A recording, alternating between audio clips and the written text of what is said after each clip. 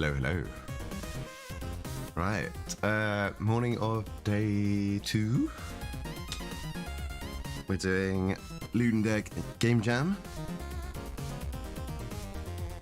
And the theme is Harvest. So the theme was announced about 8 o'clock yesterday. It's now almost 11:30. We've got probably something like 57 hours left.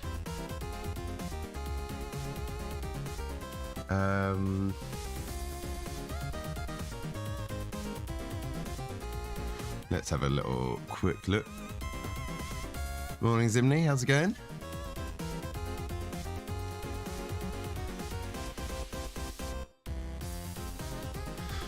Oh, there's already a couple of submissions. Right, where are we? Yeah, look, looks like there's four submissions so far. I imagine these are like the initial submissions, and not full. Okay, nothing too new. I'm good, thank you. I always find it difficult to get to sleep during jams. Keep on thinking of different ideas and all that kind of stuff. It's like, oh, do I wake up and write that down properly, or do I just hope that I remember stuff in the morning?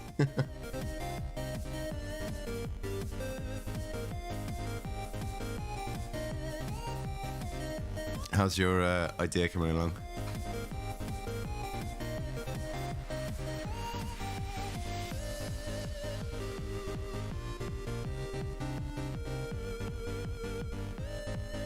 Right, what I wanted to have a look at, one thing was a surgeon simulator.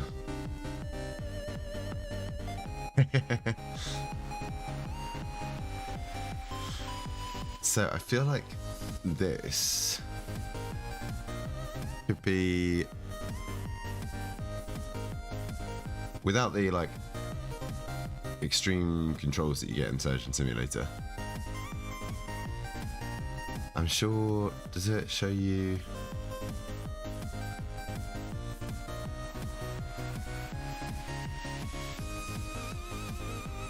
I'm thinking of like outlines of what you're trying to achieve for the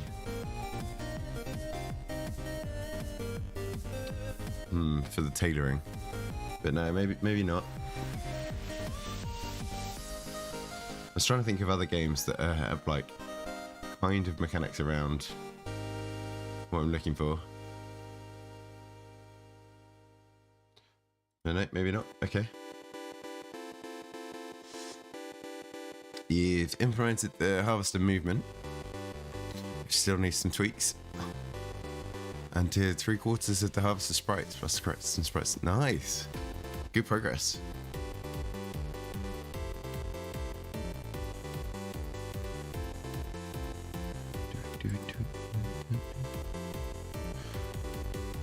Right, what we're going to do today, I think we're going to start on Unity.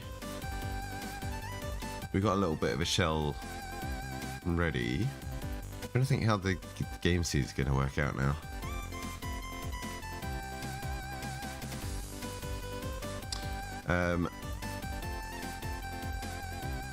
But yeah, I think we were having a little look off stream when I finished yesterday. So potentially having some kind of like rest or energy mechanic, and maybe payments doing like trades with other people on the ship, because rather than having like a shop to buy from, it wouldn't really make as much sense. So thinking of like being on board a ship, being able to trade for certain items with other people, I think that might be more along the lines of what we want to do here.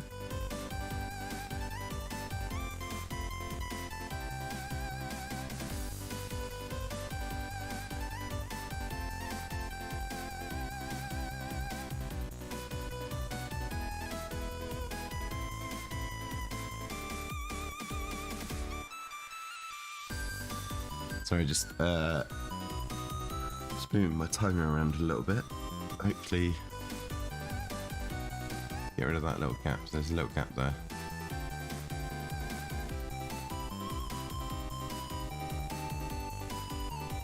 That'll do. I need to wake up properly first.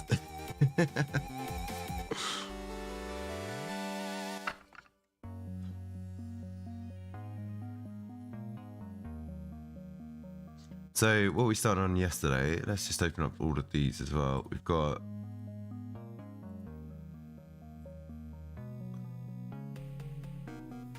a little character like this. I'm thinking along the lines of like having a few different outfits. So different hats, different colours of things. Colours of different clothes. And what might be quite nice is like towards the end of like a run to have like a crew photo that can be, it could show all the different outfits and costumes. I don't know if it's an easy thing to do to like recolor sprites. Well, that should be quite easy, but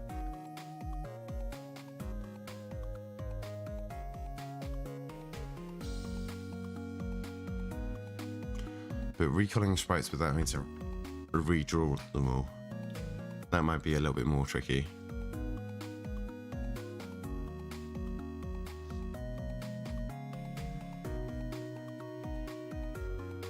I'm not sure.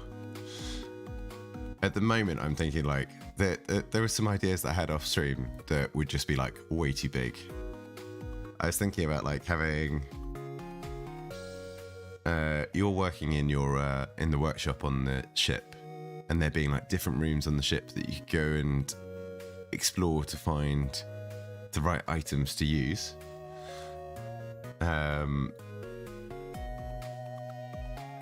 And then like while you're resting to recharge your energy, you kind of like get a zoom out view of the ship that you can see all of the other characters like moving around and interacting. But I feel like that would be a bit too much. Unless there's specific interactions that occur. So rather than having to program other characters, they just like follow a set pattern.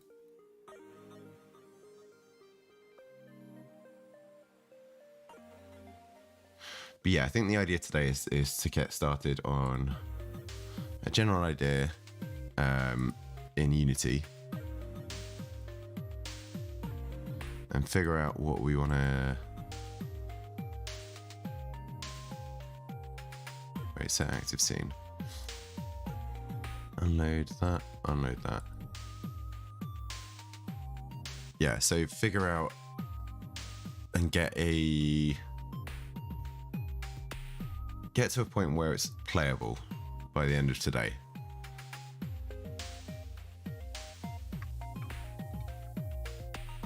So it doesn't really matter about too much of the mechanics and stuff like that. I think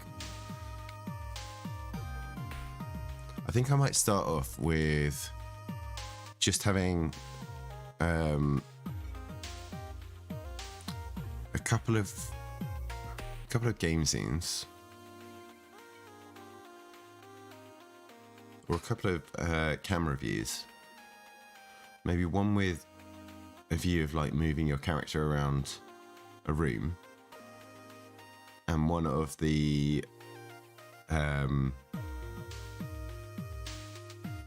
desk that you're going to be doing the tailoring on.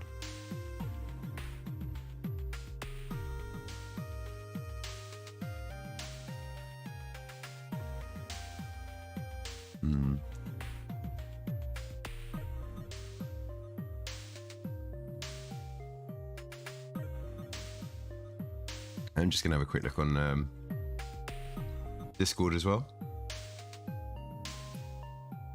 and see how people are getting on.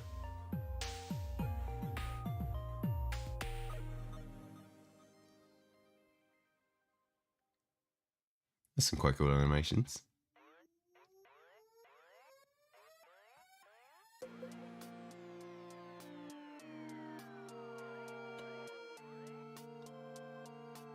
I can't really see much on that one.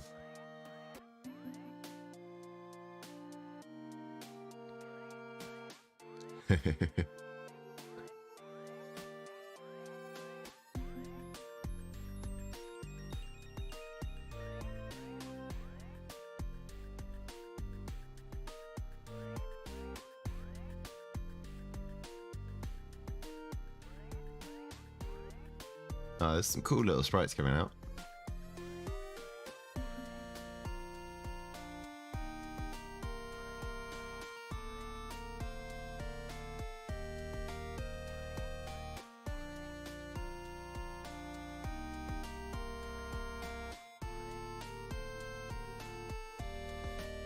See what people are putting down. Oh, I saw this post yesterday. This looked quite good. Like in browser, there's a bit more detail here. You're just covering different routes you could go with the theme idea.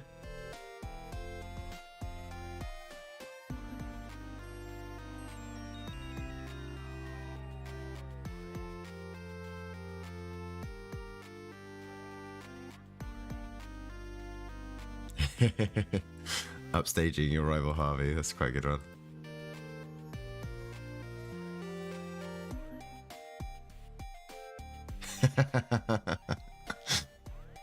Looks like someone wanted your theme of cartography again.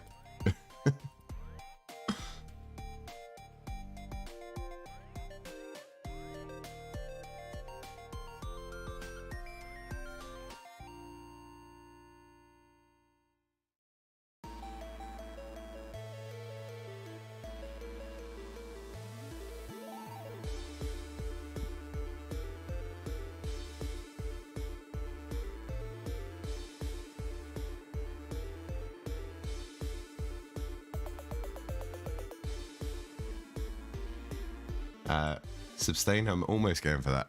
The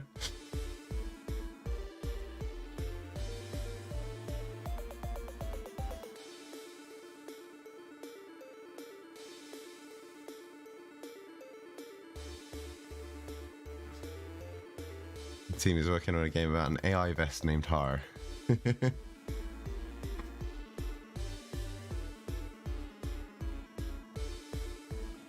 Right, what are we going to have a look at first?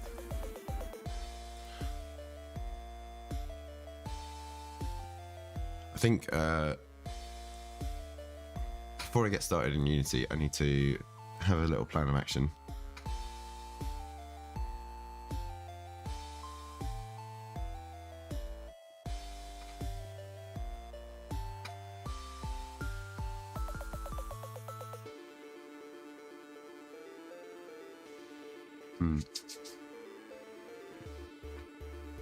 Right. Well, I'm going to look at this. He's texting me. That's fine. Right. Let's take.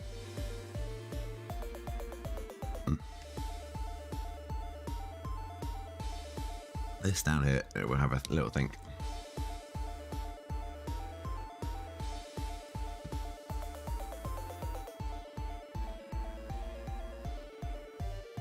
Okay, so in the game,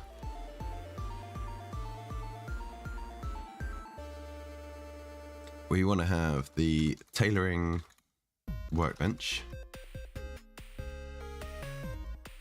and this is going to have, oh, you can't tab across in this. Sorry, I'll just do spaces.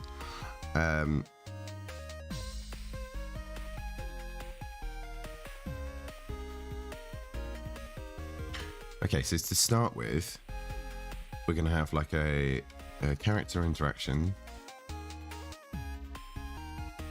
screen, and we're going to have let's say a clothing rack. So I think those are the main three, and then a potential of like ship exploration, but that's a lot bigger. Exploration. So these are the main three we need. On the workbench, we're just going to have So like wooden desk background.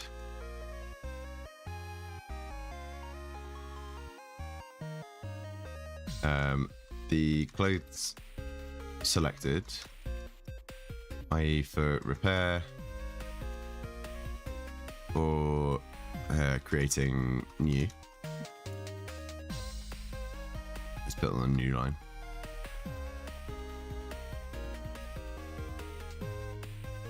And your tools. Then character interaction.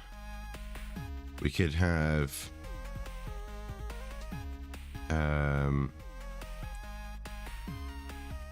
so crewmates.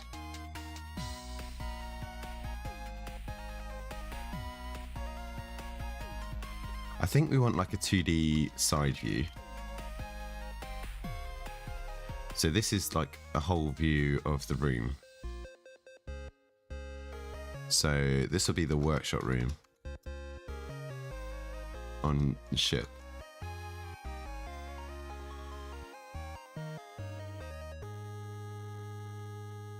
Not really a side view, but I know what I'm thinking here. And then could maybe like characters queue up.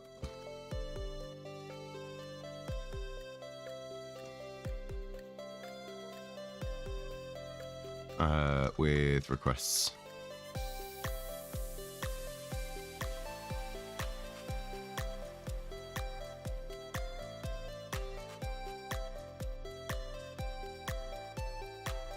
And this maybe even have like a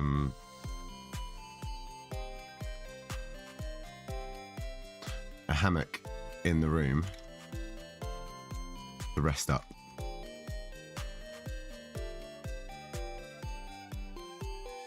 And then the clothing rack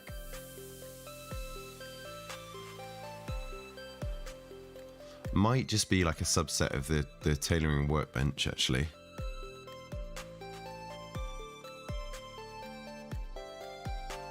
Maybe subscreen of workbench.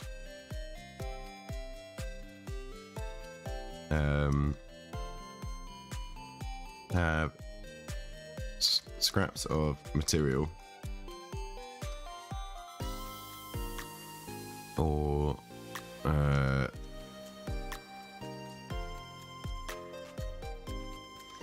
various clothes to use.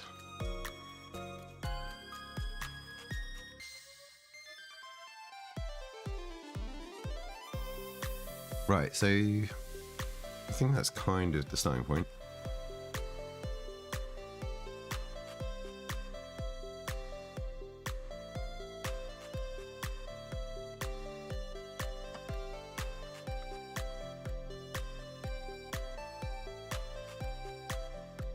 So this is going to be our title screen. So I'm imagining some text over the top of it. This is kind of our sewing desk idea. With like ways to patch up various outfits.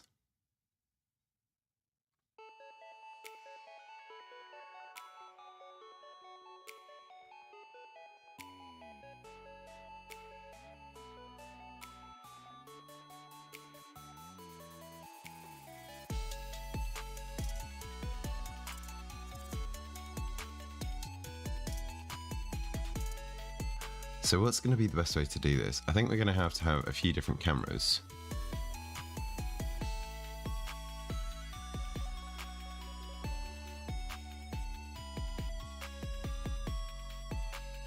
I think that's the easiest thing to look at.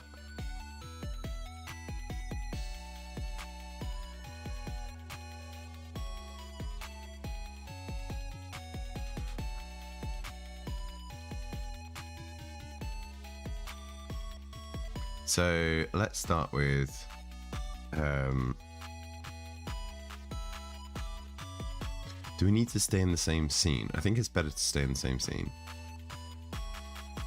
for the whole game.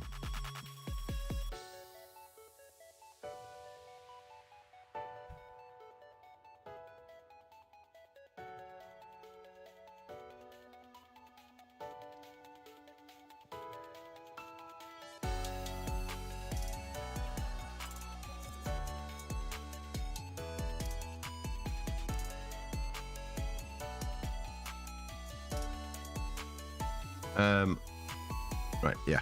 So let's set up some of those scenes. I'm just going to move Figma down onto another screen.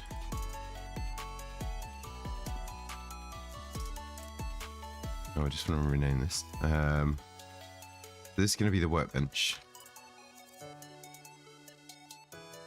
And we're going to do another empty, which is the workshop.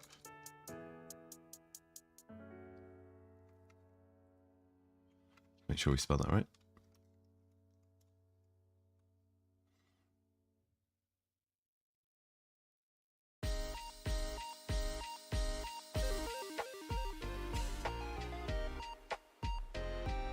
And then the menu canvas will be separate from that. The player will only exist in the workshop. Game manager is separate. And then we want 2 different cameras. So our main camera is going to be in the workshop with this cam as well.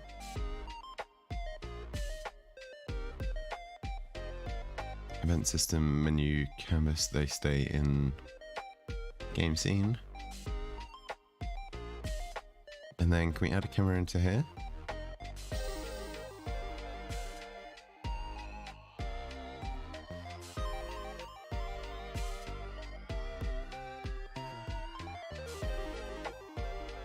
Right, I think we're going to start with the workshop. So let's disable that. The menu can start off. So what do we want with our player? Let's just do a little square. Actually, capsule.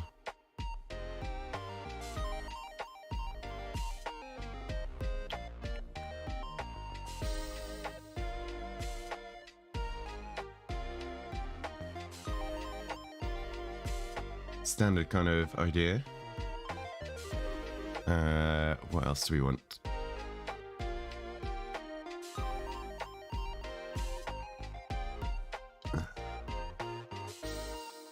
Workshop floor.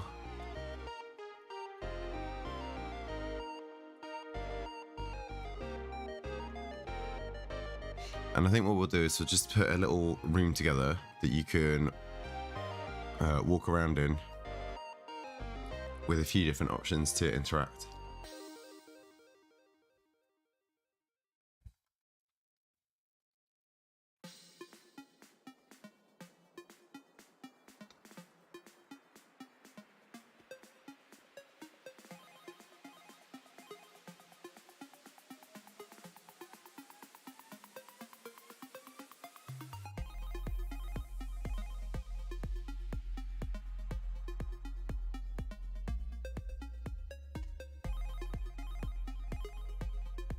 Sets up 0, 0. Scale, we'll do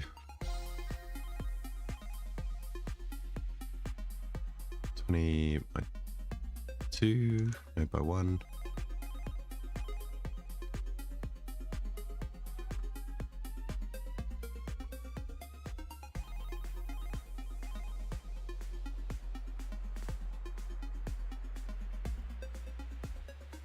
This is where we try and remember what we need to do to set up a scene.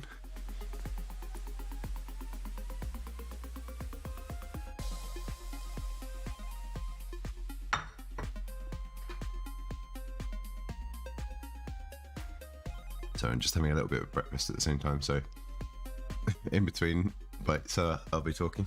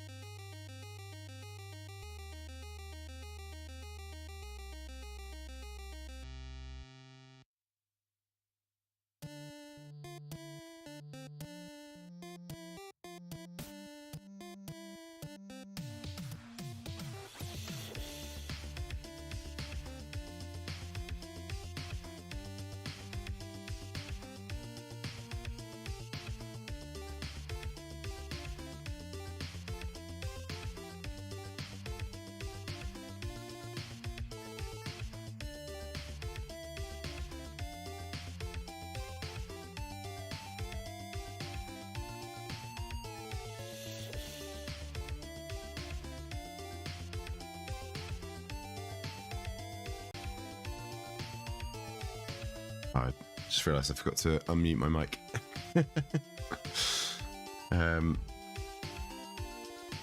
Right, so we're just going through the old King of the Ring code here. I've just copied over, and I'm cutting out all the bits that I don't want to use again. And then we're going to apply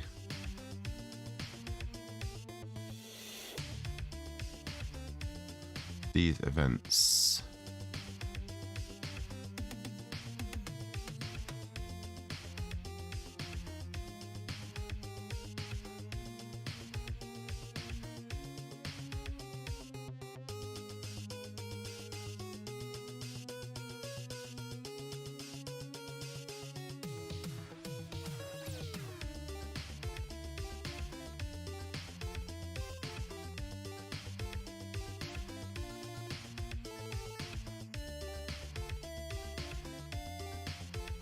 Right, let's give a quick test, see if we can move left or right.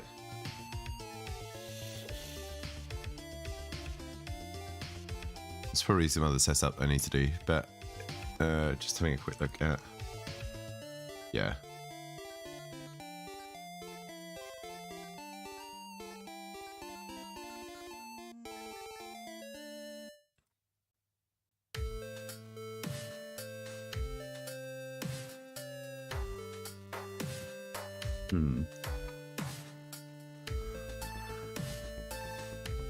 So I think for the next, let's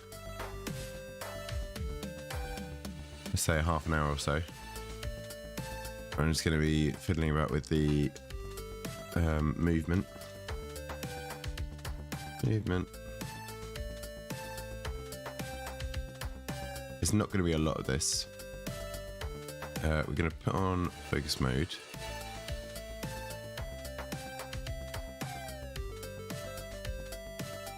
Where should I put it?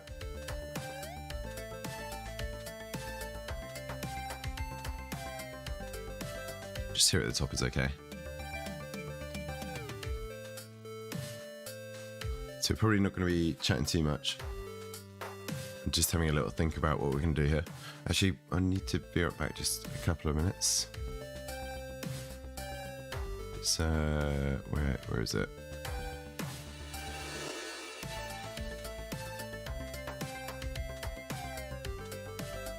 Tools, scripts.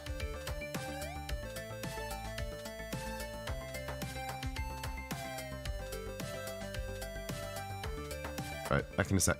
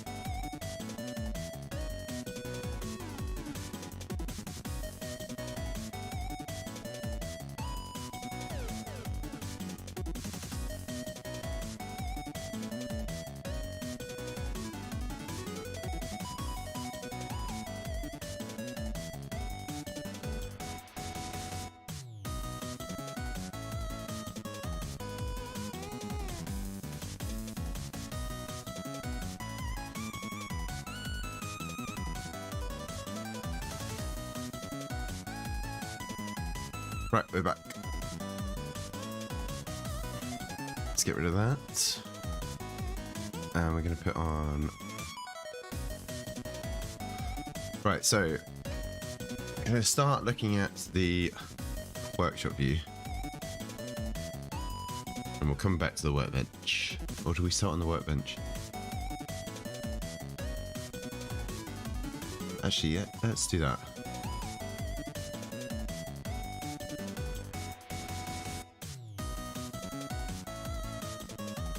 So how to sort of camera views, Unity Cinemachine.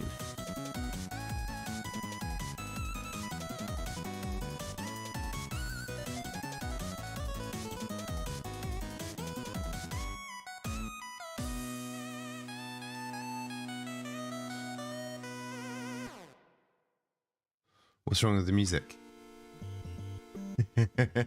How's it going, Brave Teddy?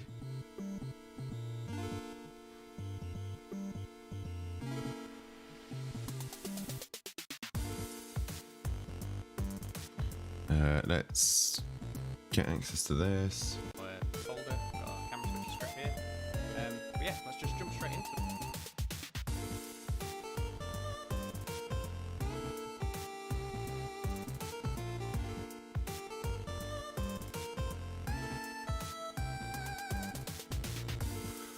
Actually, I guess we can just move the...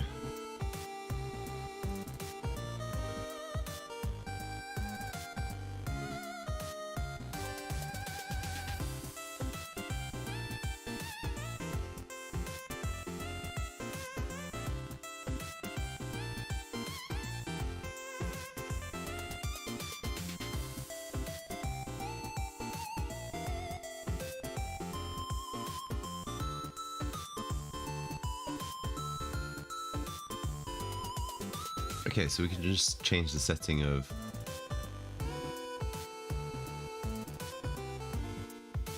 Oh, we can just activate and deactivate.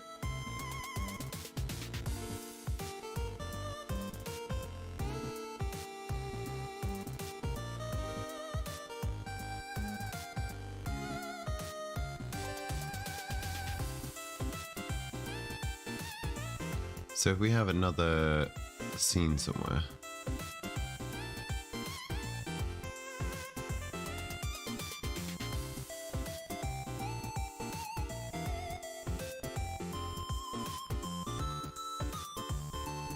Oh, it's just like that, okay.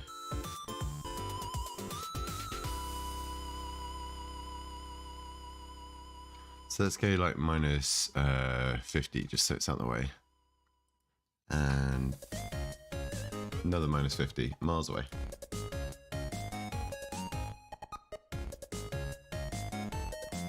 So this one is going to be our workbench. So we want a new...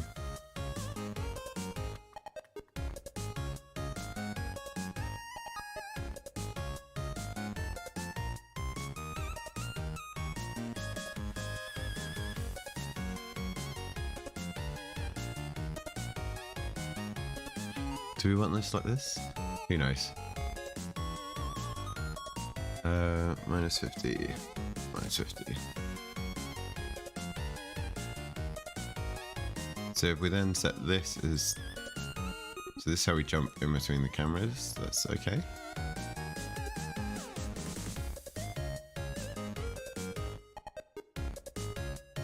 Or we can just disable the camera. Does it not swap to this one?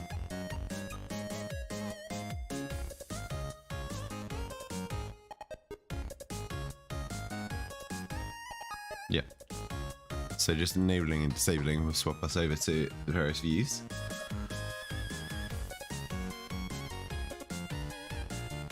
So this camera is not going to move at all.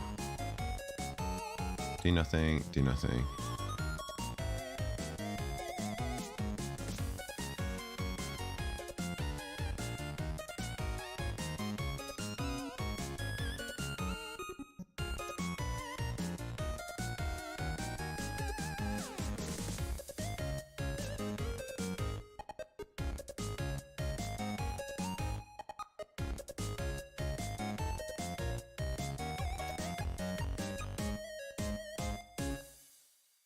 So just as an idea of what this could be. Oh no, not X. No, not Y. Is it Z? Yeah, there we go. We want to take up most of the screen with this, so probably 18 by 10. This can be our view of our workbench. Just give it a wooden background there. Obviously this is just going to be something like this kind of view.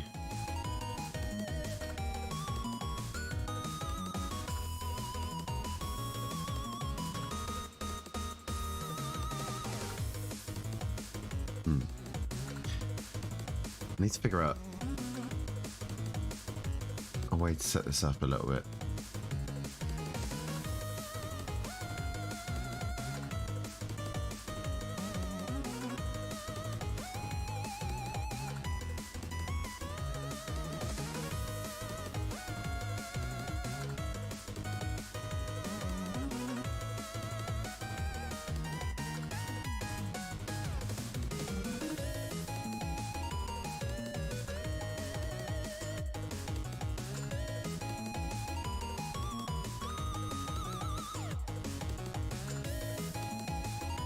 So how are we going to interact?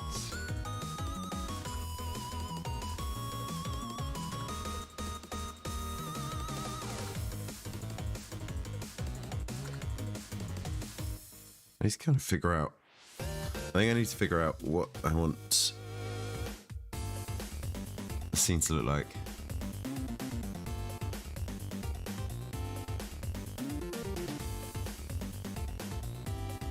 This is always the bit I struggle on, is getting the first, like, structure down.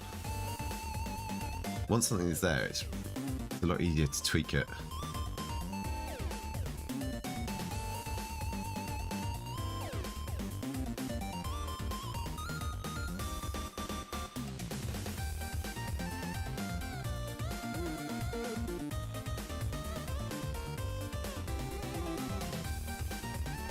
So I'm thinking here,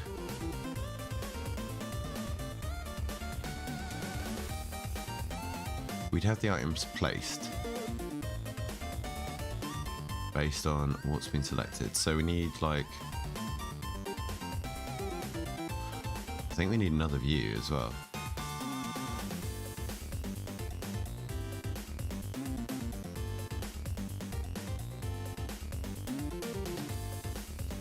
This is our clothes rack.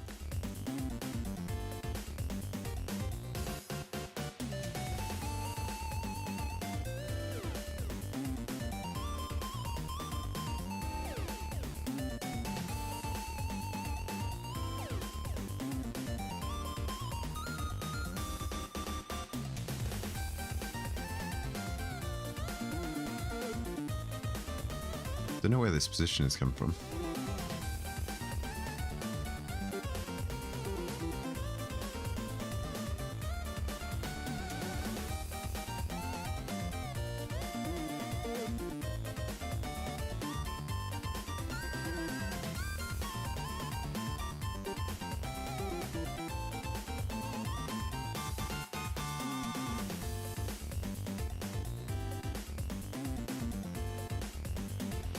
We want the workshop to be 0, 0.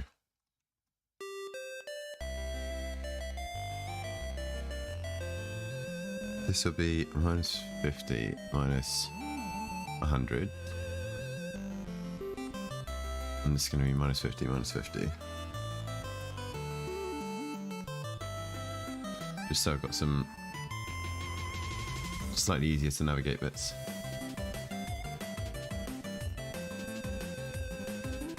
And actually these can come up.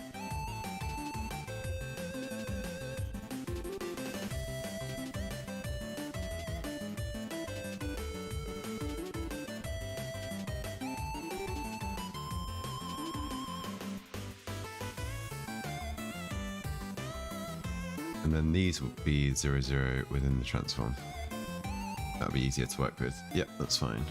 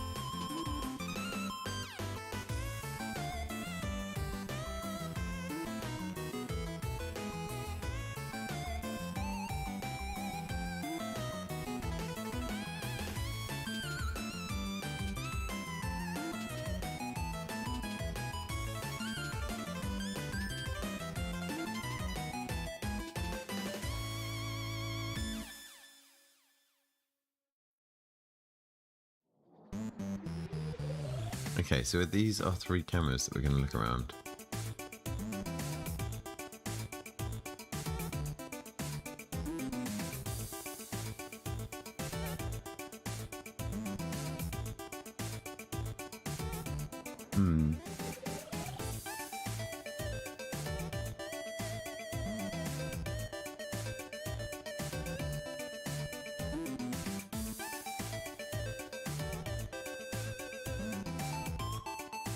Now I'm just going to control.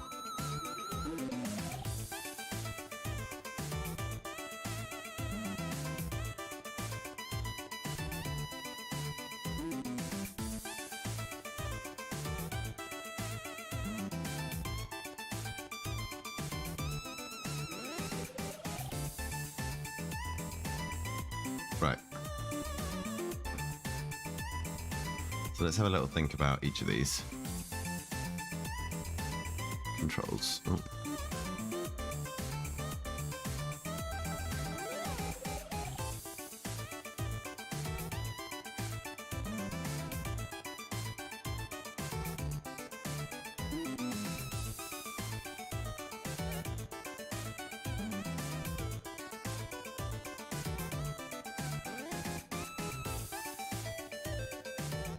So WASDA is going to be move cursor around. So move like stitching cursor. And then maybe like space is to flip clothes.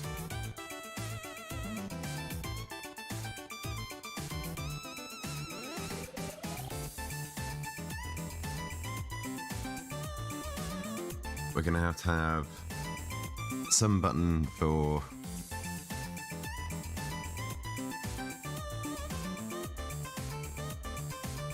oh, actually, I know what. Rather than having a separate clothes rack, I think there should just be like a menu on the side. What's going to be this? I think if we do this. Yeah, that's fine. Oh, actually, no, we can do it on here. We'll do a new frame. And we'll do another layer on this frame. And this can be like our menu.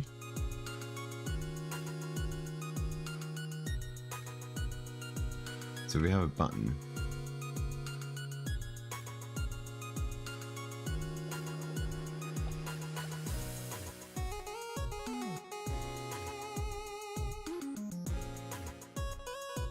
What colour are we going to go? Maybe blue? Blue looks alright. So yeah, when we press a button, we get like this side of the screen pops out. It's going to be right at the top.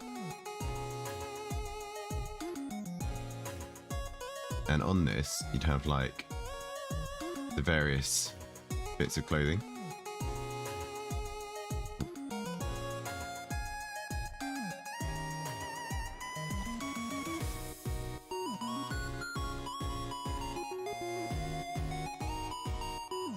So maybe like a couple of boxes? No. Let's do full size box for each item. And this would be like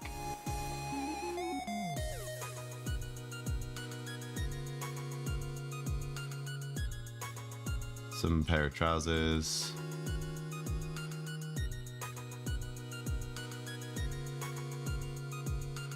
Or like bits of scrap material, maybe.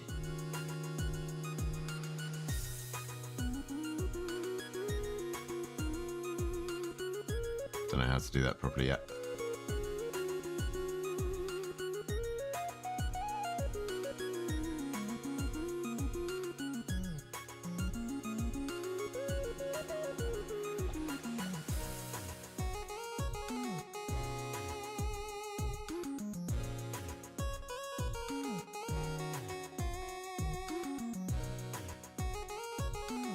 And then like the whole thing just comes in from the side. And we can like leave it on the edge of the screen here with like a button prompt.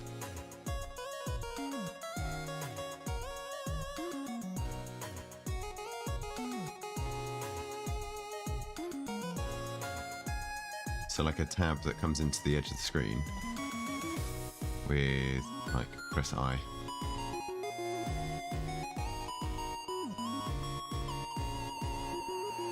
I for your inventory.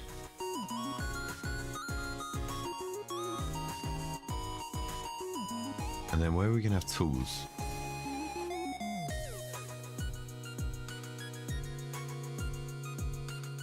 I guess tools comes across the top of the screen, right?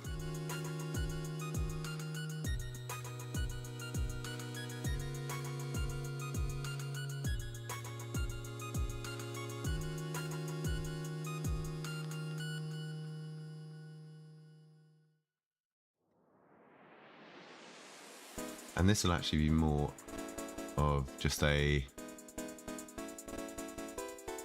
like 1, 2, 3 selected.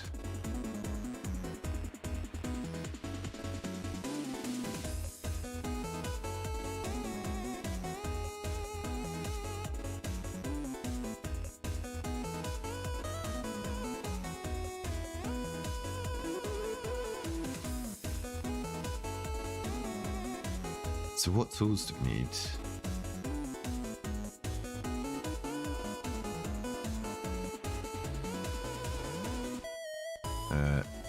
Needle, scissors,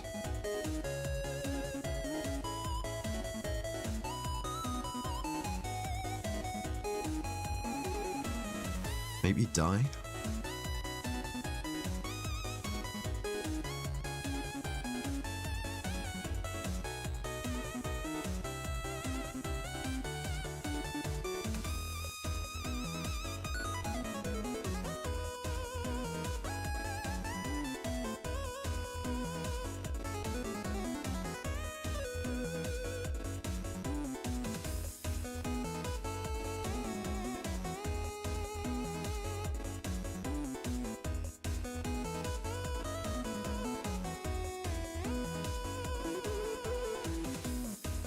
So our character interaction, we're going to rename this to our workshop view.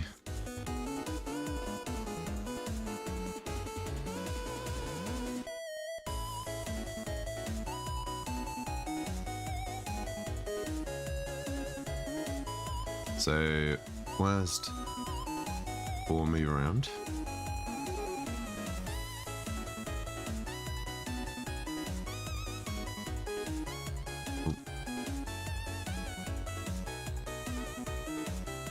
maybe just left and right.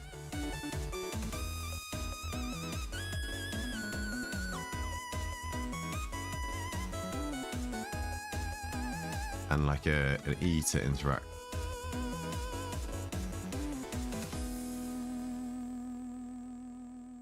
And I think that's it. Then on top of this, we're going to need some menu controls, which is just going to be maybe escape or P for pause.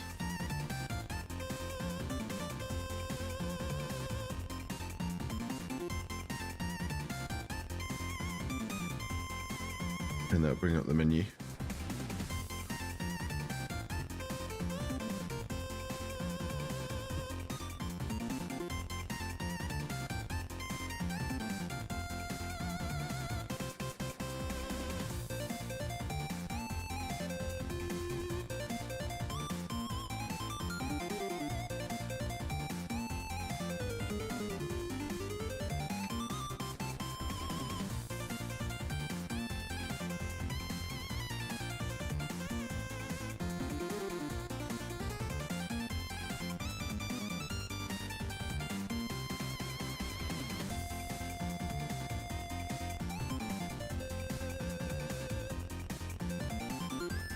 And maybe while we're interacting with other people, we just have like a left, right, or yes, no.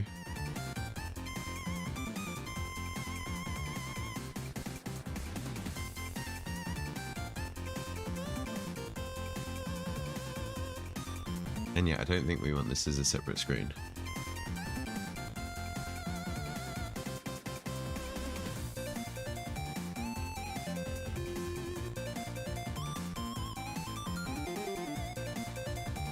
So what do I want to get up and running here?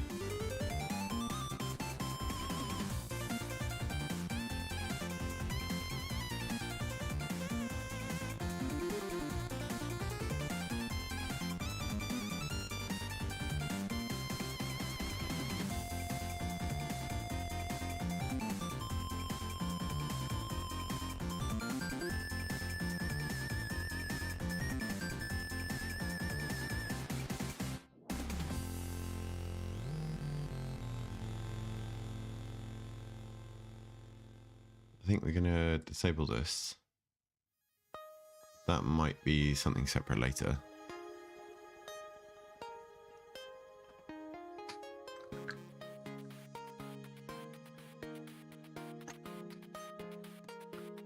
think what I'm going to do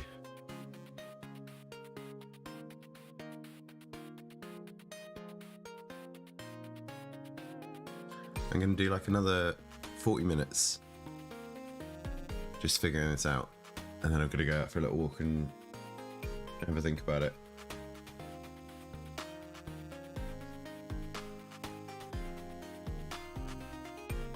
Just to like clear up the idea in my head. I find it difficult to, while staring at a screen, fully form plans sometimes.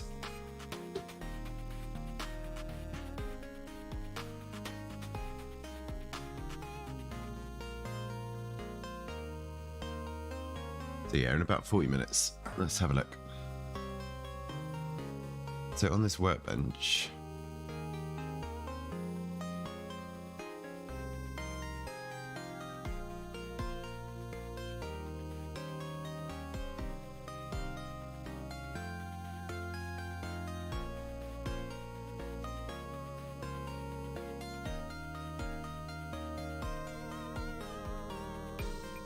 so let's say we've got like a quite like a little cross, but let's create empty.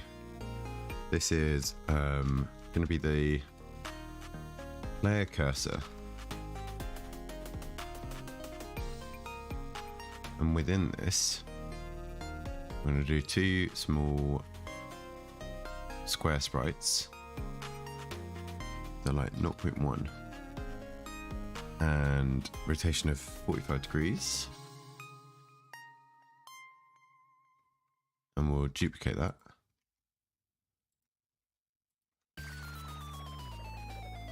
And we'll invert it. So what I'm imagining is like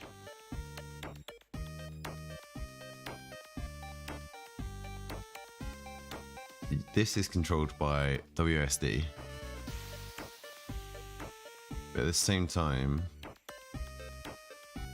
this can be moving around with the ship. So you're just trying to line up both of them. This is going to be our desk. Or bench. Let's call it bench.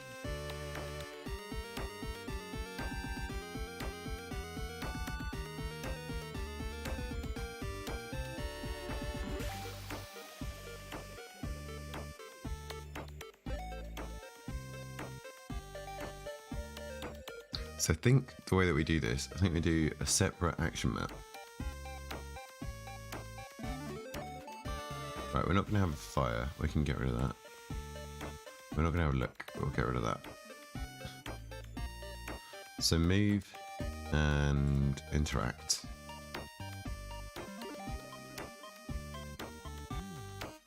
And yeah, this is going to be a button binding. We'll listen for E for the moment.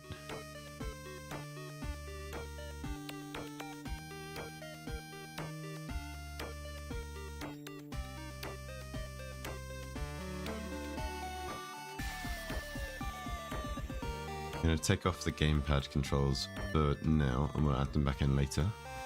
Just keep it simple.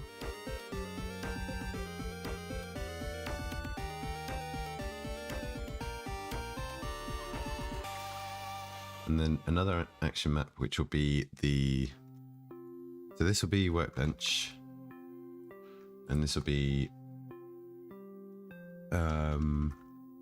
let's just call this... actually no, we can still call this player.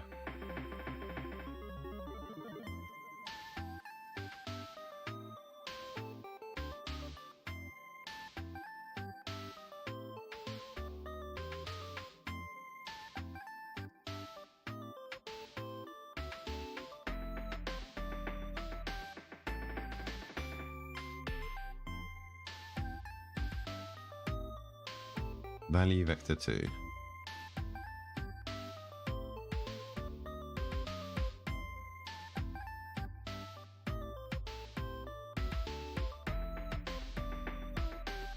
And then how's this set up? 2D vector normalized.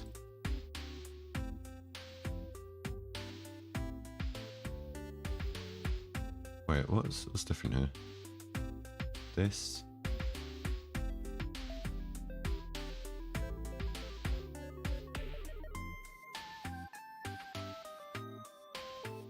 What does this do? Don't know how that works. Keyboard. Mouse? No. Usages.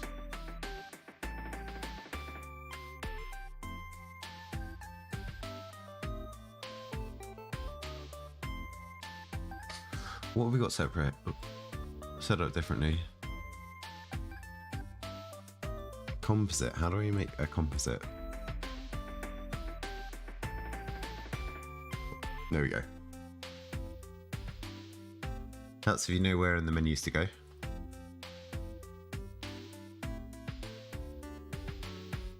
So up, down, left, right is again going to be WSD.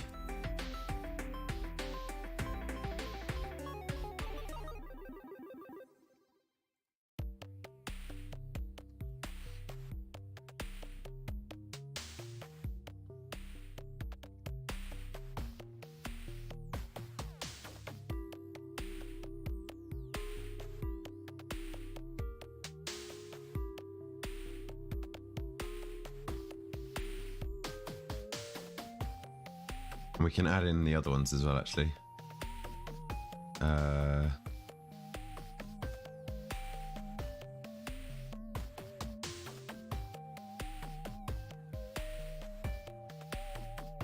Wait, that's not how we do it, is it?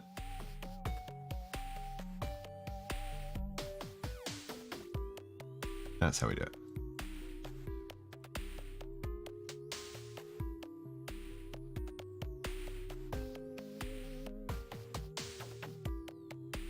It's probably a quicker way to do this, but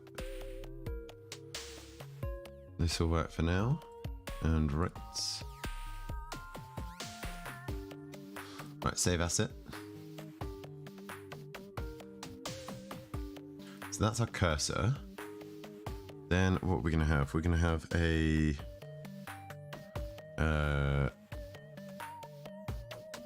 let's just call this tool 1. And this is just going to be a button press of 1.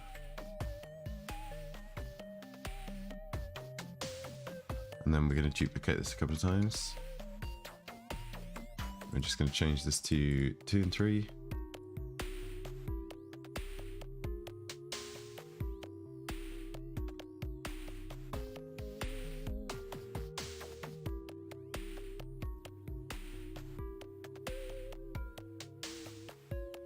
And then we also need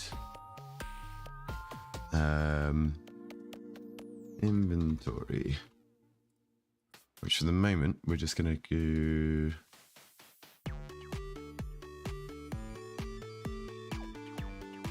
What's going to be a good one for this? Tab, maybe? Just something that keeps everything around the same space.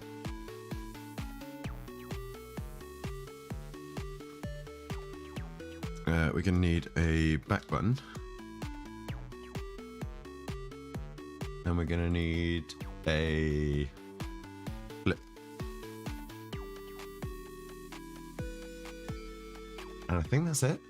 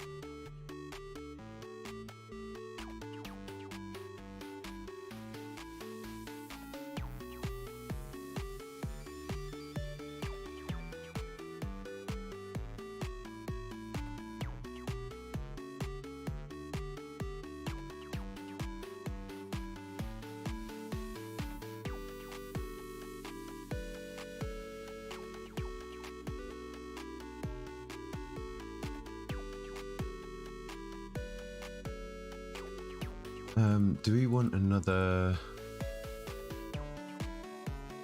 I think we want one more action map. This is going to be our inventory.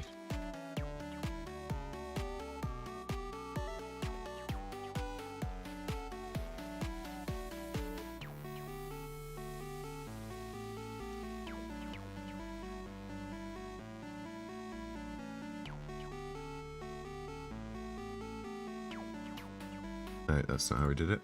Wait, how did we do this? Actions.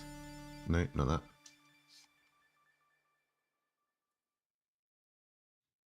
Add binding? No. Binding with 2 modifiers? No. How did we do this again? Composite 2D vector. Value to vector 2. This is it. Yeah, we have to set this up first, and then we do. Here we go. Right.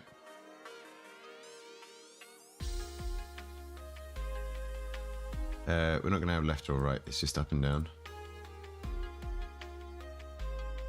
So we'll duplicate those as well. Up. Up.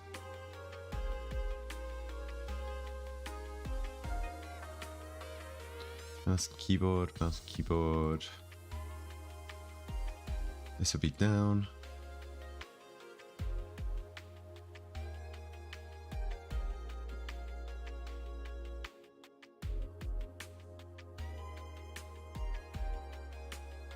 So navigate.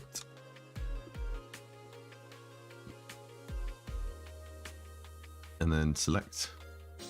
Ooh.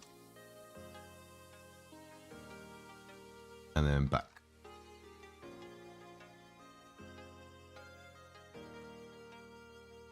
Let's put UI at the bottom. And let's put player. Oh no, player's gonna have to be first. Right, so WSD.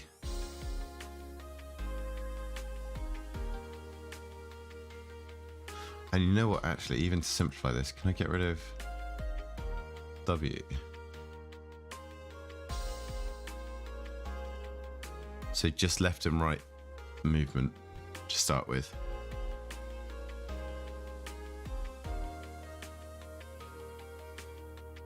Potentially.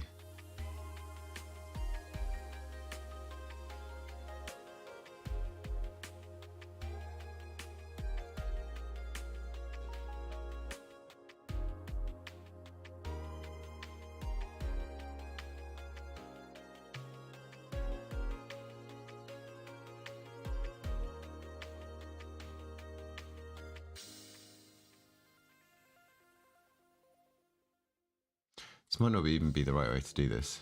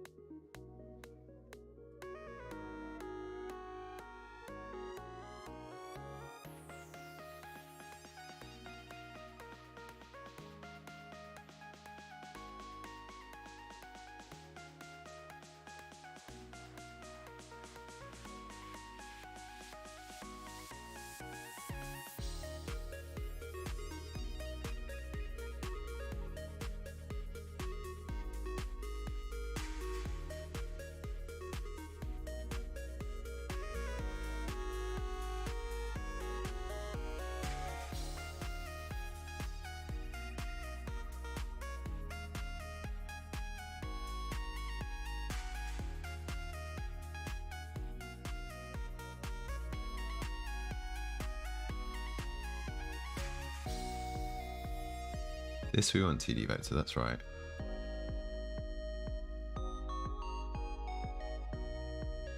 Right, let's save this for the moment. And let's generate our C# class.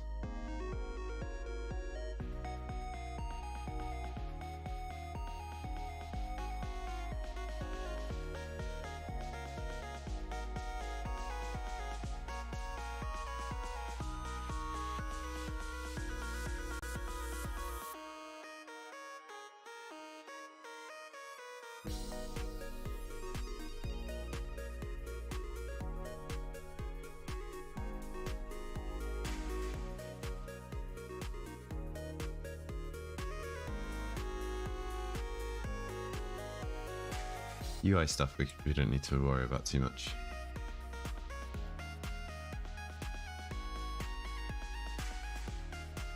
So move around WSD and E to interact, or space maybe.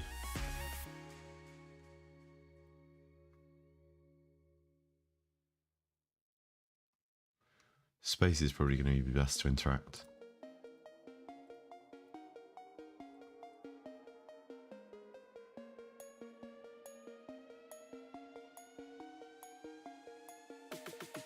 And we also need pause,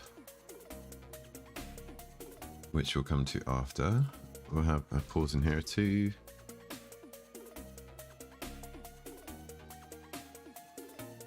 Is it better to have these different action maps?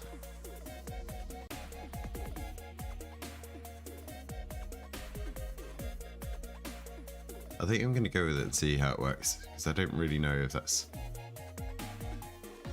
what I'm meant to do with multiple views in a scene.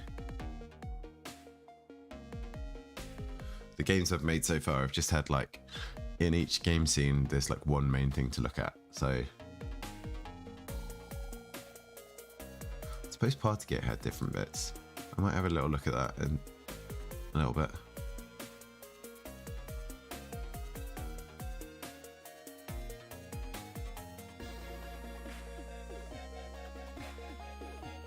Let's just open that up so we can have a look.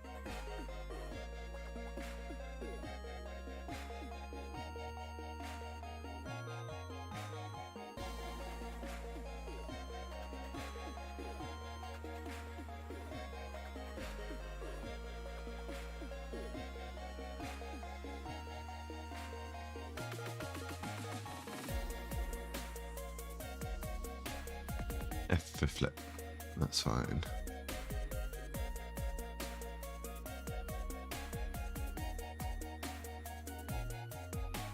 We're just going to use P for pause as a moment, but come back to that. And back.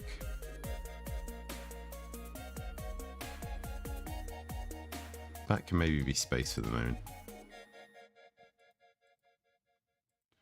And we'll have this all configurable, hopefully. So back's going to be space.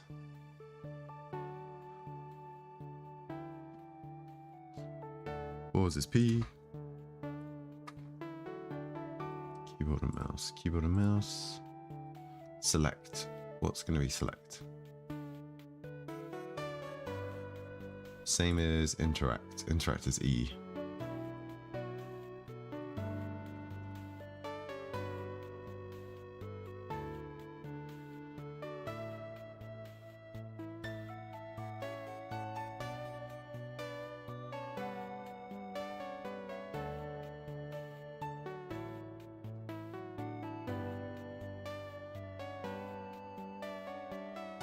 Okay, let's save that.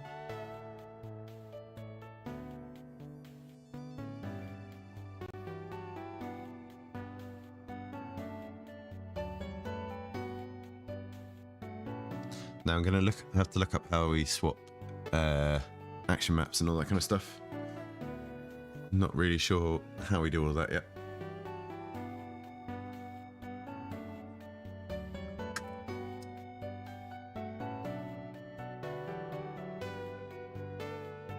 Oh, wrong scene, wrong screen. Let's move this in a second. No, skip version.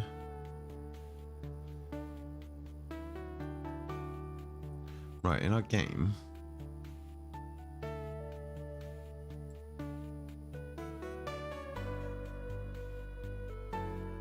Ah, we had separate scenes. Wait, in the pause menu, did we have? Yeah, we had a menu camera and a game camera.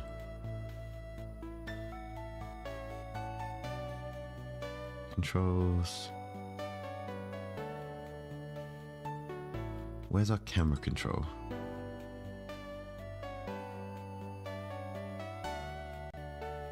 Camera manager.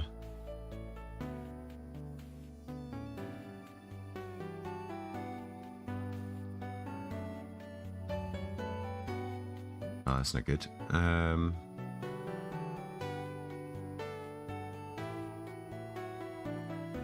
Object puller, keep alive, intro, no.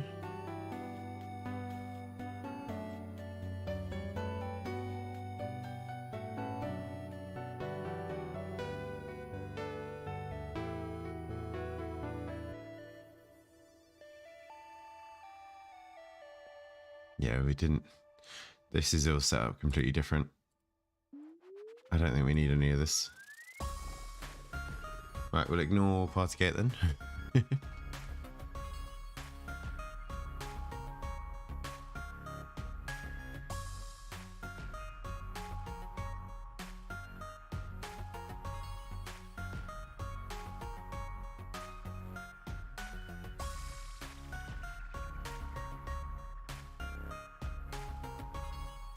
Right, so let's create a new empty here, which is going to be our inventory. And we're going to add a square to this. This is going to be the size of the canvas. So our workbench is 18 by 10.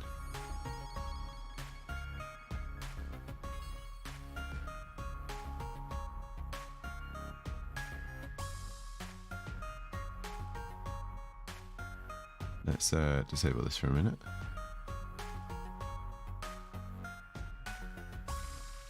Oh, the main camera has to be out here, right?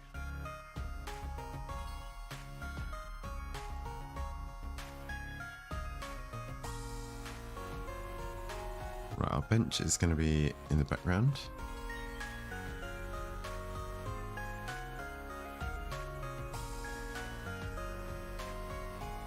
Wait, why is that not doing anything?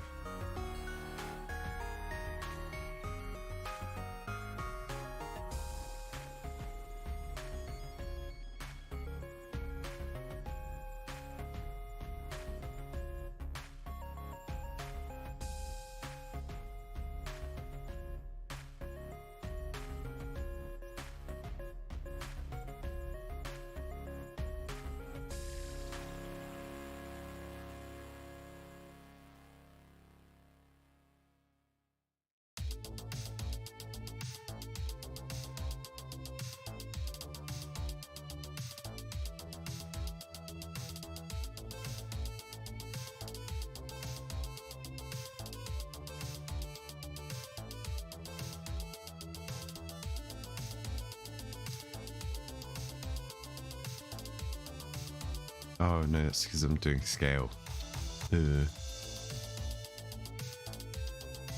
Right.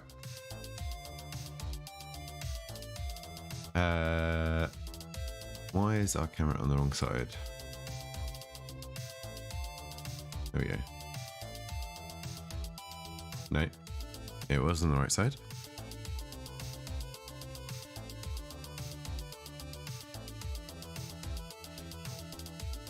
Right, so that's going to be in the background. You know, the player cursor and the inventory is going to be in the foreground. So like 3? No, -3.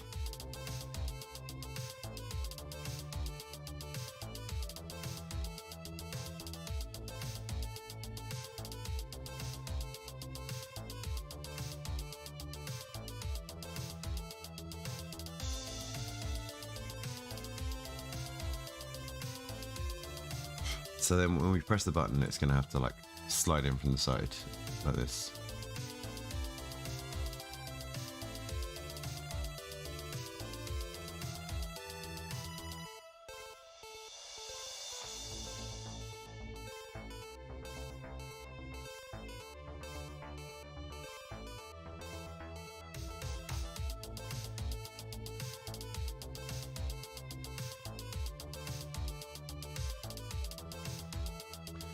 Then we're going to duplicate this. This is going to be tools. And this is going to be above.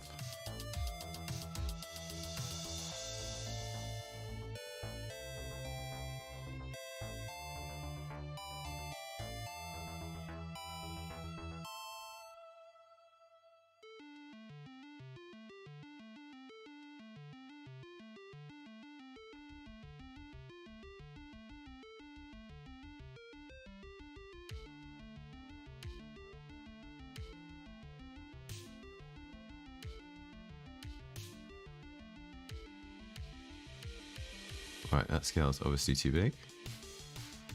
Oh, it's because I've got scale on this.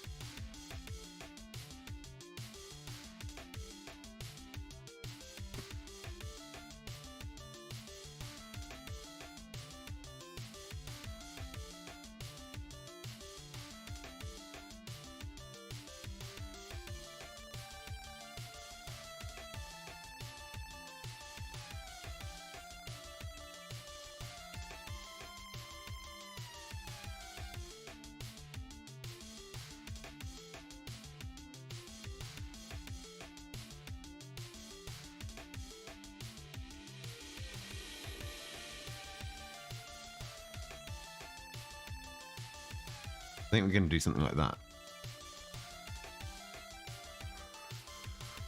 So this could be, well, I guess this is tool 3.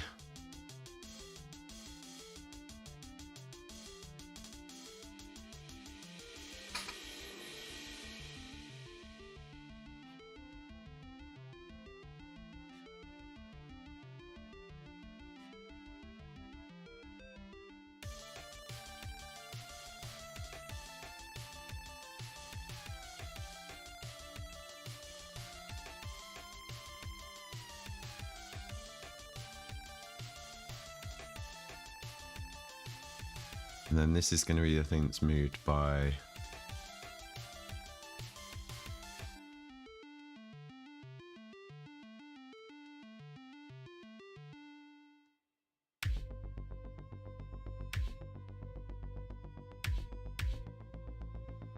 the cursor is going to be moved by the player controller.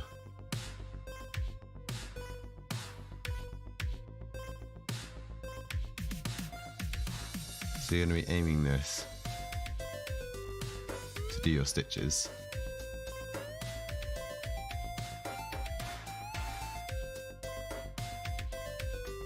Okay.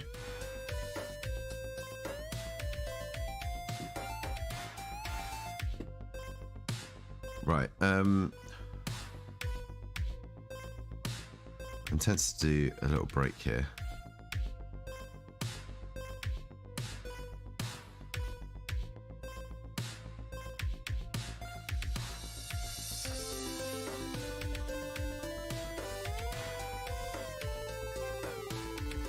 What's going to be happening is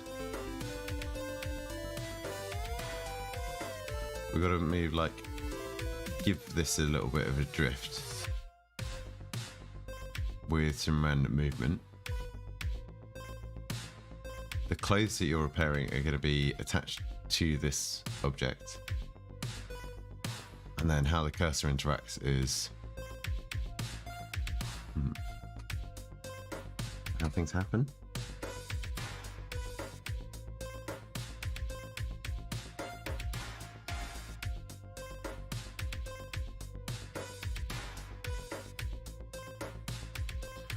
Also, while we're here, let's make sure our timer is correct. So we're coming up to the hour. So time remaining, we've got 48 hours will take us to 1 o'clock on Monday, and we've got until 9 to submit. So an extra 7 on top of that. No, 8 on top of that. So we should be getting to 56 hours. Yeah, our clock is like 5-10 minutes slow. So what I'm going to do is if I reset that now to 56, then we're going to be slightly fast, which is probably a better side to do. So 56. There we go. Cool.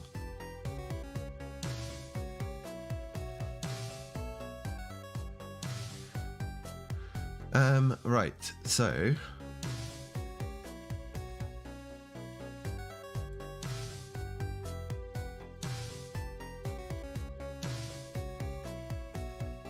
can I add our input?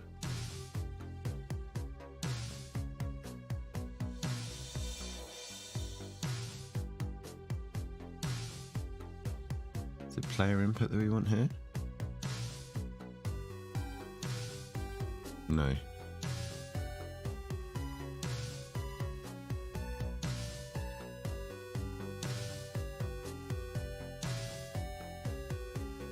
No, not this component.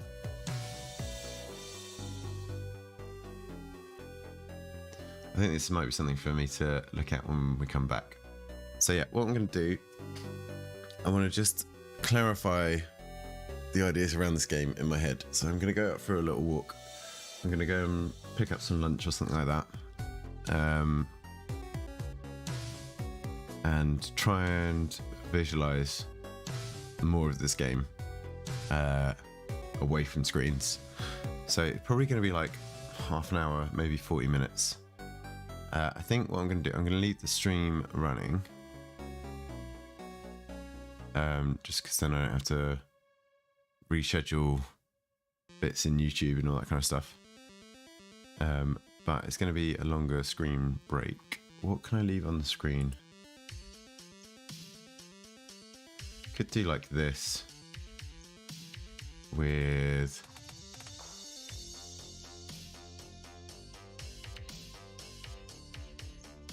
maybe some of this stuff on the side. Just so there's some interesting things to look at. Potentially interesting things to look at. I don't know if that's readable.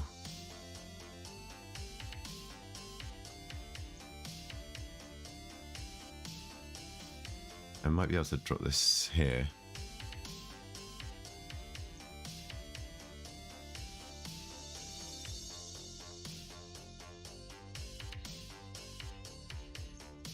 And then on this layer, we have this up. And then maybe we have the man here on the right. Just so if anyone drops into the stream and is interested on what this might start looking like, there's a few bits to have a look at.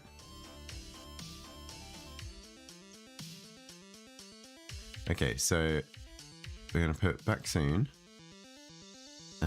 screen break, and where's our timer? Countdown timer. So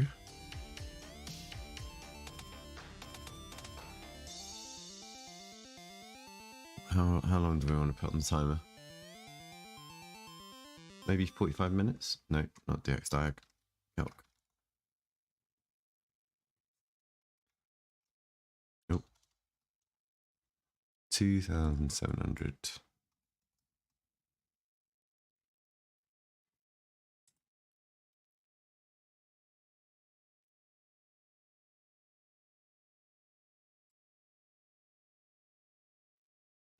Let's put some game chops on.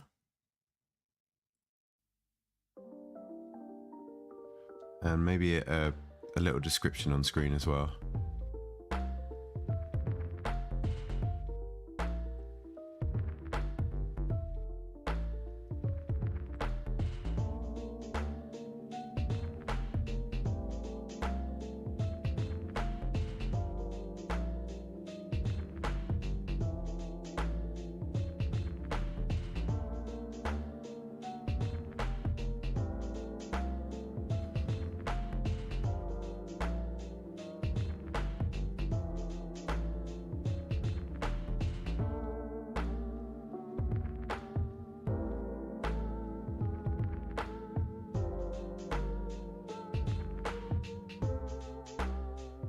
What should I say? Out for a walk and idea and planning, maybe?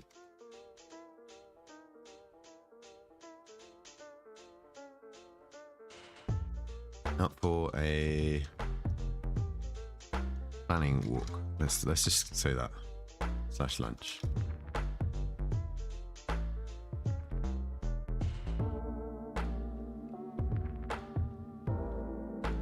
Where is it?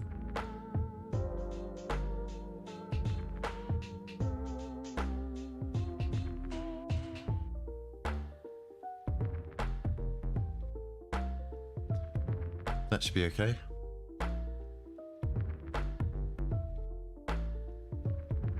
Right, I will be back in about 40 minutes. I might be back sooner, depending on how the thought process goes. But I just want to clarify this idea in my head first. So, see you all in a bit. I hope the games are all going well. And yeah, back soon. Bye.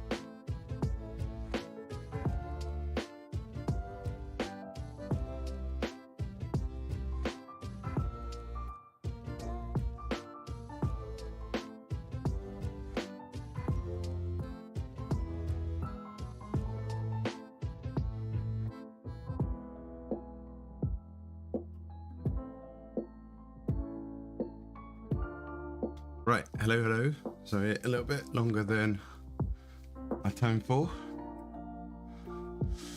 Right, where were we? Let's close this. Get rid of the break. Get rid of the screen break and get rid of the back scene. And out for playing walk. That's gone. Okay.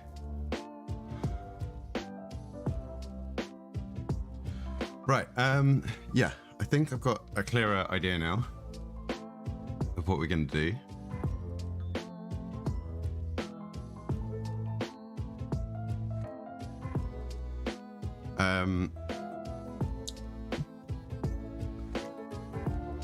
So let's start working in Unity, and we're going to be working on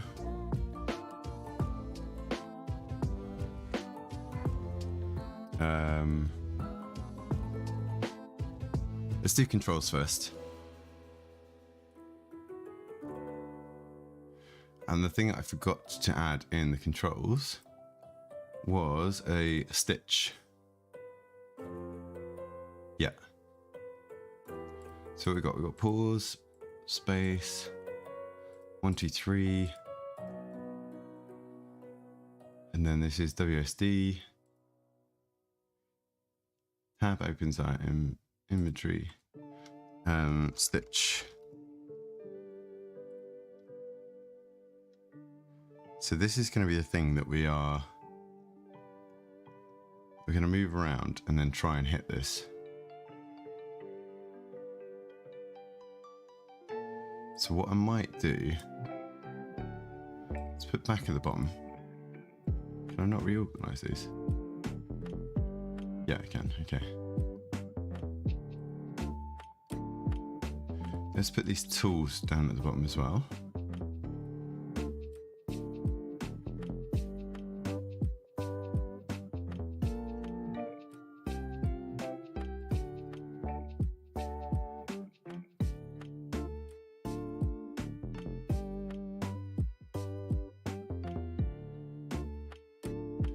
Pause and back can be down here. Flip and stitch and inventory.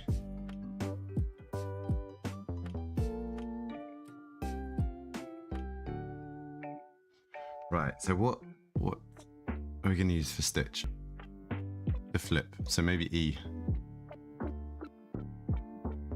E is our interact, isn't it? Yeah. So E works for here.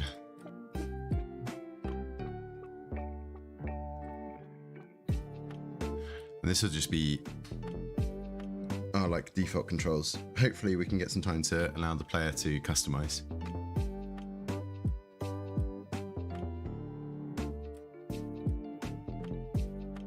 Sorry, just sorting out my hair.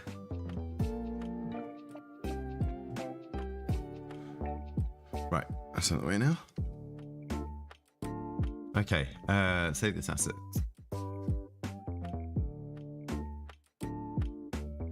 And what I want to do is I want to open up, got it. I want to open up this King of the Ring.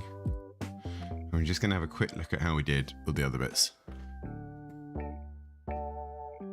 Because it'll be easier just to copy stuff that I've done before rather than re-figure it out.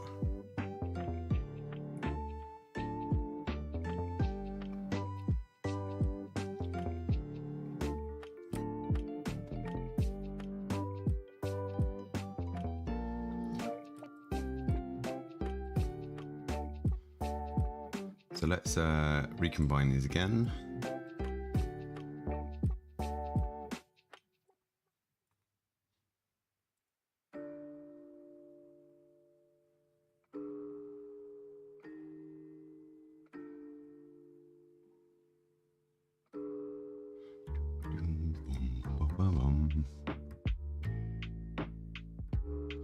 And this will be what we'll do. While we're waiting for Unity to do stuff, we can jump over and do some different Aseprite stuff.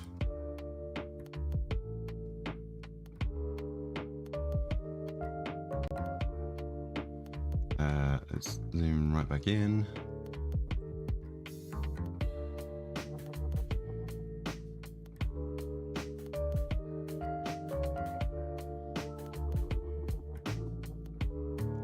to do another guy with a little bit less of a beard,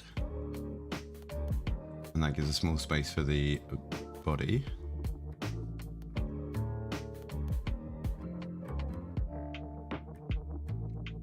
It's actually quite a nice easy change.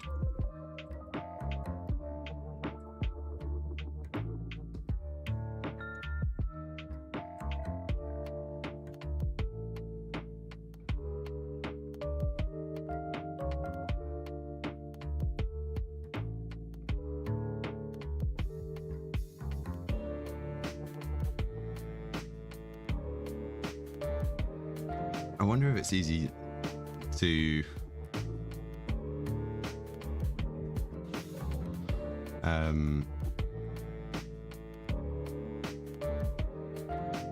sorry, let me think about what I'm trying to say here.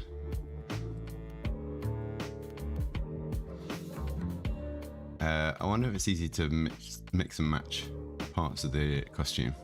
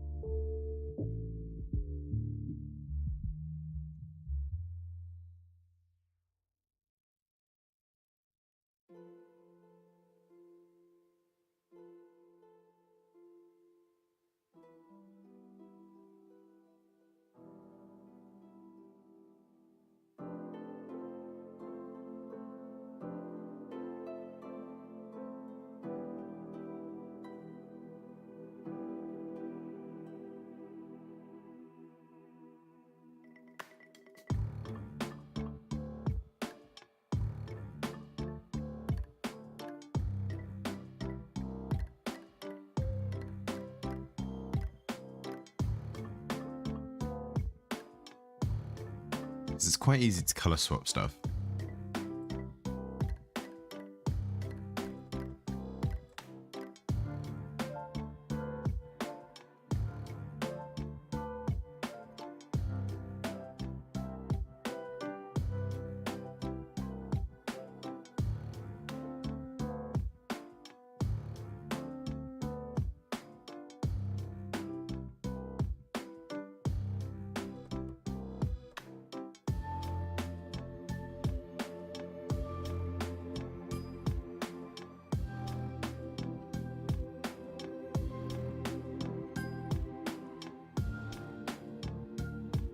So I think the idea might be to cut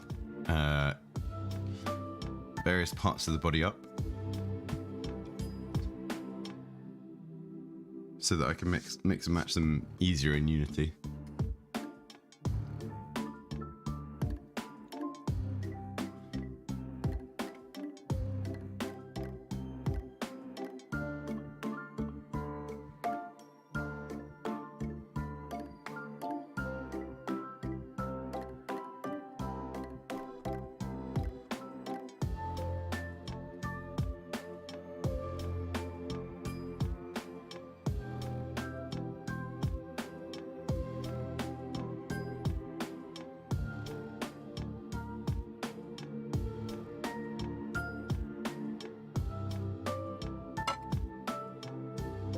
Right, Unity's finished opening.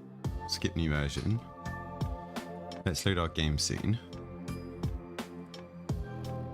So on our player, we have the player input, and this is where events are. And the player events,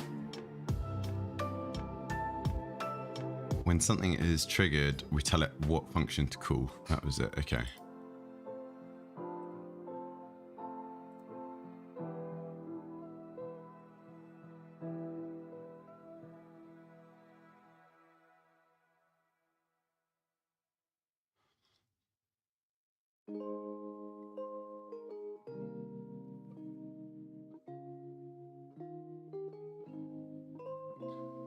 So I think actually we can just attach it here, right? So add input, player input,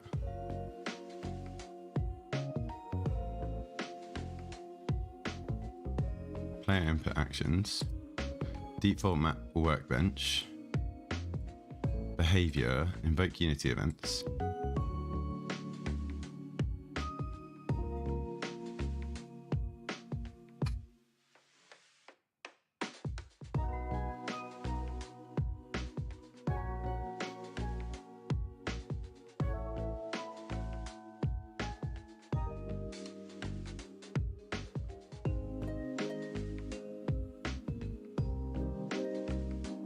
If I do invoke C# events, no, send messages.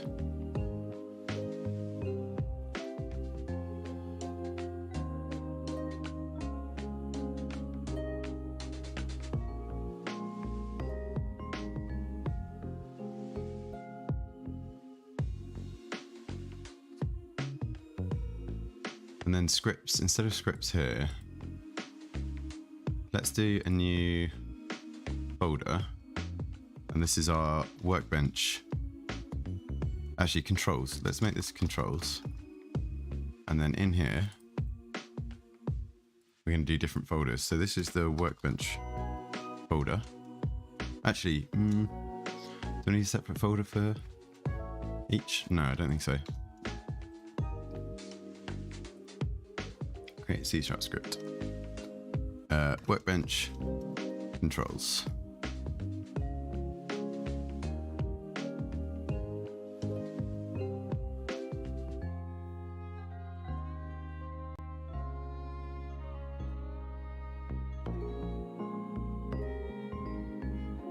And let that reload.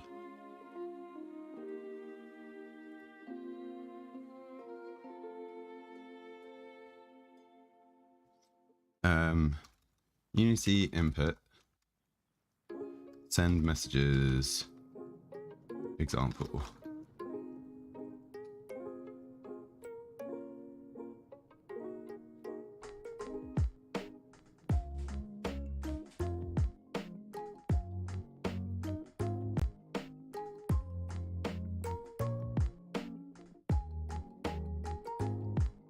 Let's have a quick look at this.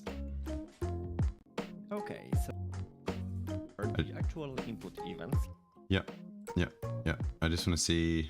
explore in this tutorial. Think a method with a name on and then action name.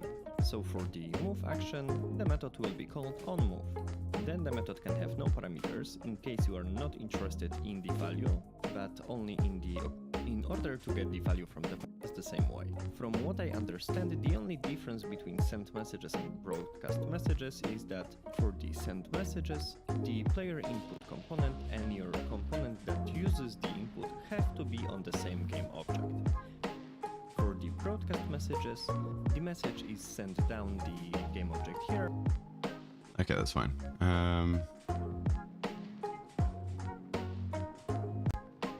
So we need to make sure this attaches to our workbench.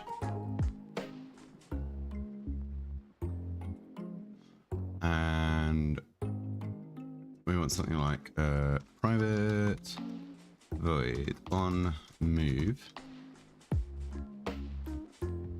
Is it on move input?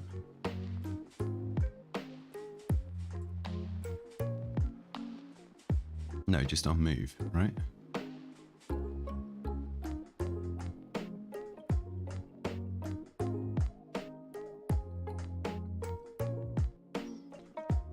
And what are we getting from move? We're getting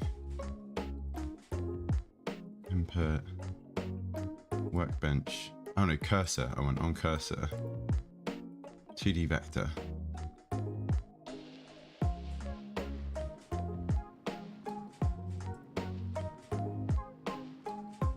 On cursor. Vector to direction. And we're just going to do a log direction.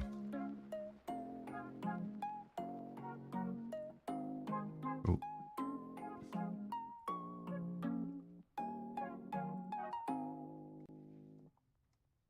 So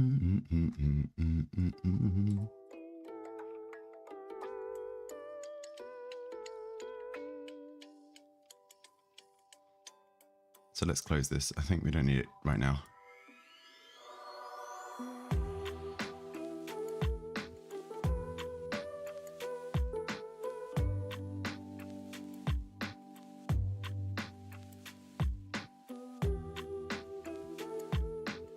So if we run this right now, do we get... wonder if we get that input.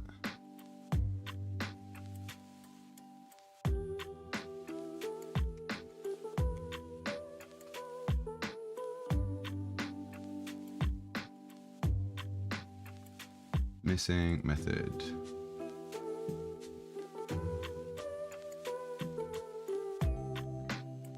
Workbench controls.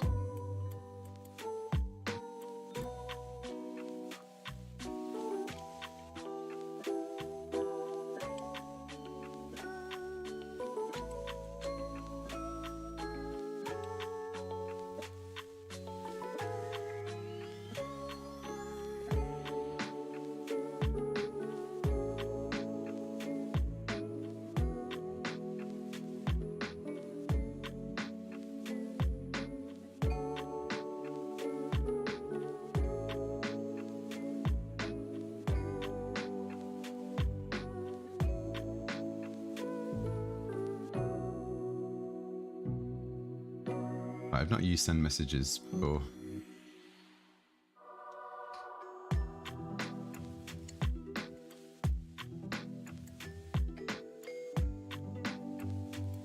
Code example.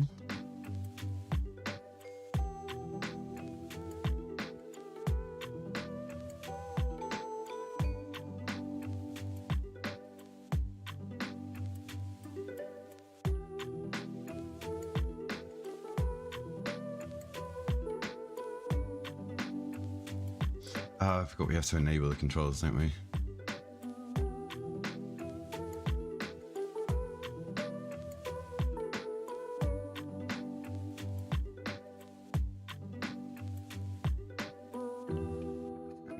To be fair, CodeMonkey's got some pretty good... The private field. When the player input behavior is set to send messages or broadcast messages, you can handle the input by name.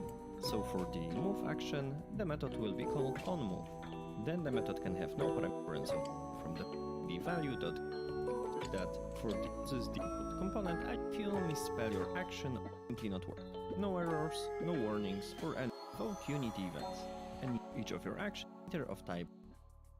Now we simply press the small plus icon under the event. Okay, let's use Unity events as well, because we did that last time. Let's just have a quick look at this one. Hello. Oh, 45 minutes. I'm not doing 45 minutes on tutorial at the moment. I'm your code monkey.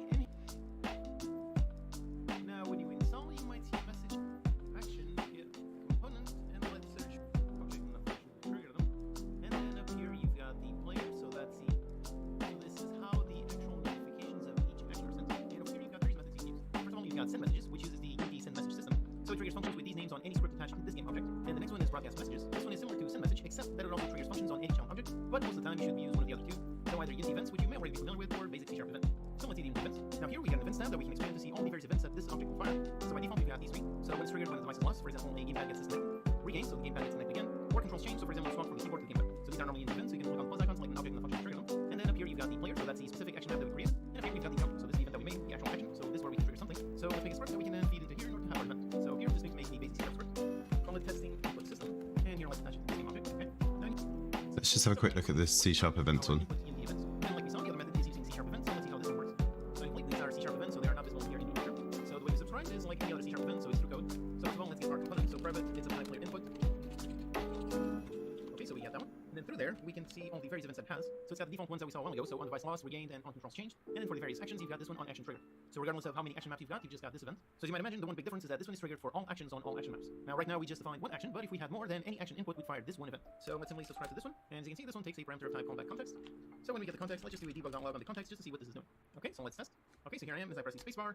And there you go, now I can see the various contexts. So I can see the action is in the action map player. It's the jump action. It was triggered by the keyboard space. Then for the phase, this one is started. It happened on time of 5.9 seconds. And once again, the key, keyboard space, with a value of 1 and no interaction. So you've got the start phase, the perform phase, and the cancel phase. So in order to use this method, then you do some identification over here on the action field, and depending on what action required, then you do different things. But if we're going with this method of using this built-in player input class, then I think it makes more sense to use unit events for this. So again, you can use both, but here I'm going to switch back. So just this and make sure that on jump event it treats. Yeah, let's do.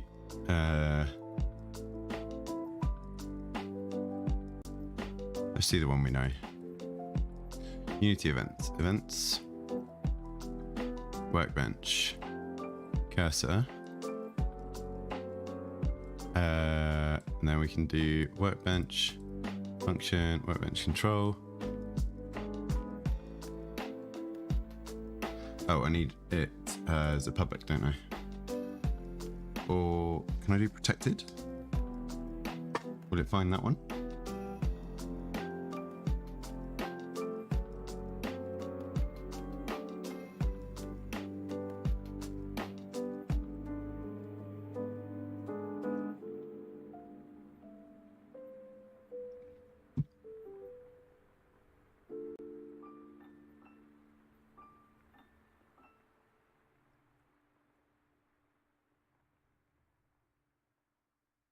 No, public only.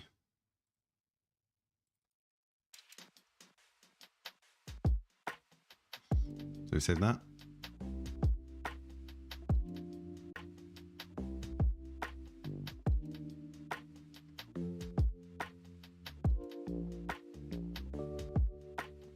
Just going to take off my jumper 1 second.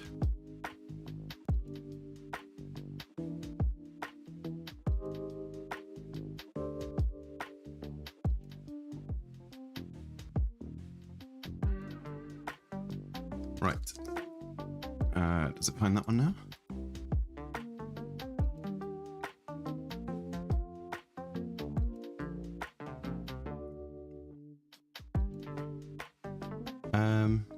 Workbench controls. Why not? Public void on cursor.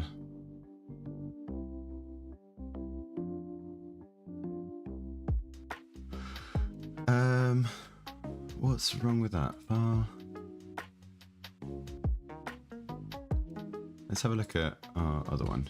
How did we do it in here?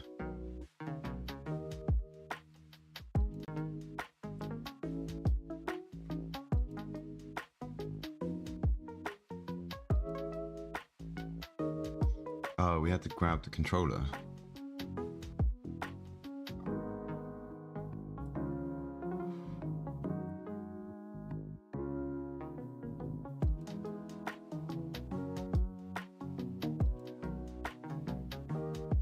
No.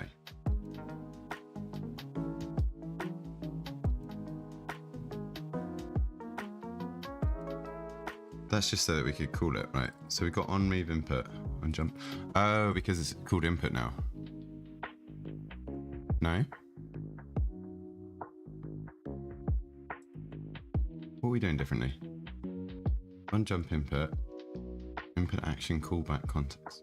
We need the input system. And we need this, okay.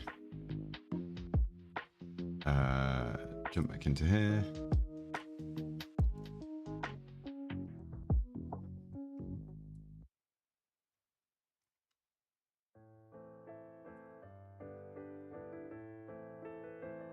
And let's output the context. And I think we wanted to using Unity input. Why haven't we not got autocomplete?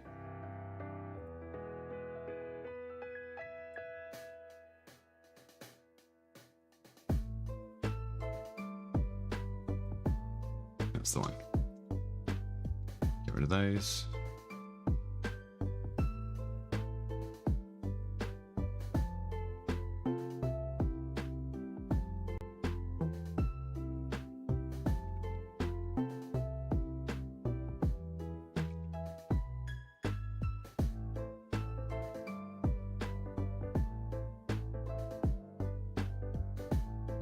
Right now, on cursor, there we go. Nice. Right, let's just check that that's sending through.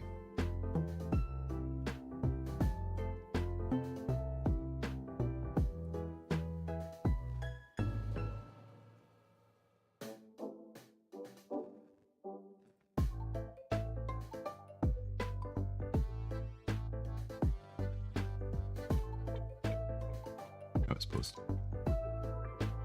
Cool.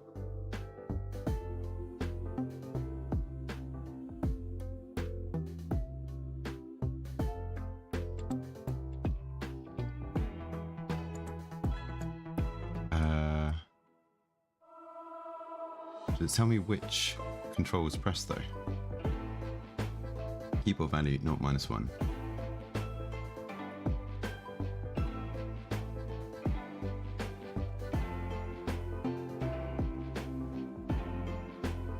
So yeah, if I press down, let's clear it. So that's down, 0 minus 1. This is right, 1 0. Okay, yeah, it's standard coordinates, and we want just dot value. How do we get the value? Context dot read value. I think we need a new window here.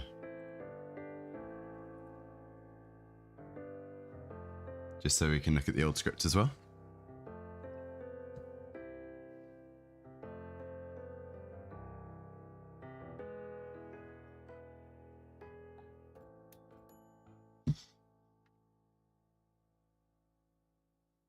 Yeah, read value dot float.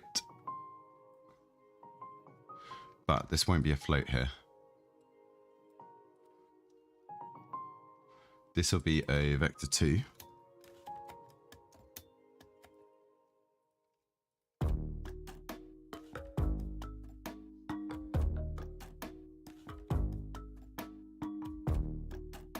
Alright, we'll let that rebuild and check that this works.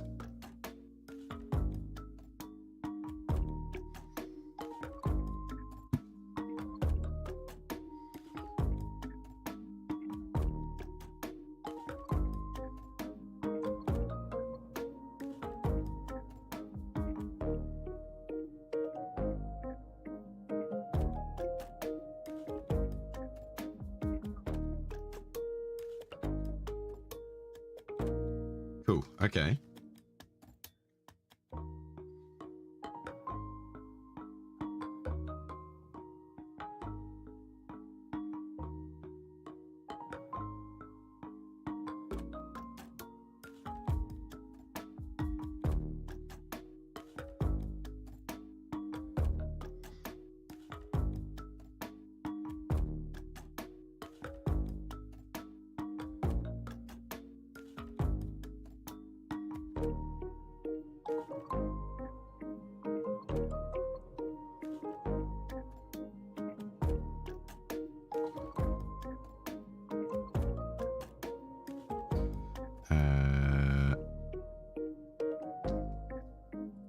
Right. So all we want to do here is send a move control function to our cursor. So we want to send these directions. And again, it would be similar to what we did here, right?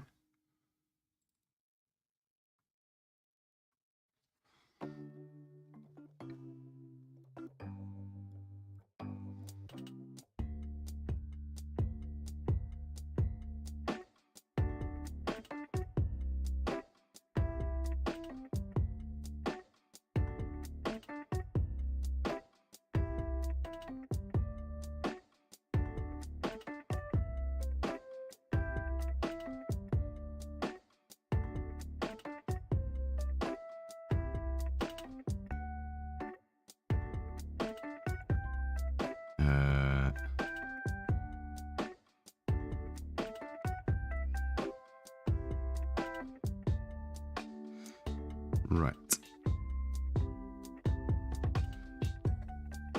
Sorry, just sending some messages again. So we did this, and then in our character controller, our move character class apply velocity X.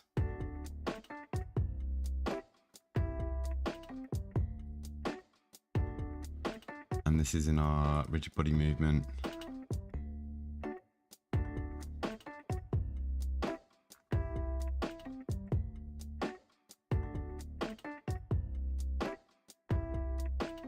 So our player cursor, if we had physics 2D, rigid body 2D,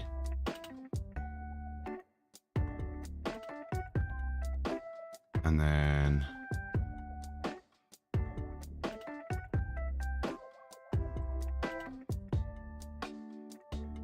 wait, is it this or is it collider?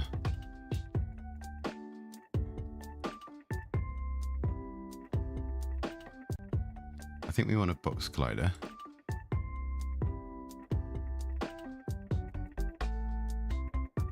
And then is trigger.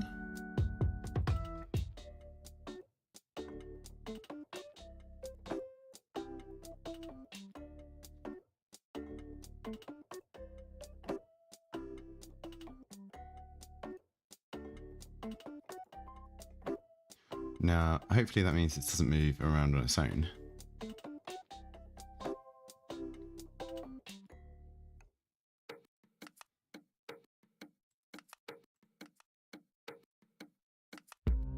Create a script, which will be cursor control.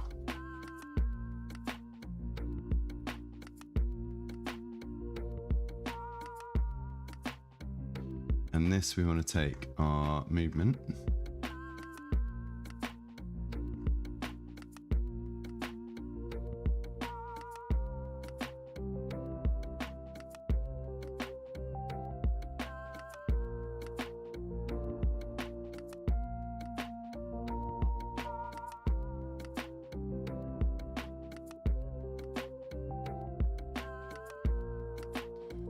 So this is going to be a vector 2.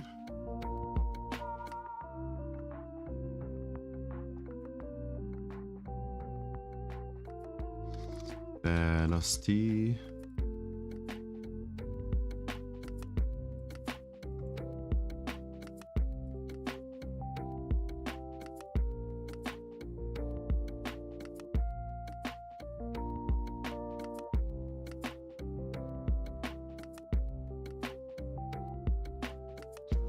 So we need a private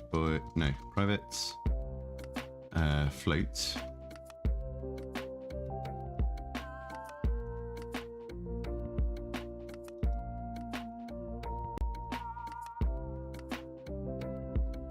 I'm just going to put things down how they first make sense to me. This is probably going to need a lot of rewriting, but I'm not too fussed about that just yet.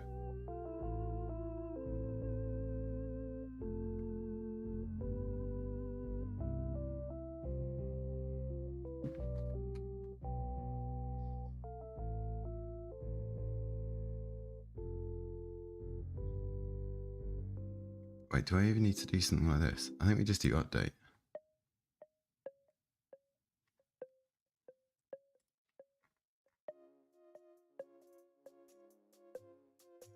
I think we just do something like this.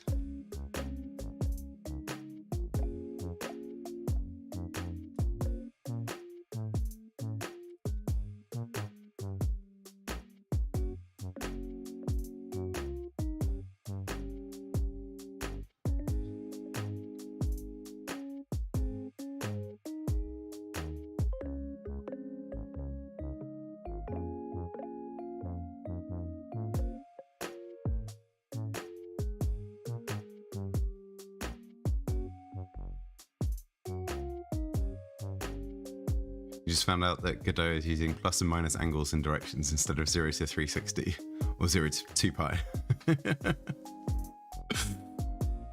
Oh no. Is that messing up all your controls then? Hopefully it's not too bad.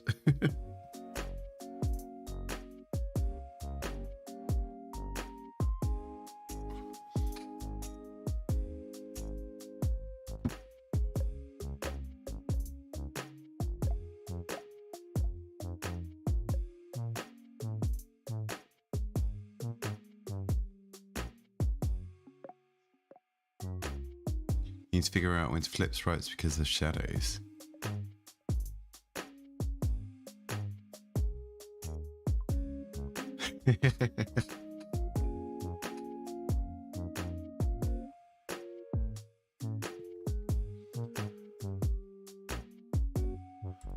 Let's get rid of all of these other bits that we're not using at the moment.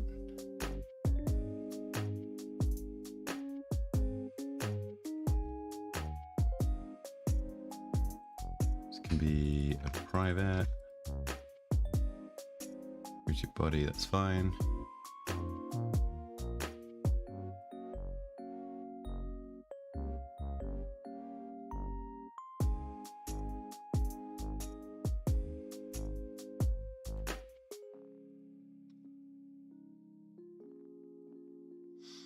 And then this private vector 2 velocity.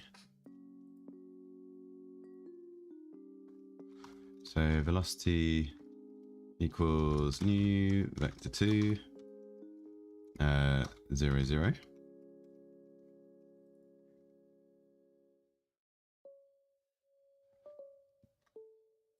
Let's call this velocity input.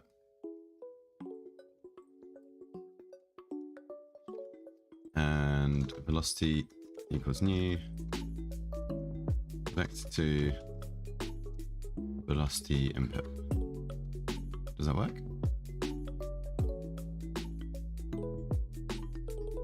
I just assign it to vector 2 input.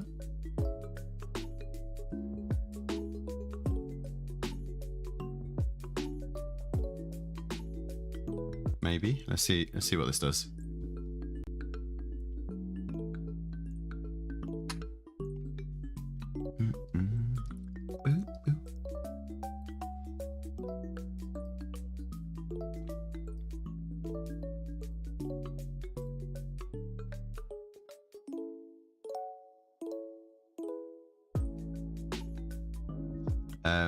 Actually, workbench controls doesn't call this yet, does it?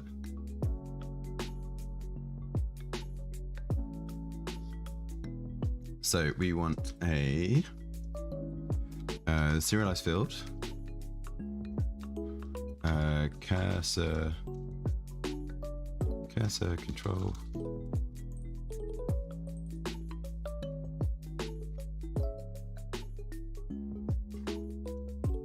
and then we want cursor control dot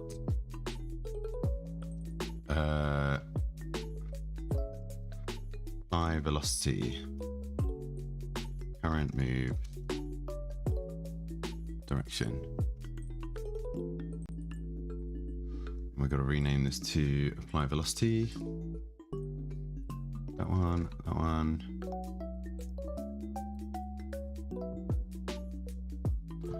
Let this update, and then we just have to drag the player cursor into the workbench, I think. Oh, and we have to put the script onto this player cursor.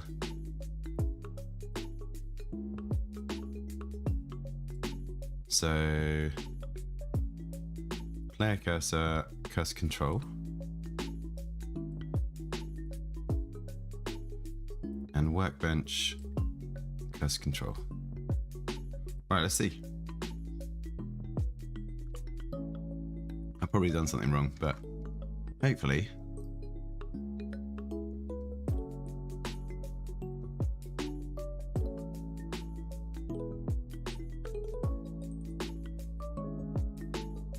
Okay. I realized that it has gravity though, I think. I think that's what's putting it down. Do I need gravity in any of these scenes?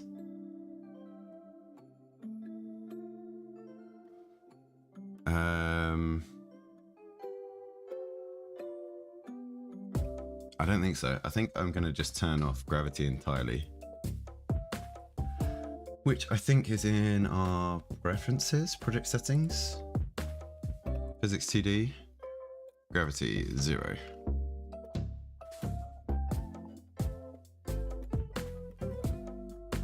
Let's just check that that stops it moving down on its own.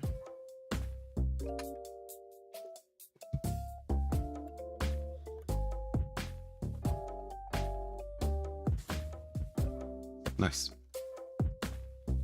Right, so we got control of our cursor. We definitely need to speed this up though. And it stops as we move it, that's good.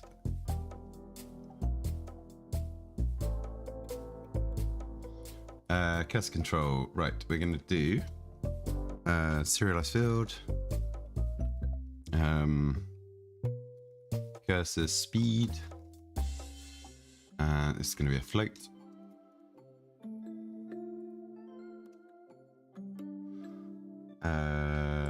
Cursor speed, actually, we'll just do it equals 5f. And then here, velocity equals new vector 2, velocity input x times cursor speed, and velocity input dot y times the same.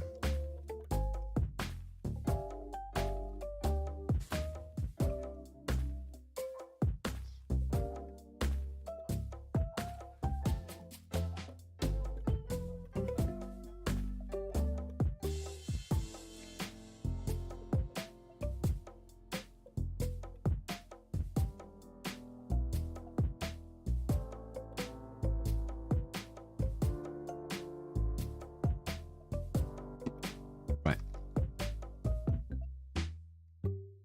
I think that feels better. Do we want to make it even faster or not?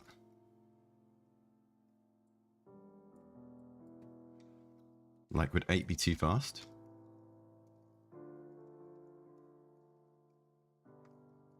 I think that's okay, actually.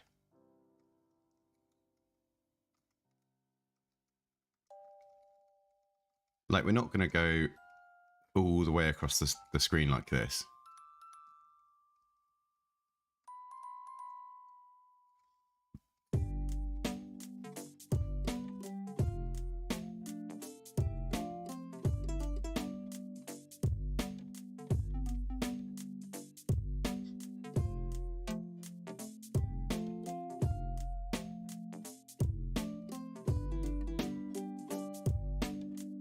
Right, I think we can close the old scripts. Let's get rid of that.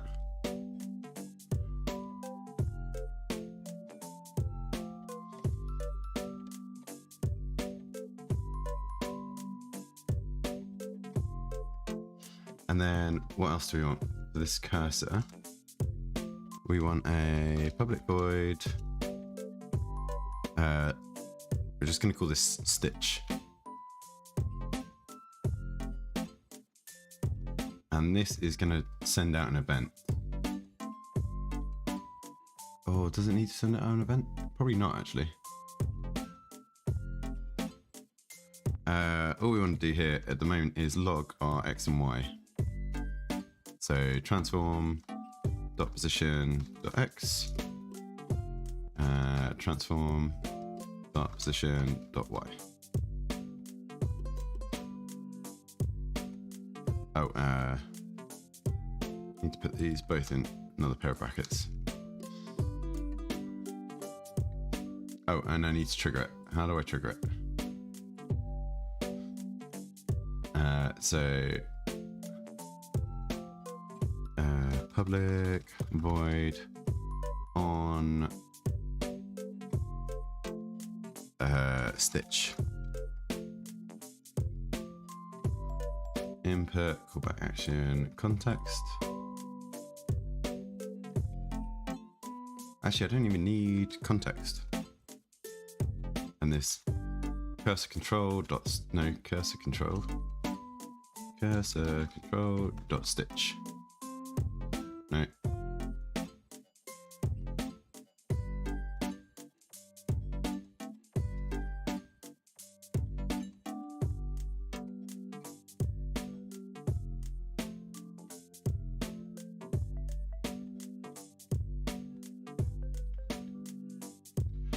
Bum bum.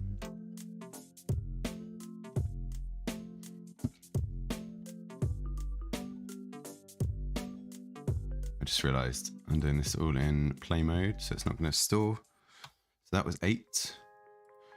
This has got it, that's fine. But we need to add in our event, workbench, stitch. Do workbench function controls on stitch. Save.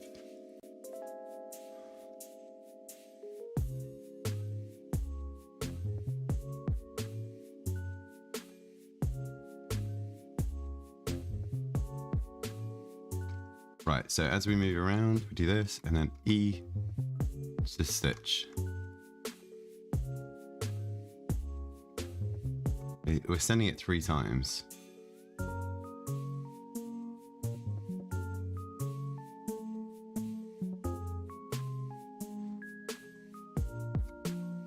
Okay, so there's a press, a hold, and a release.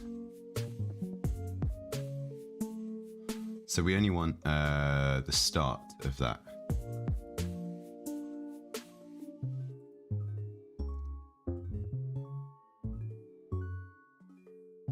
Character controller. No, player controller.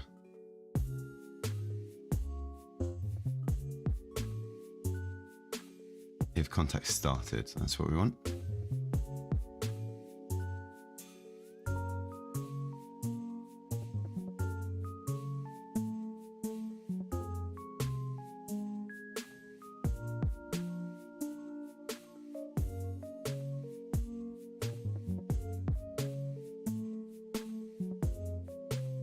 We need to get the callback context again. And actually, we might as well put on pause in here.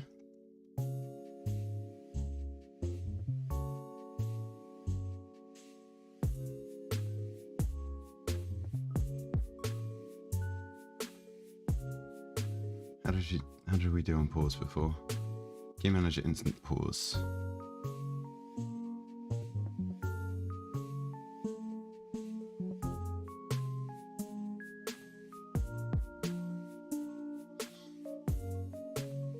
Right, let's sync that up.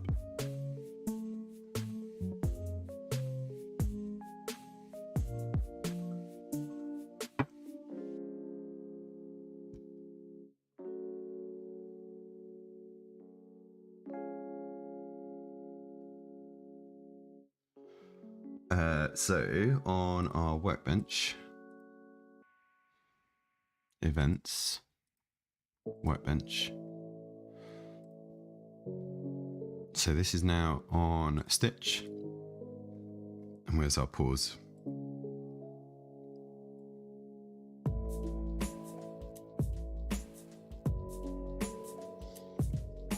Cool, save that.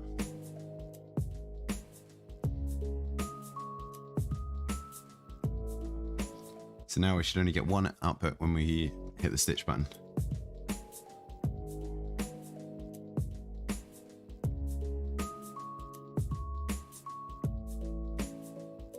Yep.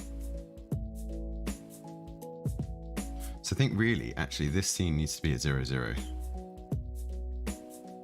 This is the important scene. The workshop scene can be moved. Let's do down 100. Actually, more than that. Down 200.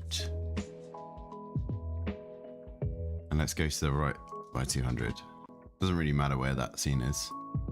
This one needs to be at 0, 0. And then when we play here, we should get right in the middle of the screen is 0, 0.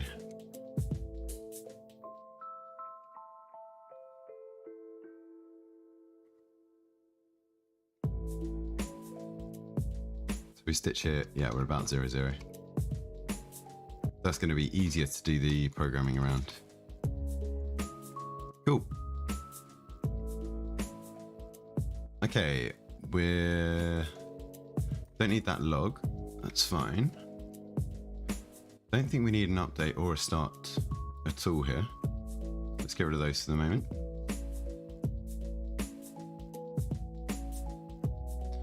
And we can close some of the other ones at the moment.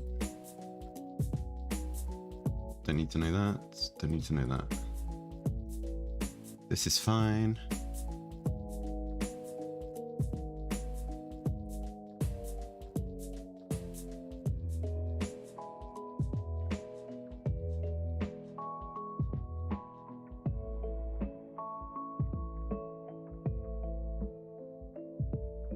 Right, did we have a separate input for the inventory? Yes, we did. Okay.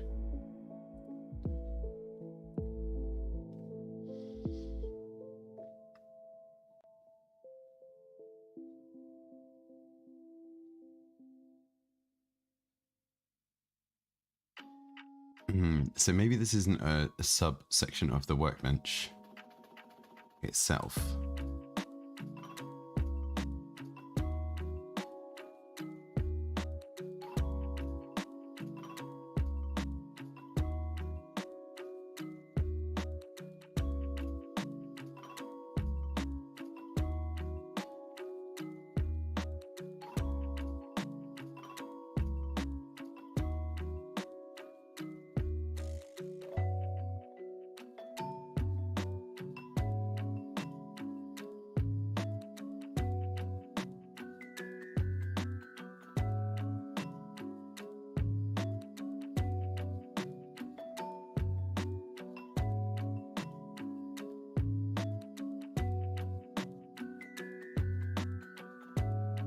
Let's see how this works. So if I do a new script that's like inventory control, right, and then in here, much like our cursor control, let's just do a public void something. Don't need any of this stuff.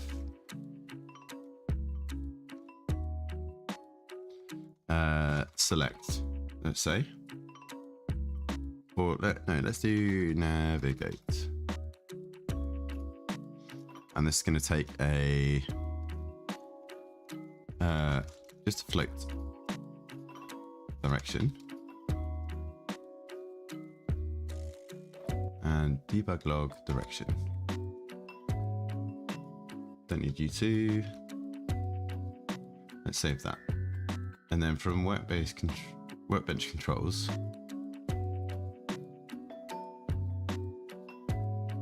we can say public void on navigate input action context.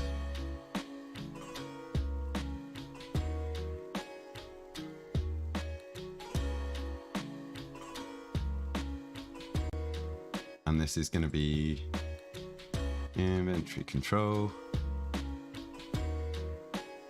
inventory,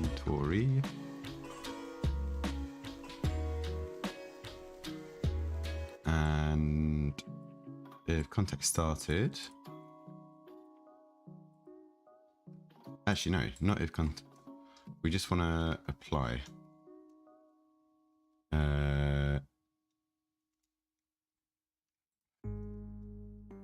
So float, navigate, move. Let's do move direction. I can spell. Move direction equals context dot read value floats.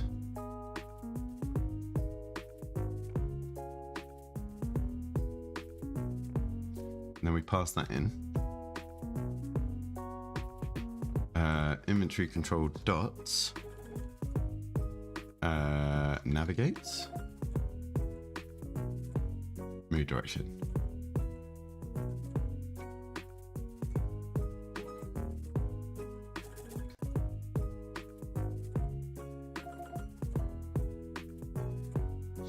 Now, what we need to think about is how we enable the various controls mappings.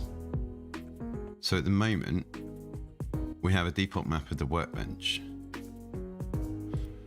But this here, navigate, we want to do workbench controls on navigate, but we only want this to trigger when imagery is active, right? And then we apply it here.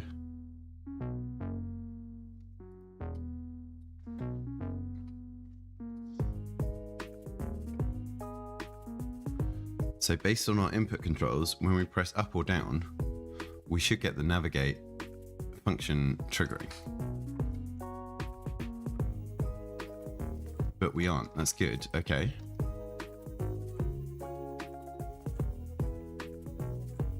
But if we say here, no.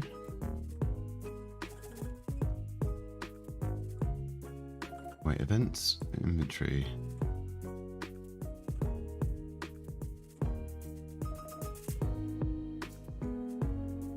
Player input actions, inventory, navigate, 1D axis, WNS, right?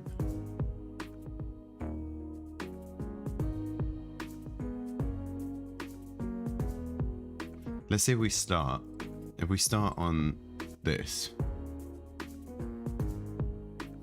I think this is working how we want it to, actually.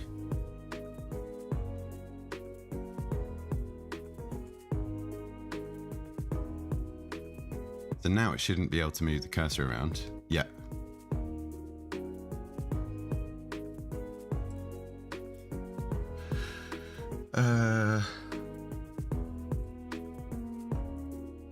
Object reference not set to an instance of an object. Why not? Oh, because we've not. There we go.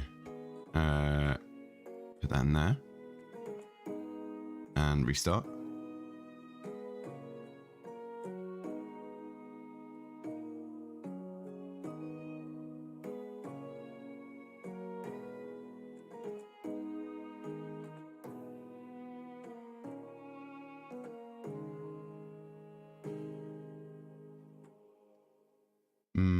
Why does it not like this? Oh, 'cause we assigned the value in play mode and it didn't save it. Right. Now it'll save it, hopefully.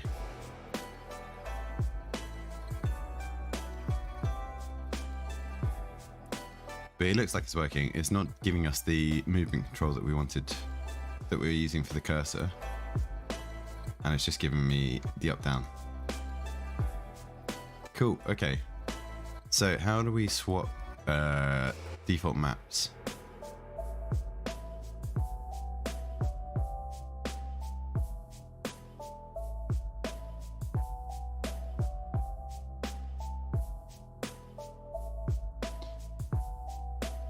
Unity swap input map.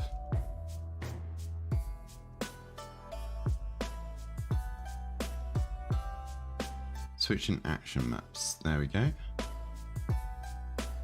Back to Samyam. Just got loads of good Unity tutorials. We have something called action maps, and action maps are just a list of actions, and of course your actions are just a list of bindings.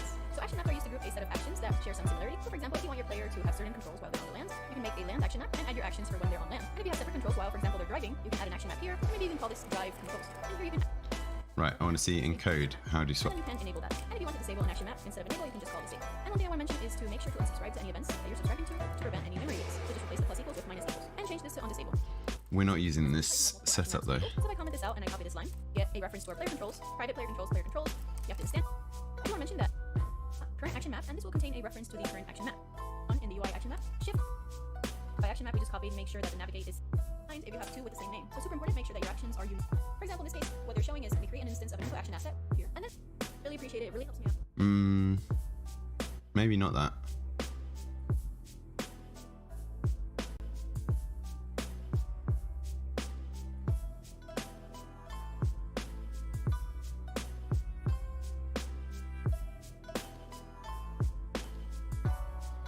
Let's see if ChatGPT can tell us what to do.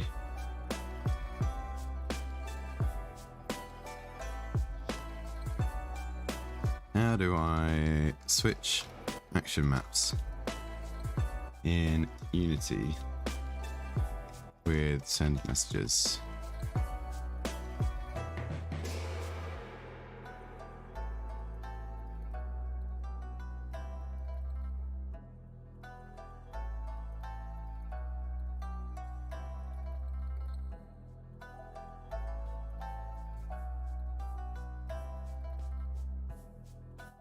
I don't think. Oh, maybe.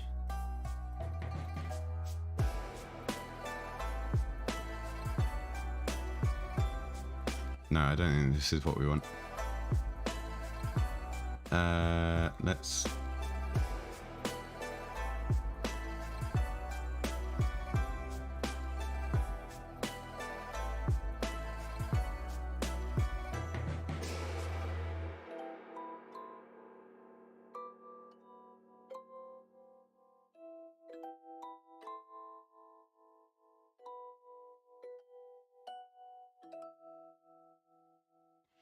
Maybe the Sammy Amon was right, actually.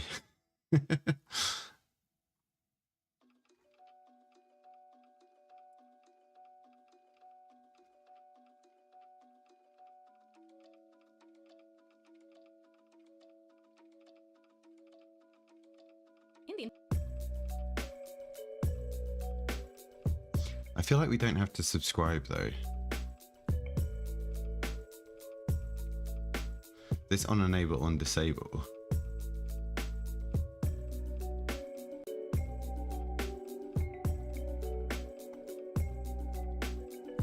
This is what we need.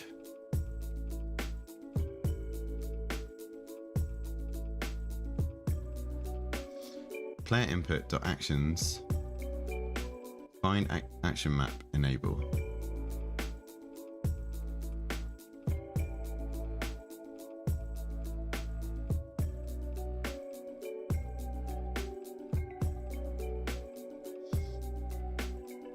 So public void on inventory.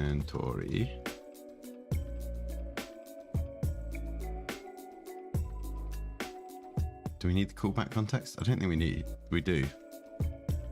And I think we just do player.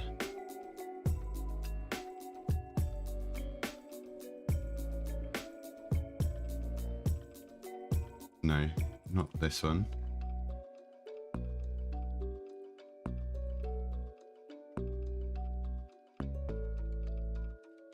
Player input is the player input component,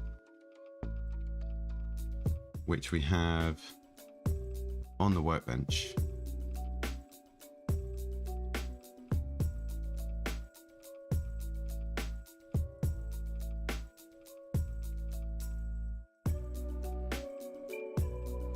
Private player. Oh, is it player input or player input actions? Let's try this.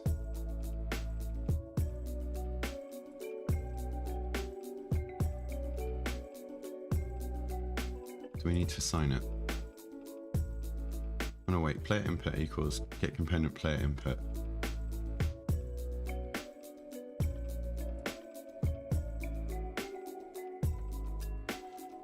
Is that on start or is that on awake?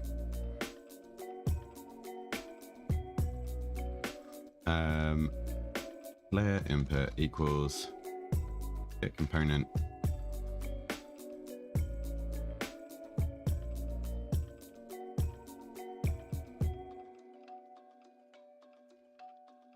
player input.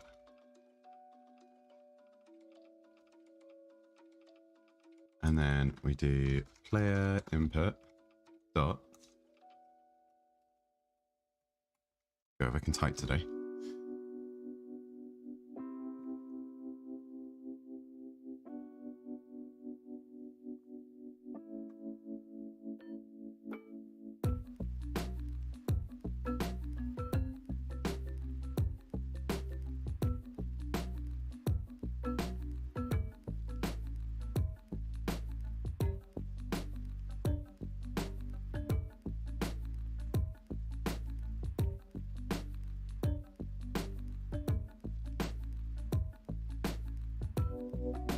Right, what's the function? Dot actions dot find action map. Okay.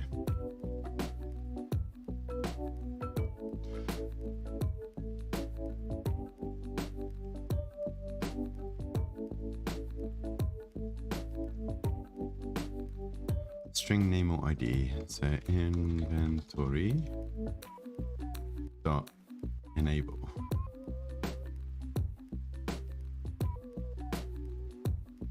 Doesn't like that. Why does it not like that? Oh, because it's quotes, not single quotes.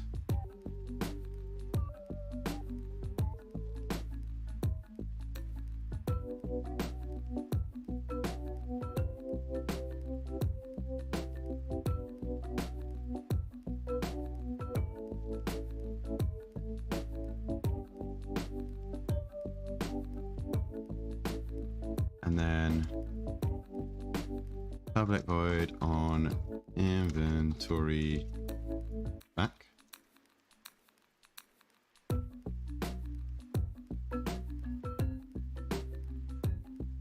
Now I wonder if we have to disable the one that we're moving away from. Workbench dot enable.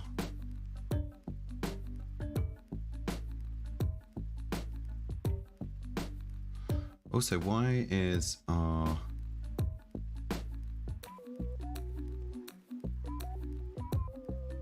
formatter not working?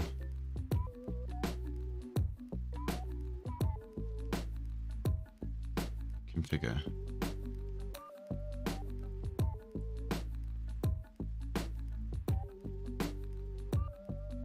There we go, that's better.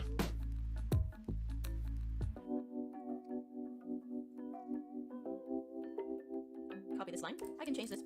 Oh, done. Let's let that rebuild and we'll see what happens with that.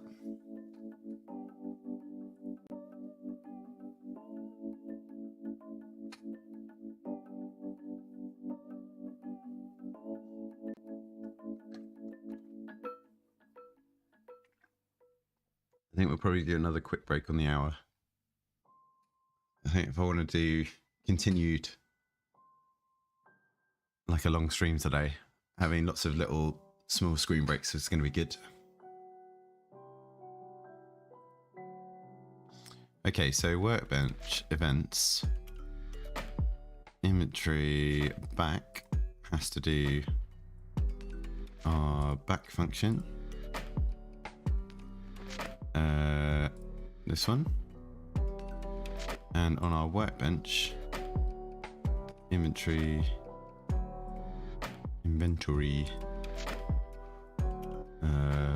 this, right, and then the default is the workbench. Right, let's see if that works. So what we should be able to do is move the cursor around, and then if we press tab, when we press up and down, we just get the navigation up or down. And then if we press space, so like now we can move this around. If we press tab, oh, it doesn't, okay, it doesn't disable the other one. And then if we press space, we come back.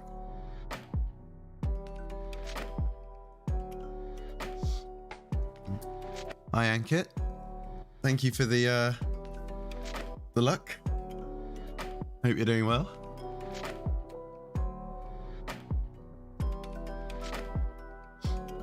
Are you also game jamming?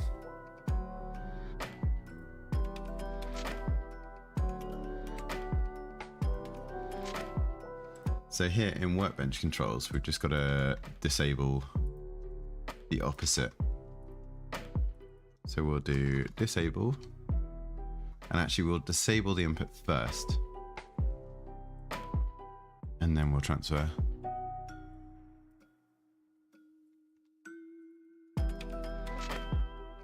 Right, let's give that a try.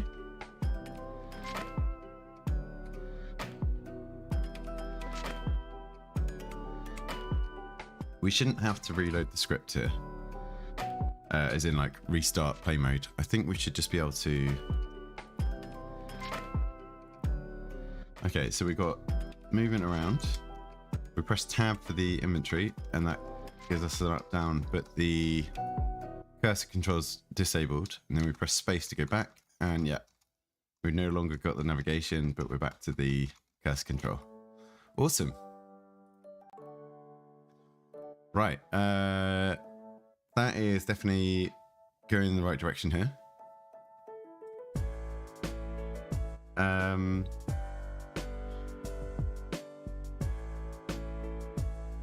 So the next thing to do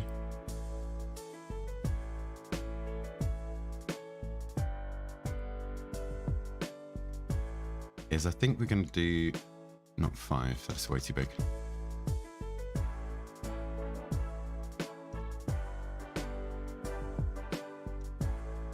Let's do something like this. Let's make these all squares. Gonna shift them all up a little bit more.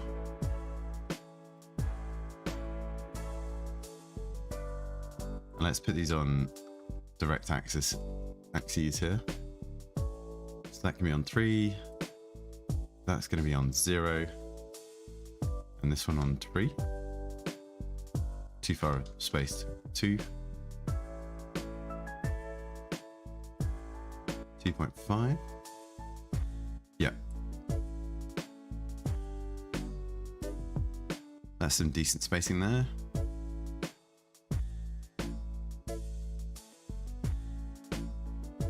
And let's just do a quick control script for those. Tool. I suppose this is just tool UI actually. And I guess this should go into the UI folder instead.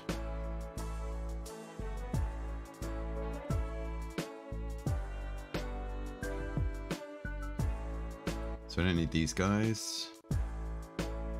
We don't need these. All we need is a public void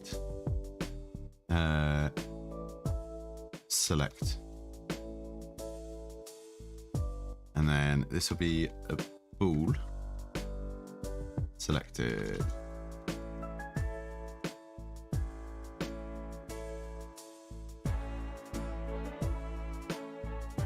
Private bool selected.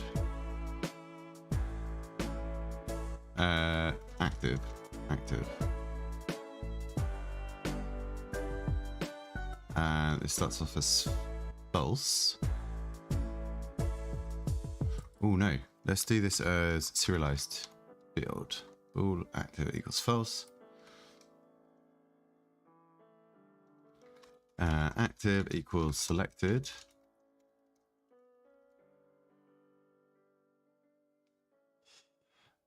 Bye, Ankit. Thanks for stopping by.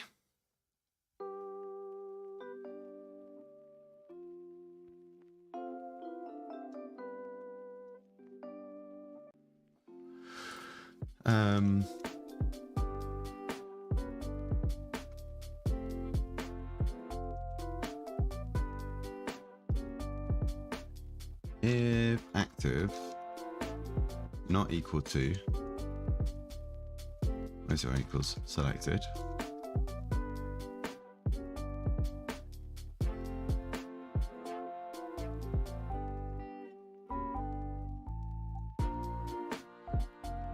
And let's do move UI active, and we'll do a private void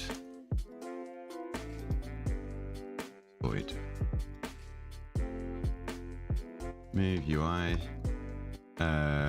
bool. No, not first game jam.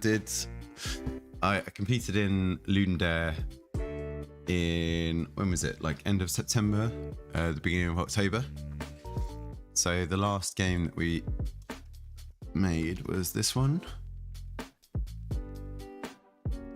But I'm still fairly new to it. I started using Unity at the start of last year, made a 3D endless runner game, and then didn't really touch it over the summer.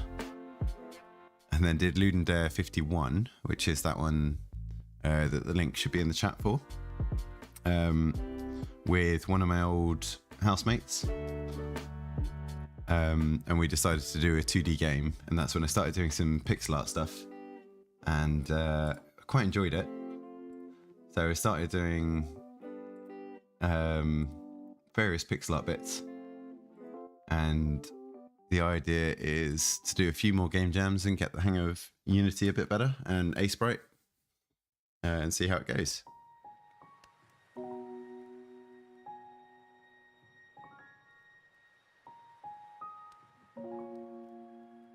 So yeah, fingers crossed this goes well.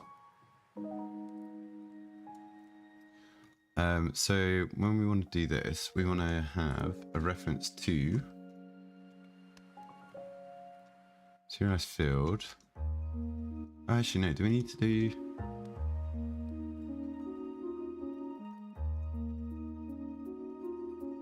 Can we just do transform? Yes, dot position dot y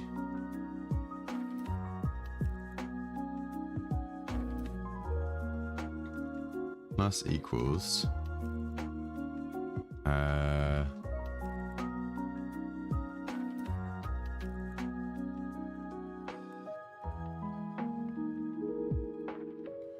so wait, float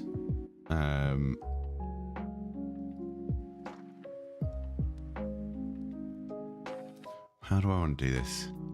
Yeah, so I'm still pretty new to Unity and C# and stuff like that, so there will be some better ways to do the code than I am actually doing.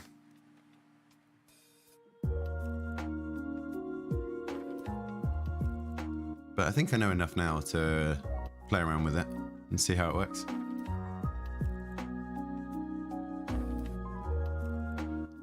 Float. What do I want to do? Y position equals active question mark. So if it's active, we want to do right, let's just do -10, otherwise 0. Plus equals Y position.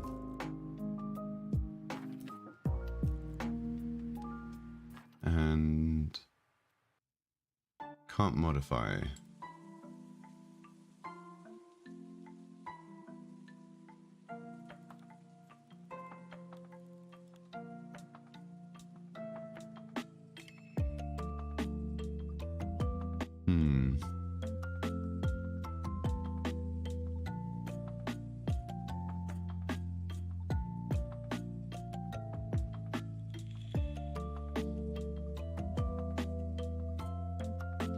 So what we want is the, how do I set the Y position?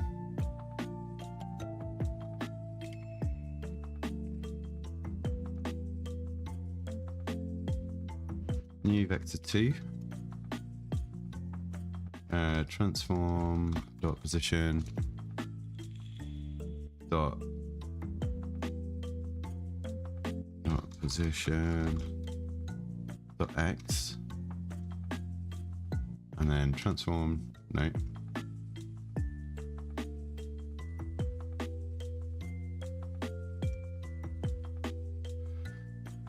Default, no, initial.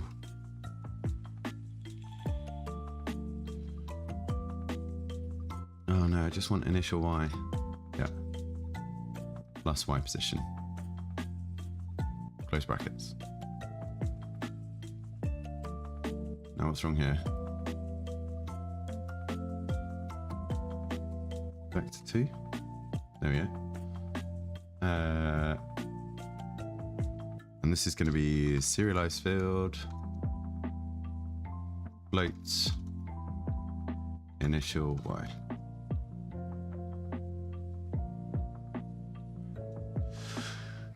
When am I going to make my dream game? Ooh. So I've got an idea for a horror game that I want to make. So hopefully next couple of months I want to start working on that. I don't know whether I'd say it's my dream game, but I've got a few good ideas around it, so I'm hoping that's something that I can start working full time on, or put a lot of time into that.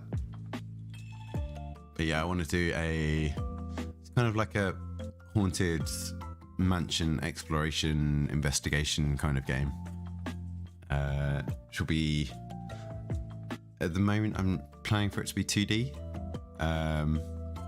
where you have a character walking around trying to figure out what's going on.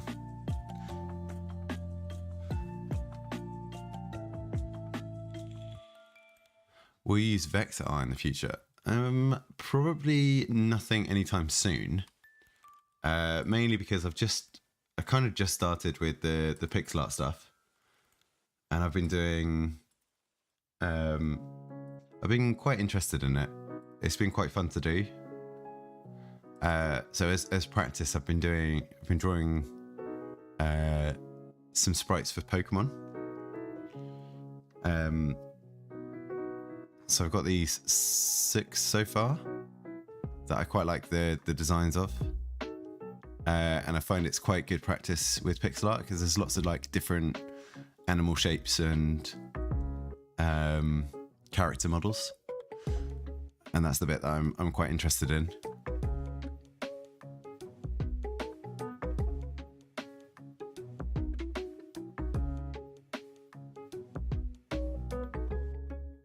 But yeah, we've been coming up with like a few different designs for our character here. Or for some of our characters. I think we're going to have a few different pirates and characters on the ship. What is our initial Y?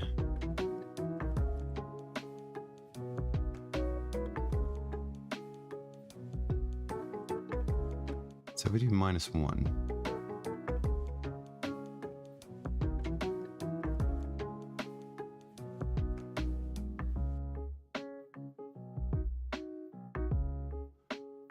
No, that was right before. So initial Y is 0 for the moment. And that's all we need to do. So then on here, we need to start doing public void on tool 1.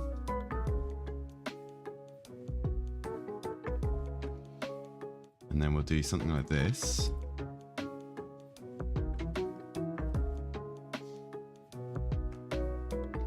And this is going to say tool 1 dot what do we call this? Select.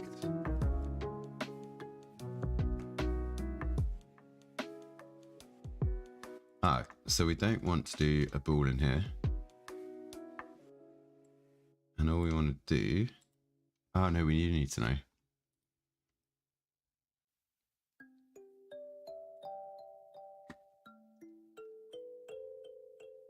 So this is if not active.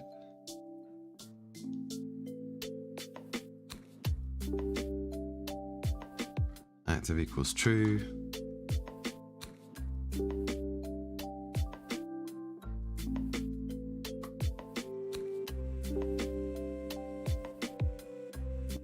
And then public void, we need a deselect.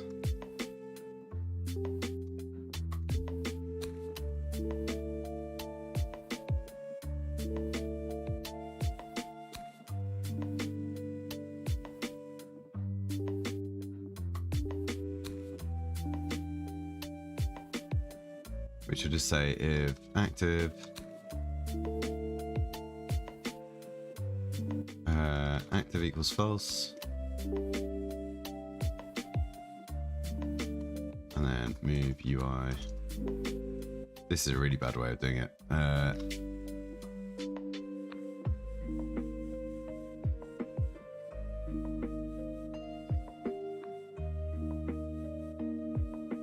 No, we do want a ball here. This is definitely Let's undo all of this.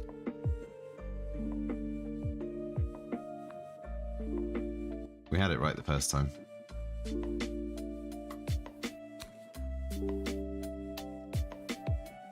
Public vol selected. If active is not the same as selected, then we change it and we move. Okay, then this select true. And what we do tool 2, tool 3, and these ones are going to be false. And then we're going to repeat that for tool 2 and tool 3. And tool 3. And all we do is we move this to here. And we move this to here. Right? And then in here, we want tool UI. And then can we do tool 1, tool 2, tool 3?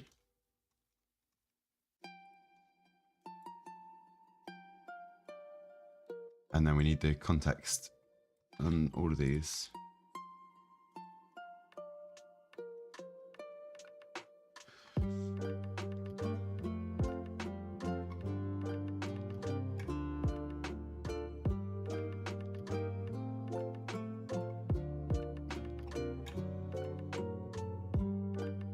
So how does that work?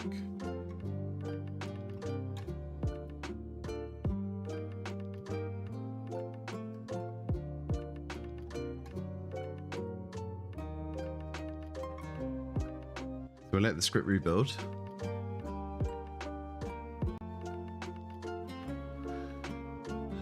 And what I want to happen is these should get moved. So each of these tools need to have the tool UI script on. And the defaults are all okay with them. And then our workbench, we want our tools. So workbench, tool 1, tool 2, and tool 3. You're a Godot game dev, nice. Yeah, I was considering looking into it to switch, because if I'm just doing 2D games going forward, Godot does seem pretty good setup for making 2D games.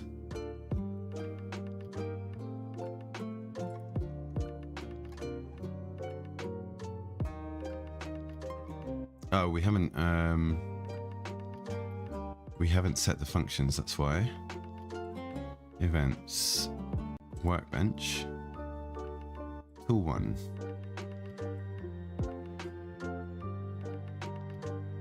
Workbench control on tool 1. This is going to be tool 2. And this is tool 3.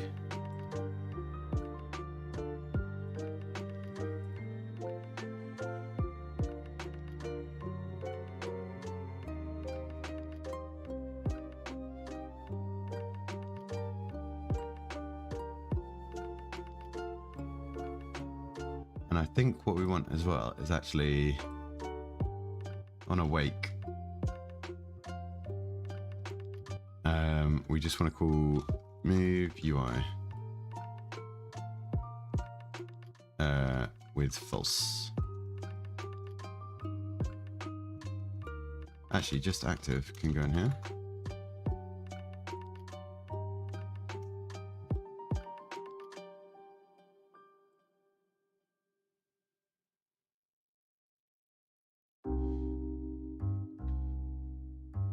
Who's my game dev idols? Ooh. At the moment, there's a few channels that I follow, mainly for tutorials and stuff like that. Let me see if I can get the list up. Should be on here. So, Lost Relic is quite good.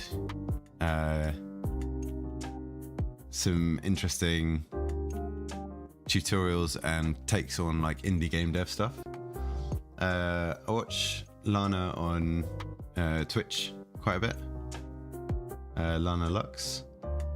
Samyam has some really good tutorials as well.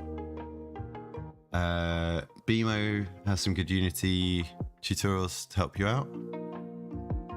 Adam Eunice has got some really good like pixel art theories and stuff like that. Really good on Twitch and YouTube. Who are these other ones? Game Maker's Toolkit does a lot of really interesting videos about like video essays on games. They're quite interesting to listen to. There's another one here which is Ponty Pants is doing a boxing like fighting game, which is quite fun.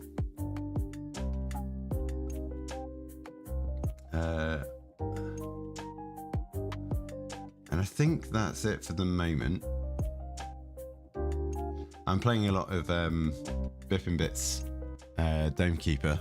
That's quite fun 2D Godot game. And yeah, these most of this list are pretty good for game dev tutorials and for like interesting videos. So I'll leave them up on the screen for a little bit.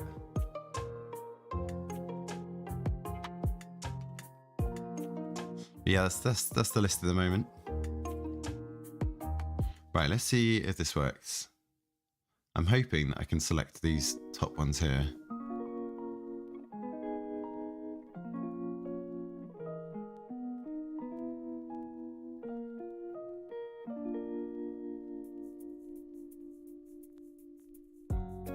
Okay, kind of.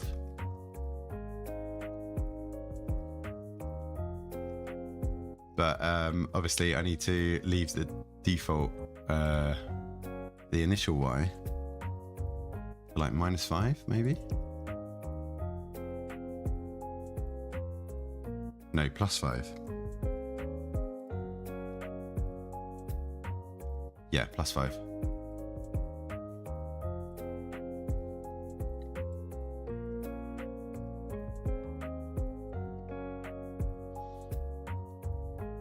Have you got any game devs you'd recommend for like indie games and stuff like that? I quite enjoy watching devlogs from indie game devs.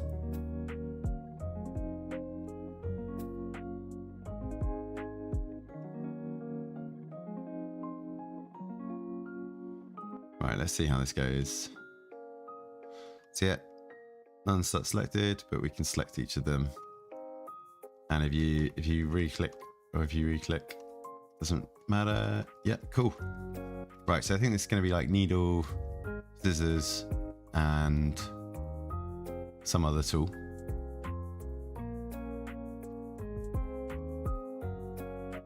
We can move around and we press tab, and then we can navigate our menu when it comes out, and space. Actually, tab should be coming back from the menu maybe. Very cool. Right. I think I'm going to do a screen break here. Just to take a little bit of rest for my eyes. It's always good to take regular breaks away from the screens, especially if you're doing like a long stint like this is going to be. So, quick screen break. We'll do Be Right Back. And where is our timer? Countdown timer. Tools. Scripts. This is just going to be a 5-minute break. So 300 seconds. Right. Back in a little bit. Cheers. Bye.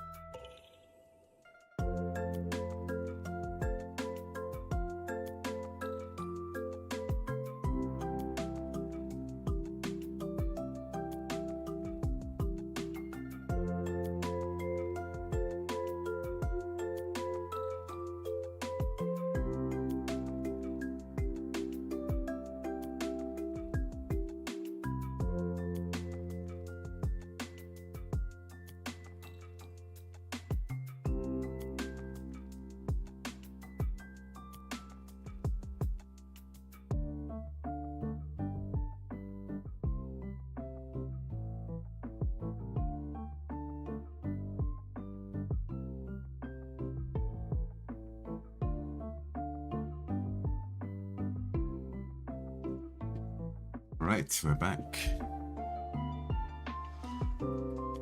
What are we gonna do now? So that can go, and that can go. Right, so we have tool selection working. Let's do the tab for the inventory. And really, this can be just a square off screen. That we're gonna do like 5 width.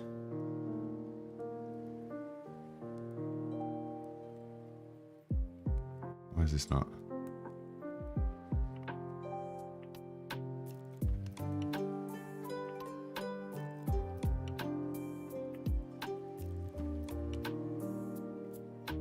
So it starts at 0.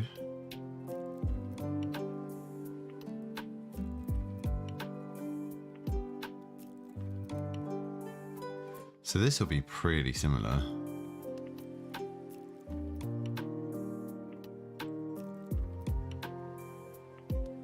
In fact, we'll just duplicate this. And we'll call this inventory UI.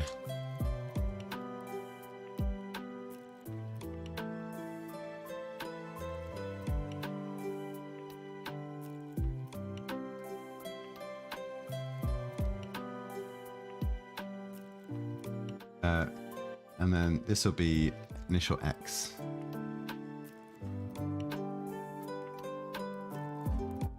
Initial X.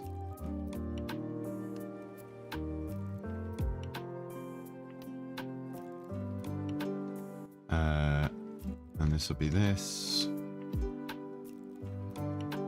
Plus X position.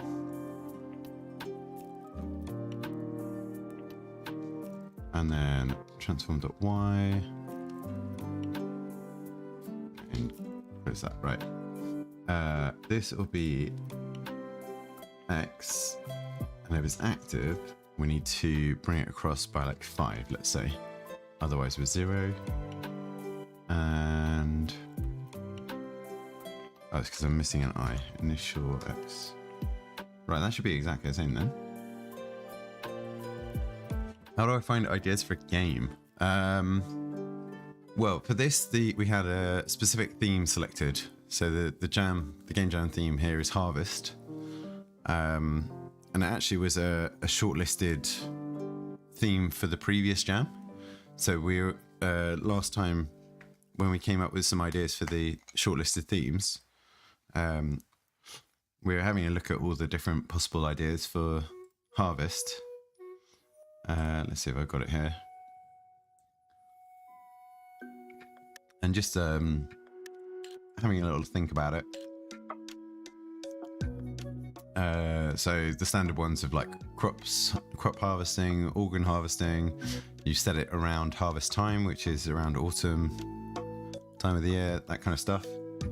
But I thought if you can split up the word into HARRR and vest, then we can have this idea of like a pirate tailor. So that's where this idea started. Every time you start to make a game, you get demotivated. I feel, for me, it's the blank canvas is the difficult bit. Once I start having things on the screen and I start having code that starts interacting with itself, like with other parts of the game, that's where I start getting interested. And I feel like having the 72-hour like time limit on this game means that I just have to get some stuff done, and you don't have to worry too much about it being good or like perfect, or you don't put loads of effort into it. Just get it started, get it to a certain level, and then by the end of the jam, hopefully there's a game there that I can continue working on for a little bit. And that's where I find it easier to be motivated to improve a game that already has been published. So for the jam, it has to be out on HIO, or like people have to be able to play it. And my motivation then is, I don't want to leave something published of one of my games that I feel like I could have done better. So that's kind of that's where I get my motivation from, at least.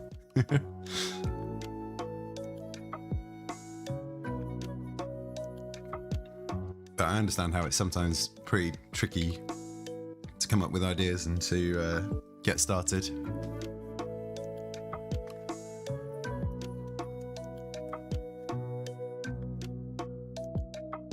Have you done any game jams before? Might be an idea to do. Sign up to one. The next Ludum Dare is in April. So if you go to this website,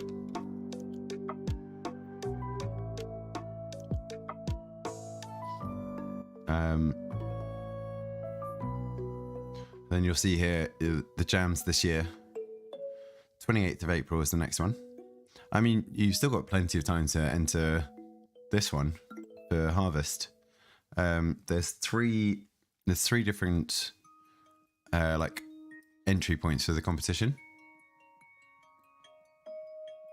The compo's 48 hours, the jam's 72 hours, and then there's an extra also, which is 3 weeks. So you've plenty of time to develop and publish a game if you want. But yeah, thanks for dropping by. Hopefully see you tomorrow. Sounds good.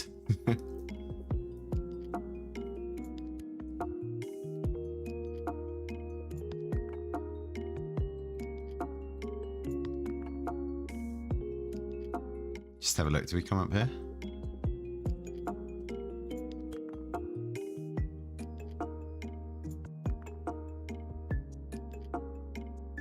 We'll be down somewhere towards the bottom here. Where are we? Here we are.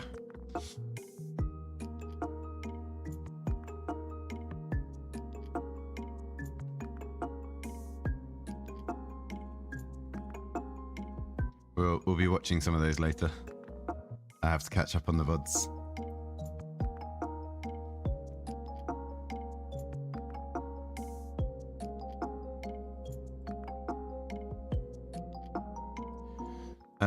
All right.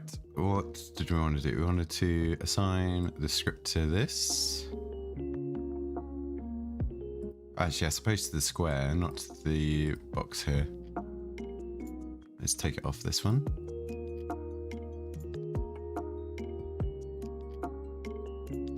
And then this needs to be updated as well. So workbench controls on tab, this one.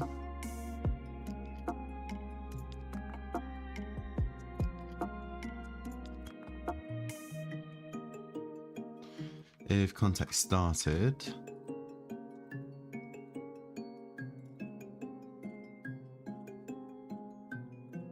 oh, we need to get the context right, okay.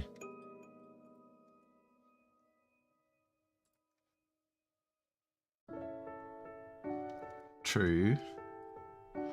And then we need serialized field, inventory UI, inventory.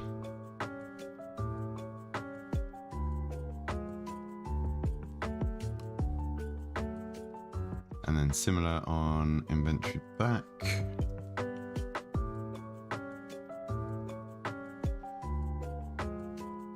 We'll do something like this. And then we need to assign in the input controls the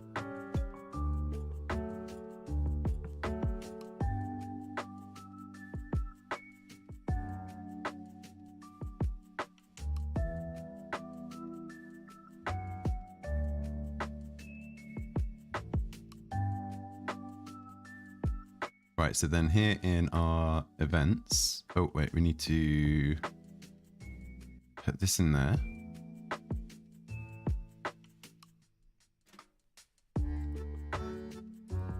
And then I don't think we actually need to do anything different. That's already lined up. So let's have a look, see how this works.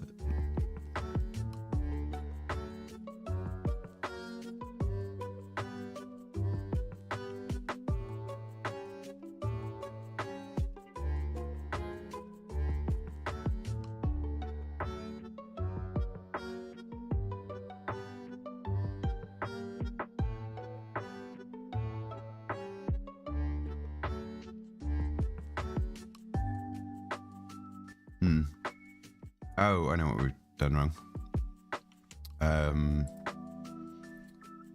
Let's undo this. We forgot to reassign because now that it's context based, these are going to be missing, aren't they? Yeah. I think that's that one.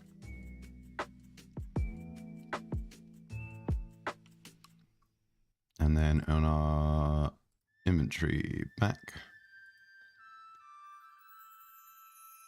Yep.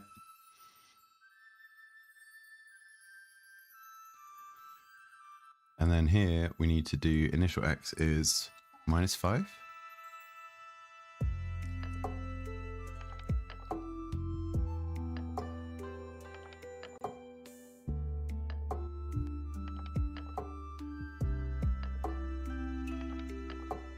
Right, let's see if this works.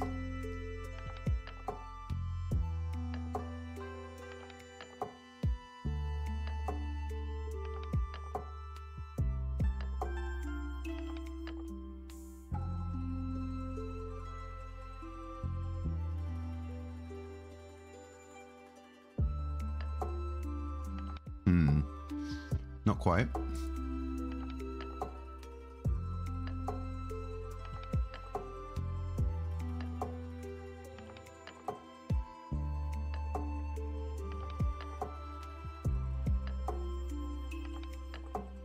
What are we missing?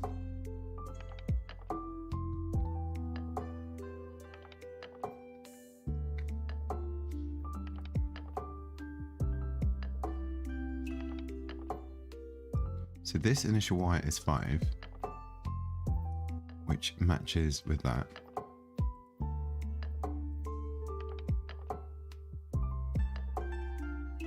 So this should be -10.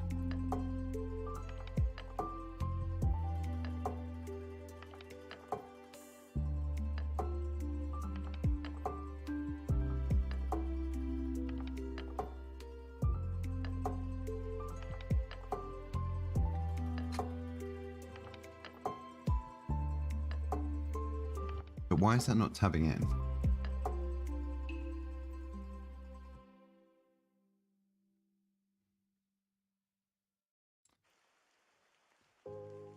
If it's active, we should be plussing 5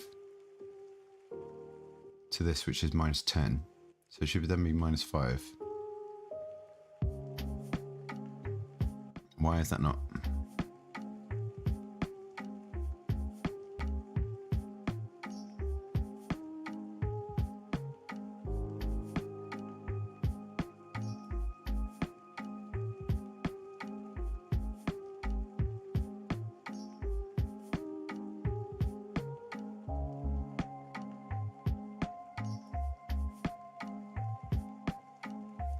I bet we've still got, I bet we got false on both of these. No.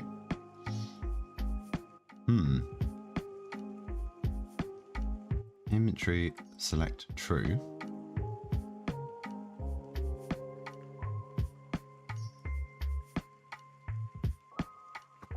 Let's just see if this is working. So let's just log exposition.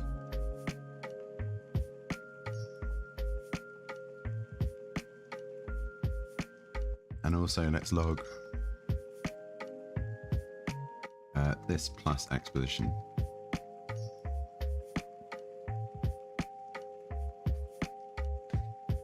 Let's double check this is being called.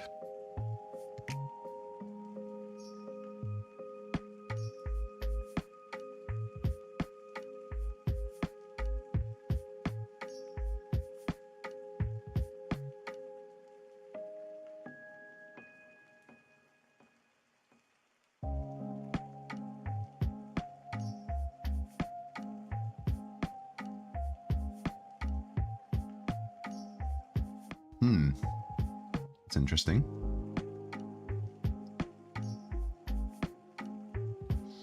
So the script is changing.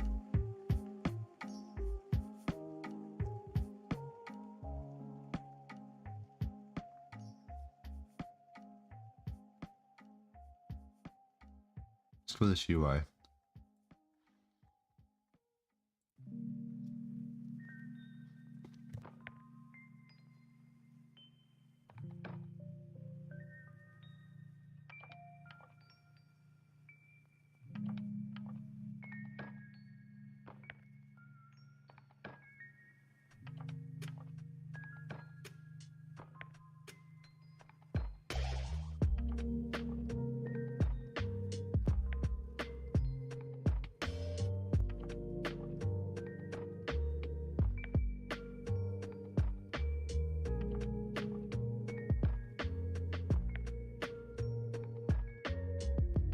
Right, let's see if moving those around helps at all.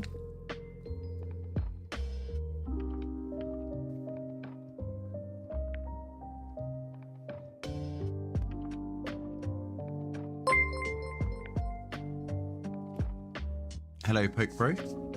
Thanks for following. Or Poke Bro. How's it going?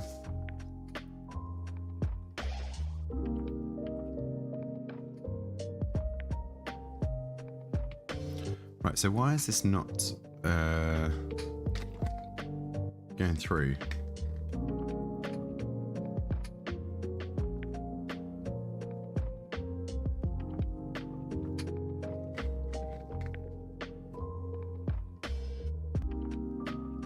Null reference set of an object, right? Have I not applied? Oh no, because I've just changed this.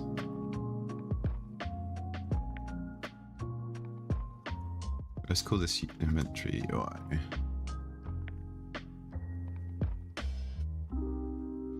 Hello, how's it going? Are you a game dev as well? You doing Ludum Dare?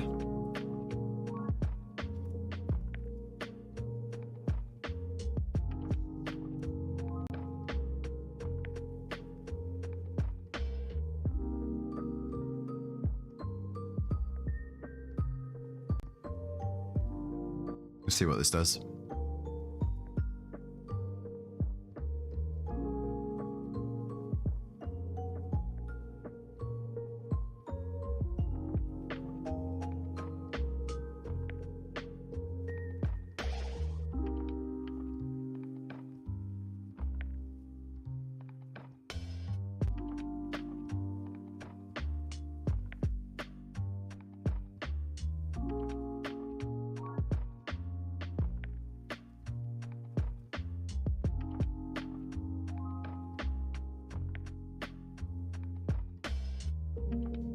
There we go, that's almost right.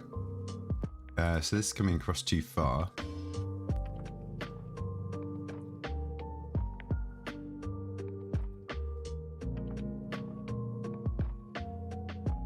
So where do we want this to come to? About here, 3.5.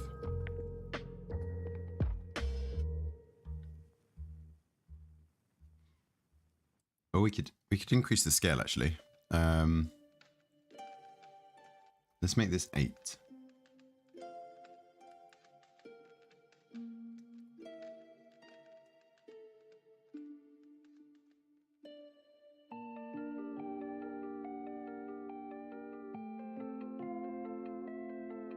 Okay, so if we make this scale 8, then I think that works all correctly.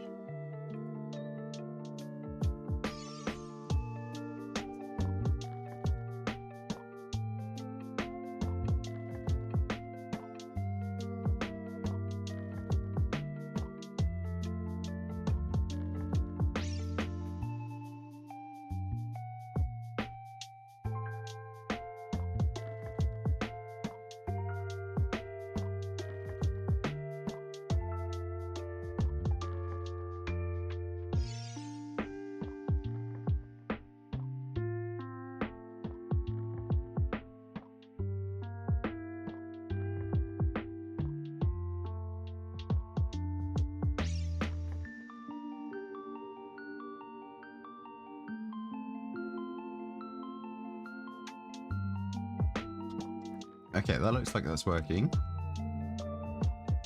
Bring the menu out and putting it back away again. Maybe away needs to be a little bit further though. Like -12. Yeah, that's better. So we need to be adding 2 onto here. 7. And let's just make sure that sets to -12. I haven't got an Instagram set up yet for the game dev stuff. I am intending to at some point soon to do like what are they called on Instagram? Is it stories or reels? I think it's reels, isn't it? Just to do like probably some devlogs and stuff like that. But no, nothing at the moment.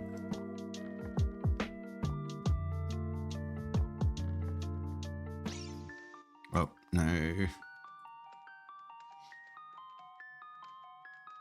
I didn't mean to stop the play mode.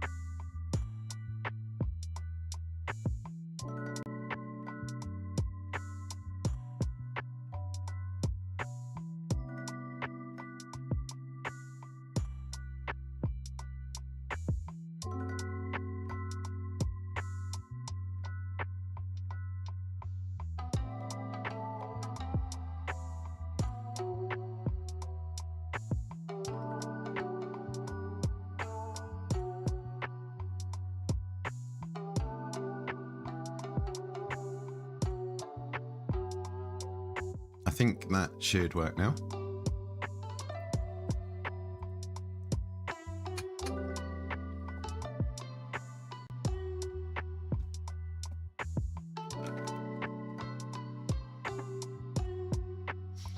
Right, let's let this build. And we'll give it a little test.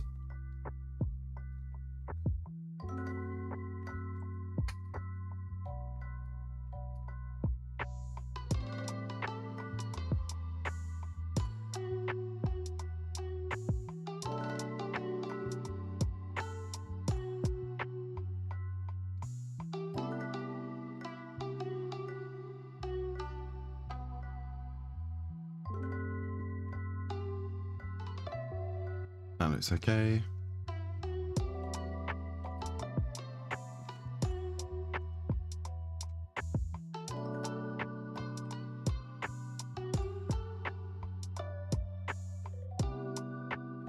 And then E gives us the point that we're at.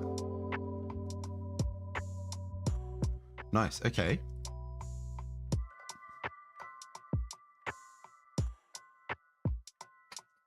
We've got the start of something here.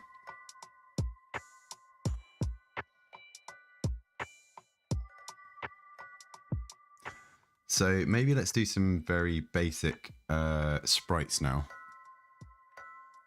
Current activity. Actually, no. Let's not do that yet.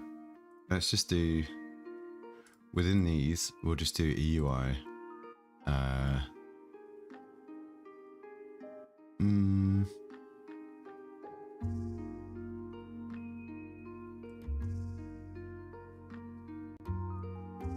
Text that says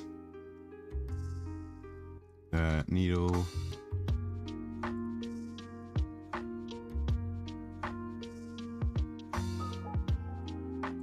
oh wait, it puts a canvas in. We don't want that.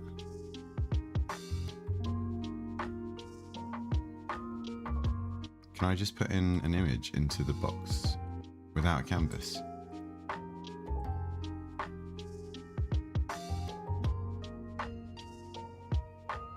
Yeah, I just do it through the sprite renderer, don't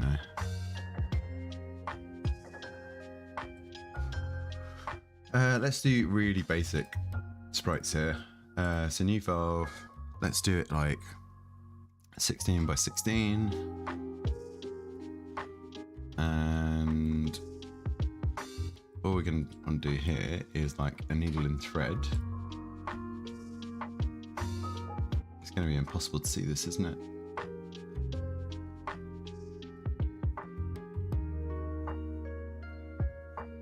So just for the moment, it doesn't really matter what it looks like. Let's do this, and we'll do coming from here.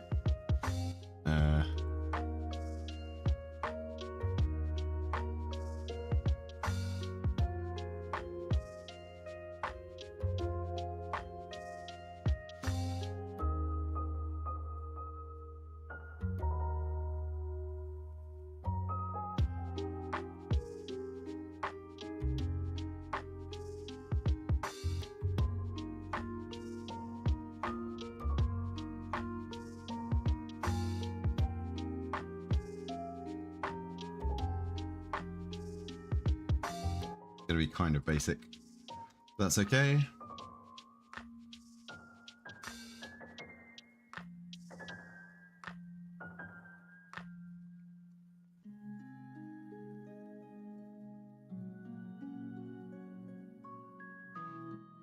Export PNG. Yep. And let's see if we drag that into here.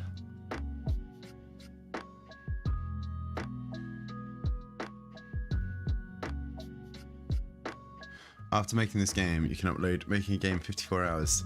It's part of your YouTube channel. Well, it was 72 hours to start with. We're just 52 hours remaining, or 53 hours remaining. But yeah, I'm intending to.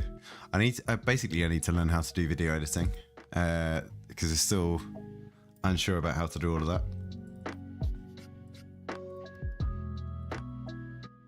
No, I didn't mean to open that. I just want to put that into here, and then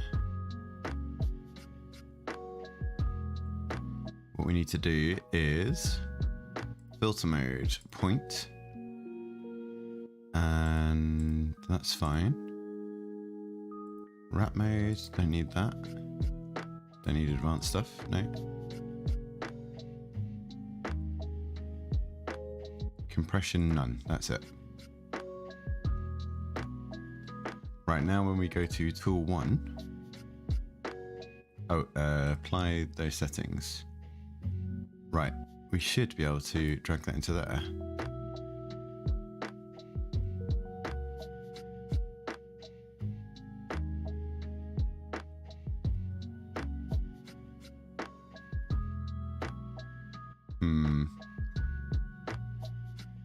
We need to bump the size up massively. Can I just do scale like 10 and 10?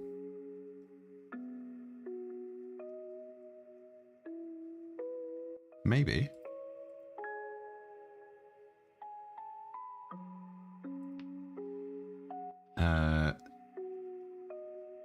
So then a new frame.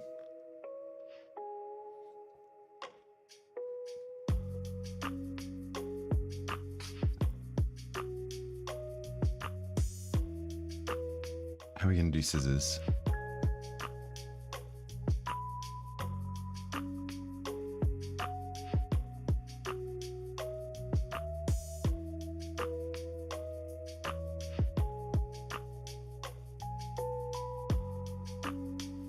These are just going to be holding sprites, so I'm not going to worry too much about what they actually look like.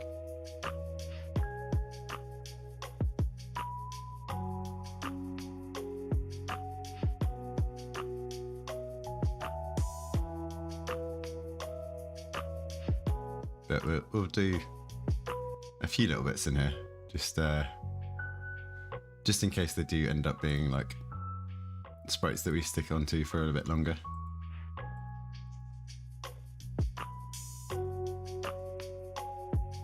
Right, that'll do.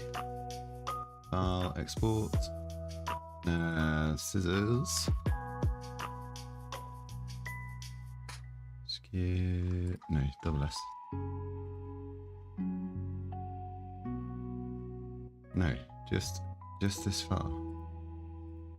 Selected frames, there we go.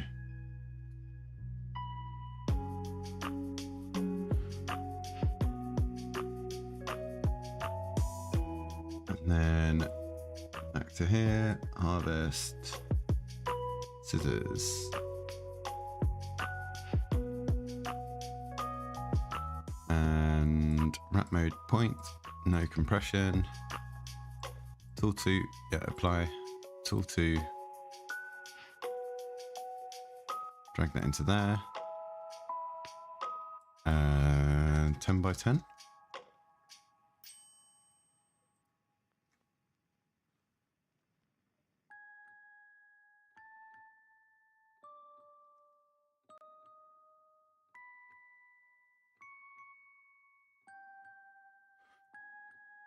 Let's just see what this looks like.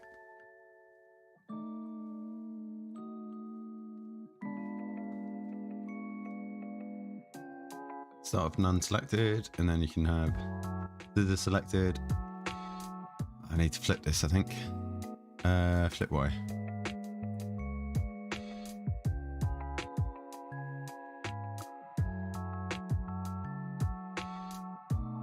That's okay actually. Especially because like the main tool here is going to be what you're using, so there'll be like a bigger image.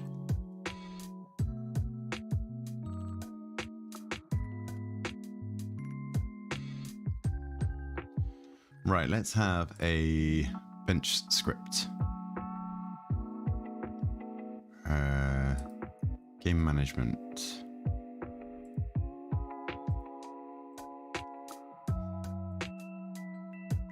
Let's do it in here. Bench movement.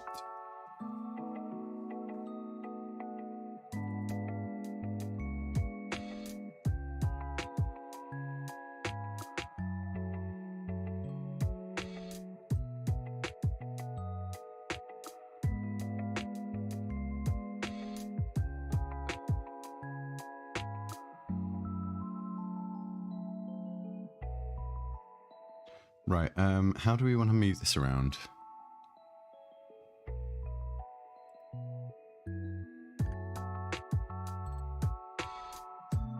We want velocity, no. No, not like that.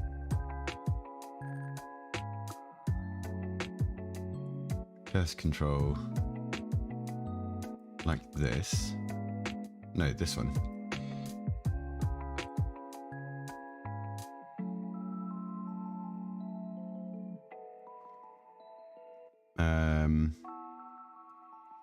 Private, rigid body 2D. We're going to call it rigid body. Awake. Why is it none of this?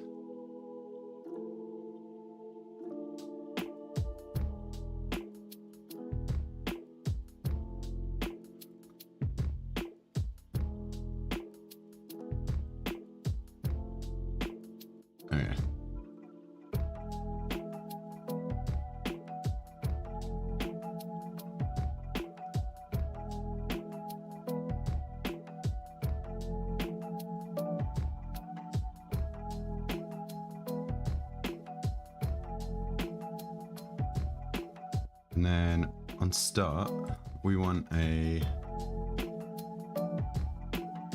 start coroutine.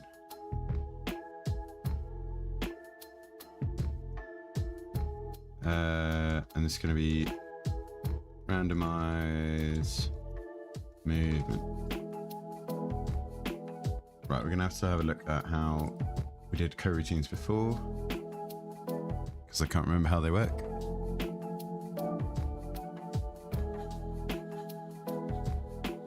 Oh, actually, we've got the code here, haven't we? The enemy controller.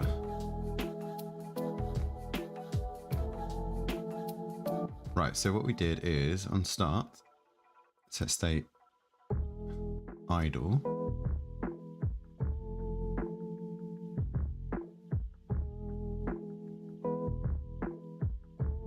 Idle following start coroutine.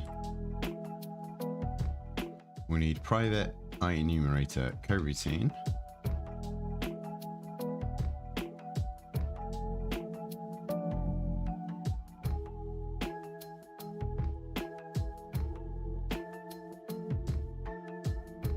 Randomize movement.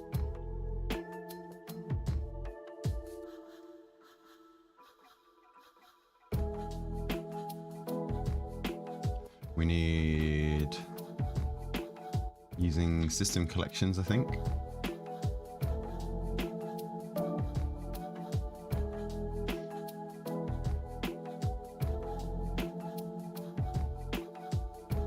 And then how did it work?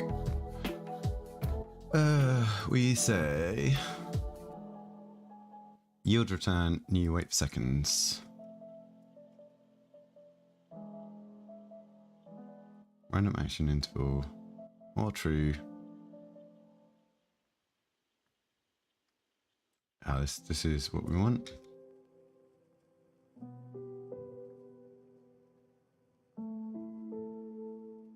Why do we need the wild tree there?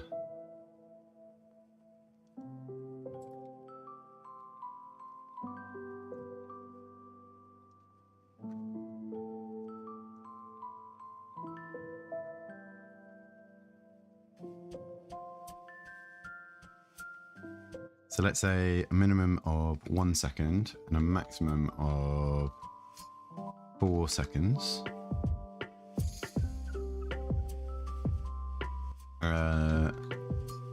Velocity equals new vector 2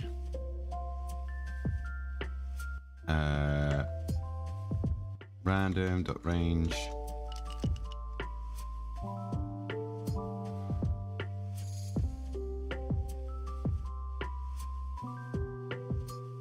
from -2f to +2f, and the same for y.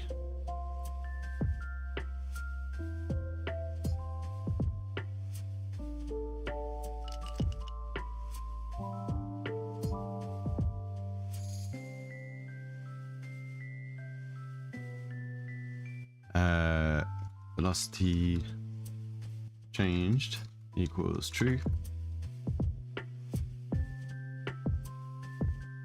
Private bool velocity changed. I'm not sure if I need this actually.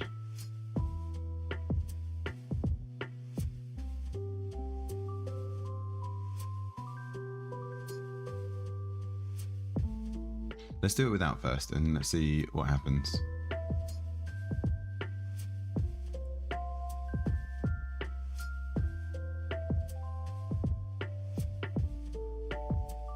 I can't remember quite what happens here.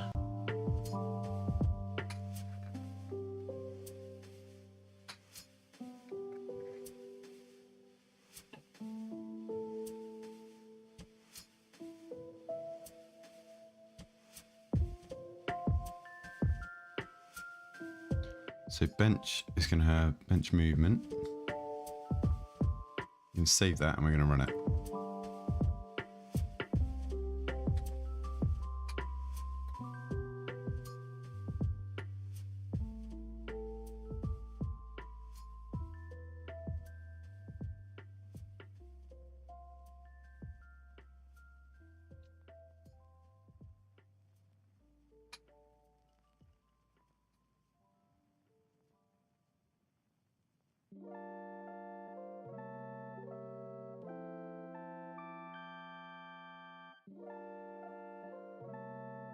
Right, we need a rigid body.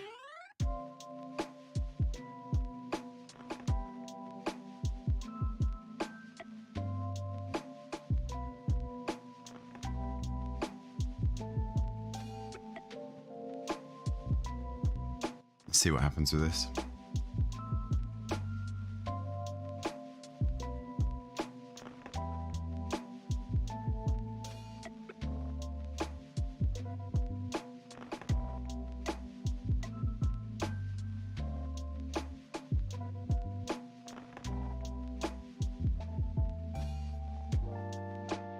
Does it call it again? Doesn't look like it keeps calling it.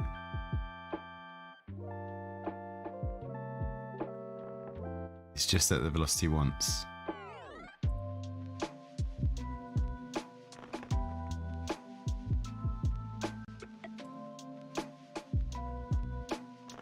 So how did we do it before?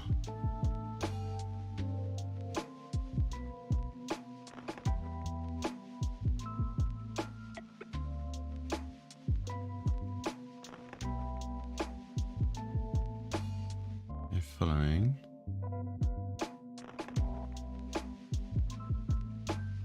Character holding state. Go back to idle here.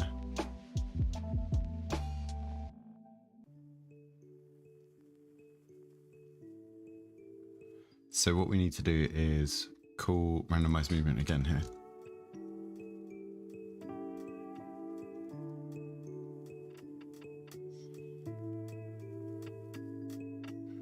And then the next thing we need to do is we need to weight the randomness to pull it back towards the center each time.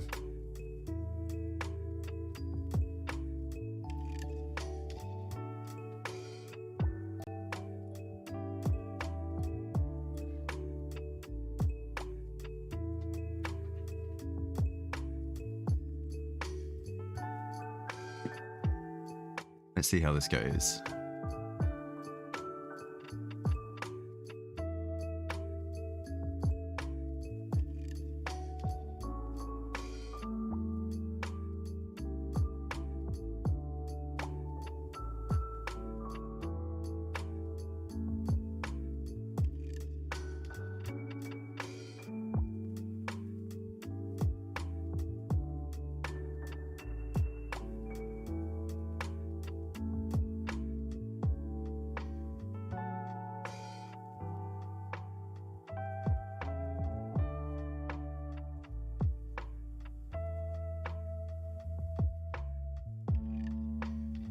Is the velocity changing at all?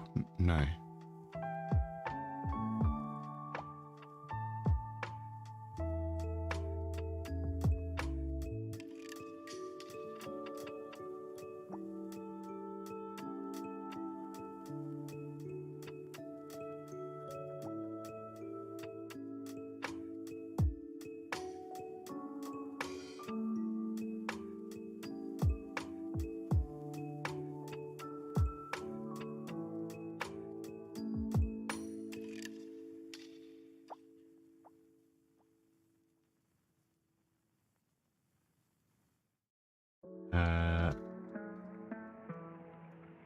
So change velocity.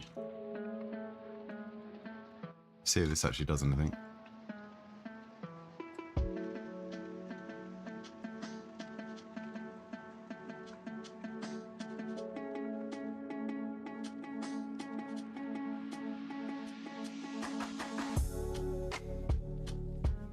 Bum, bum, bum, bum.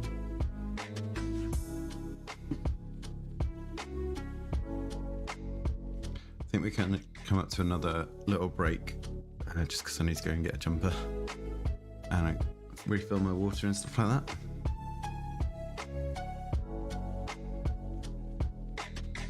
Let's see if we get a little bit of movement here.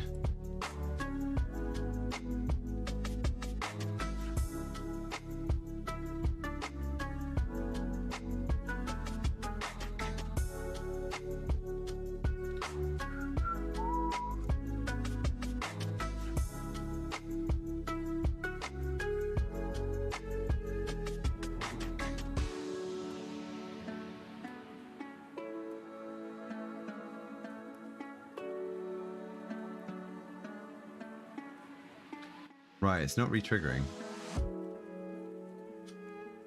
Oh, I remember why. Yes.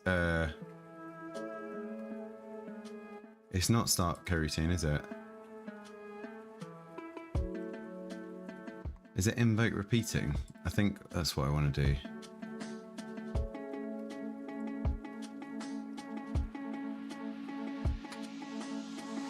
Invoke repeating. Randomize movement. Like time is the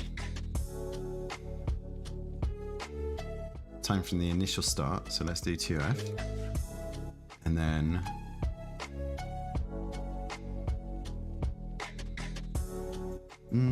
actually let's just do invoke.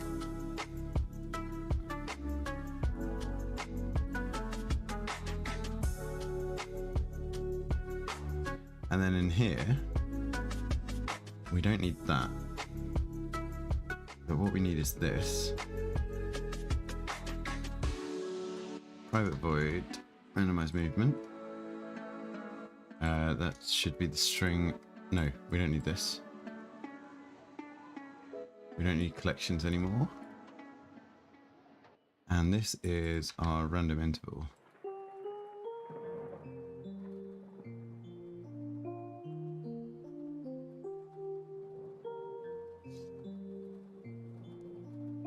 Let's give this a try.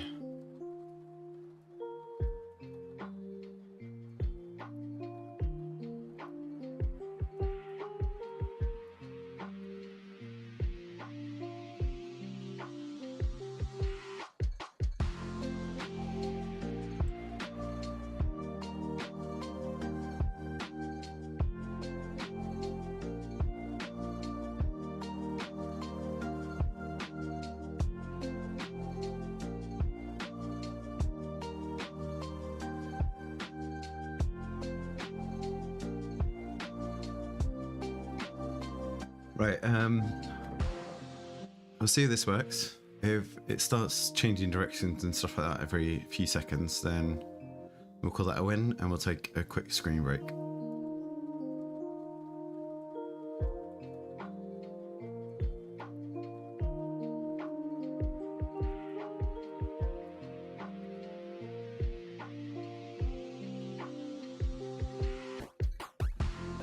Okay, kind of. It needs a bit of like a ramp up change rather than like sudden changes.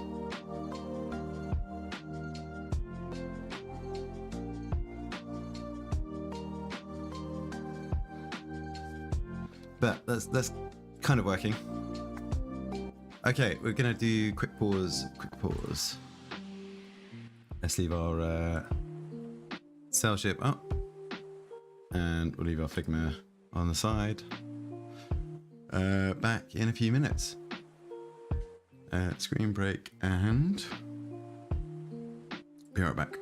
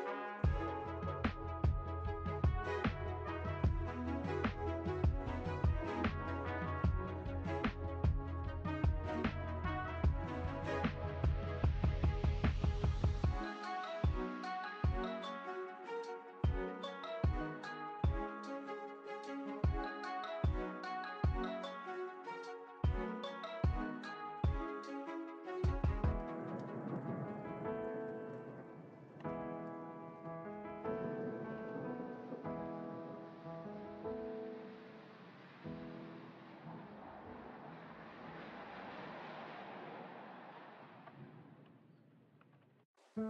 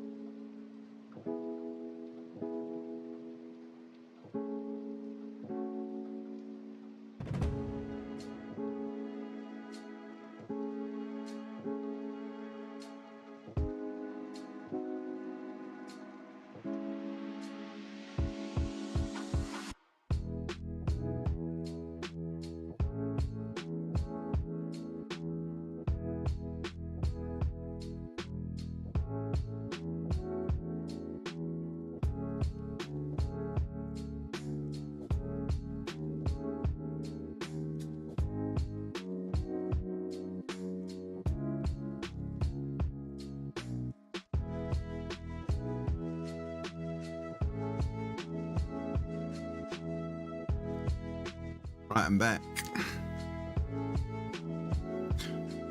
Internet's struggling with stream and me opening other tabs at the same time. Oh no, sorry to hear that, Zimni. Don't feel like you need to leave the stream open. But thank you for lurking if you are.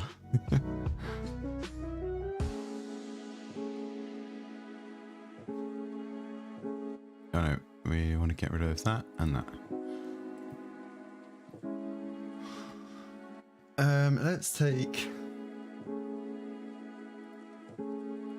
Let's have a little look on Ludum Dare and see if anyone's doing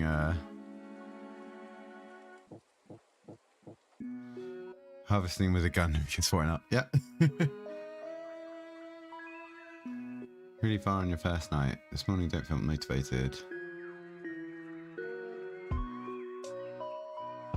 Oh, that's cool. Veggie survivors.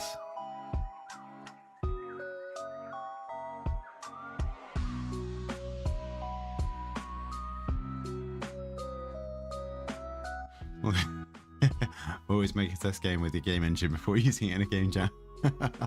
Oh, poor person.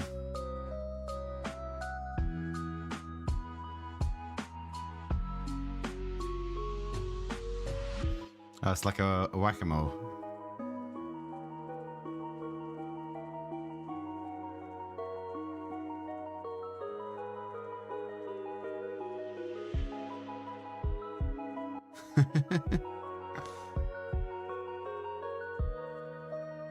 Oh, that's cute.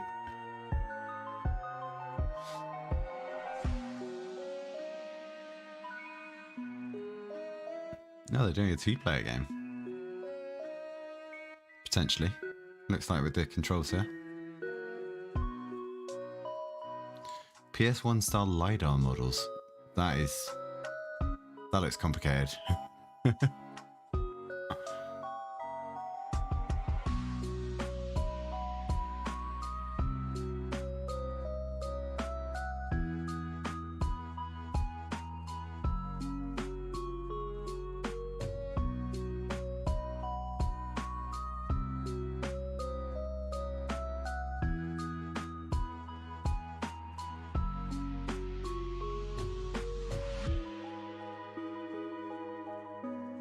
Every 12 hours, evaluate and cut down anything you need.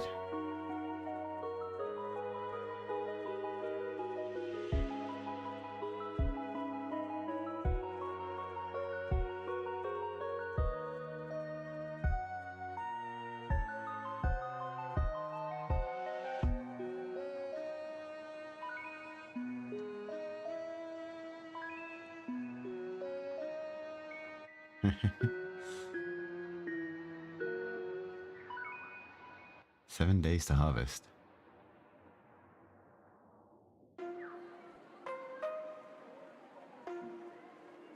Looks like there's some cool games coming on.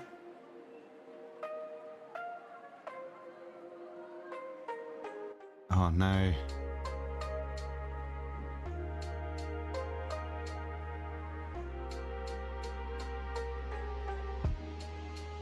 That's a good model.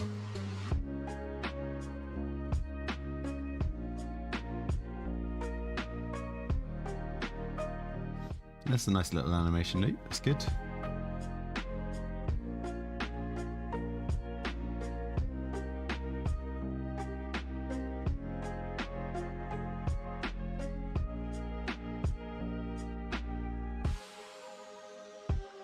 Stable diffusion for graphics. It's interesting.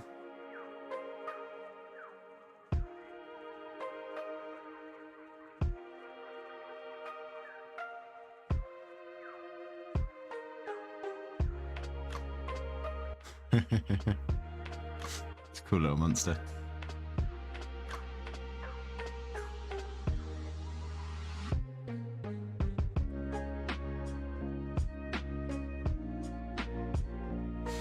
Right,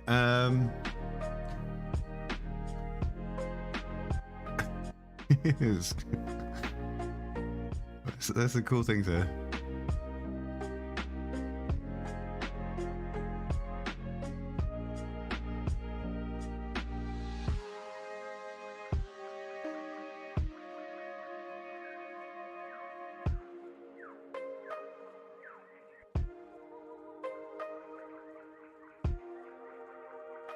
Ooh, this looks cool.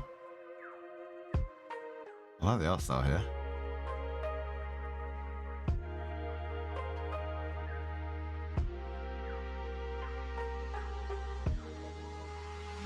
Right, we'll have a little look on the Discord as well.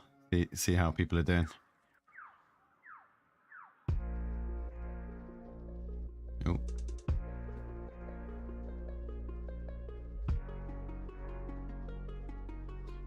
We'll start at the bottom.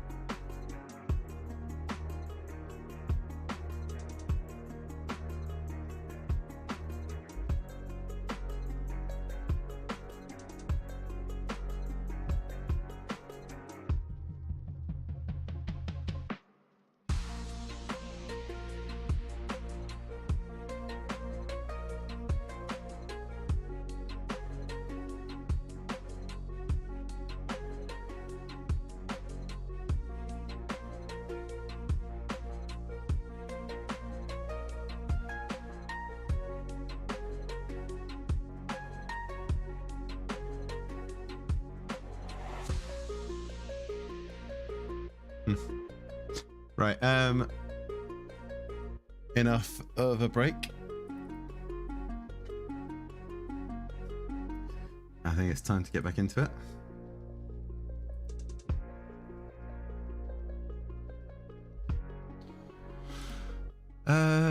Right.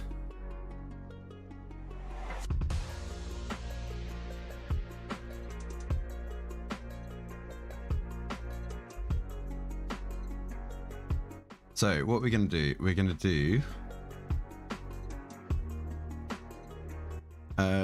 we've got the bench moving around. Now, instead of random range this way, I think what we've got to do is we've got to take into account where we currently are. So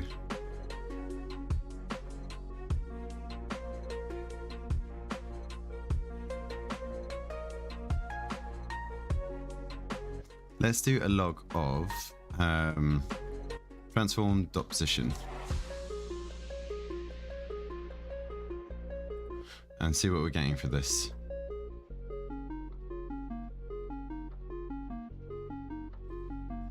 Because what we want to do is hopefully 0, 0 is the center position here.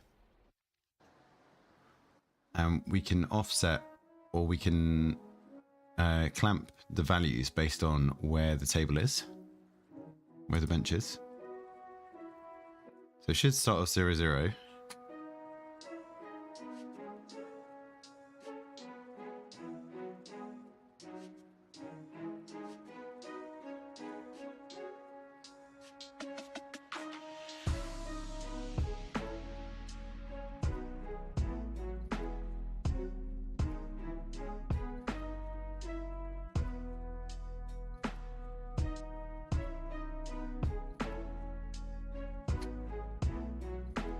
Right, change velocity. So at the moment we're negative numbers, so we want positive only, right?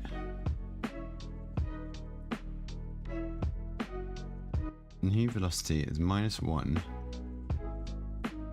1 minus 5, yeah. So really here we'd want both positive, so we come back into frame.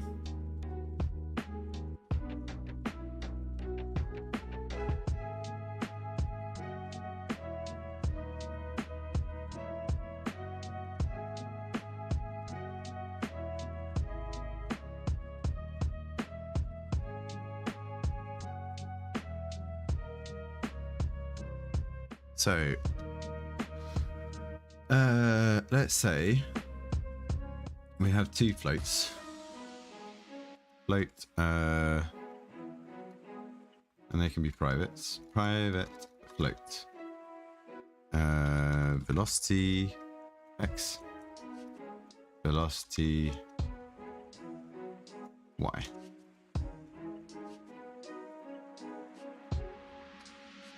Right, velocity. Oh.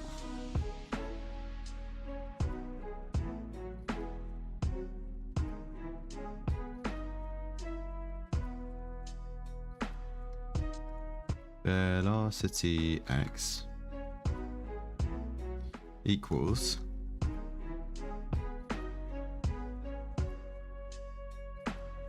no, yeah, velocity X equals random dot range 0 to 2f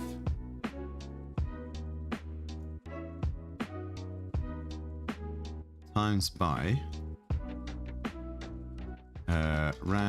math f dot absolute, no, not absolute, dot sign.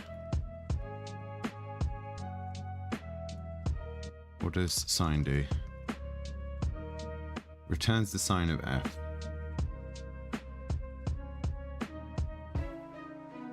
Transform dot position dot x times -1. I'll do the same with y.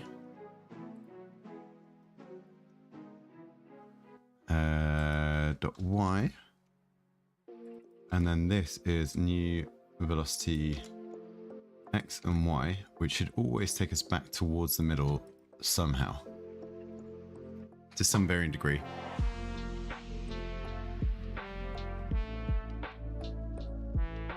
And also we want to set this random interval early and use that to change the velocity. So we'll like ramp up to a value and then ramp down.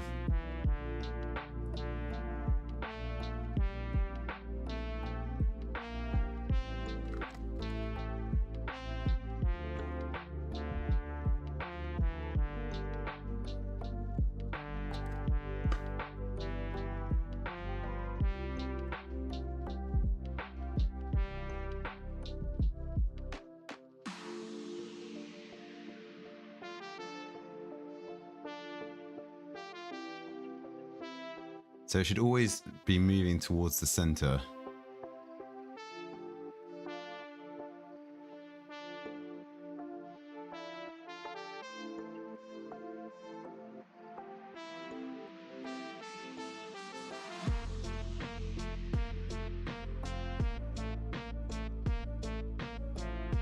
That's a bit better.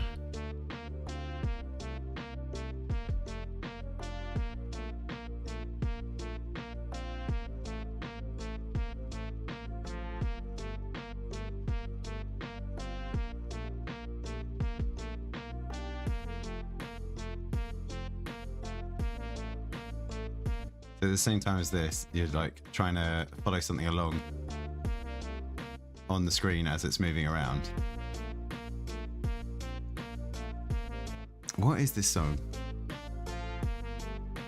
Throwing Illusions. It's a couple of times it's come up and I've skipped it every time, unfortunately.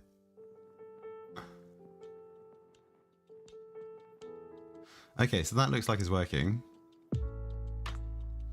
We might have to just put some clamps on how far it can move.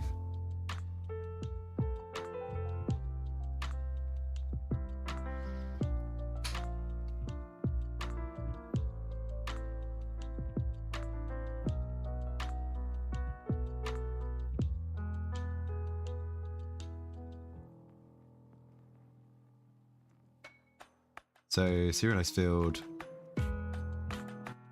max velocity,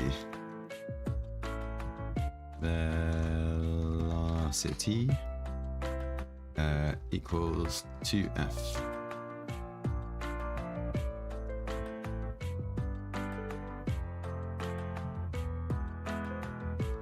And then we replace those.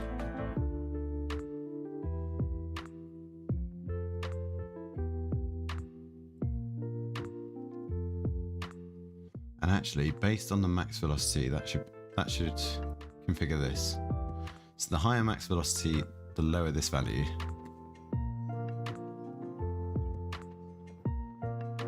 So we want this to be like max velocity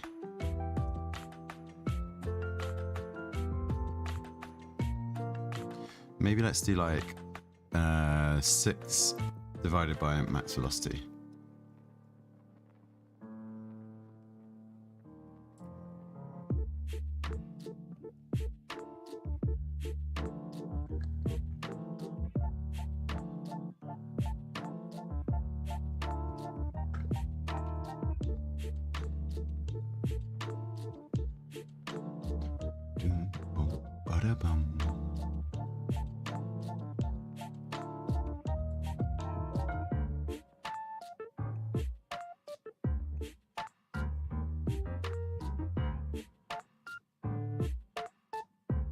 So on like a stormy level, we can set this to way higher, but it means that it moves around a lot quicker.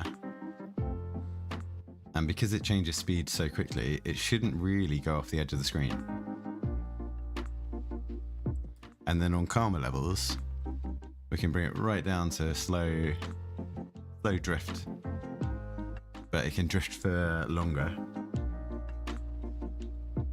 And again, it should stay roughly in the middle of the screen.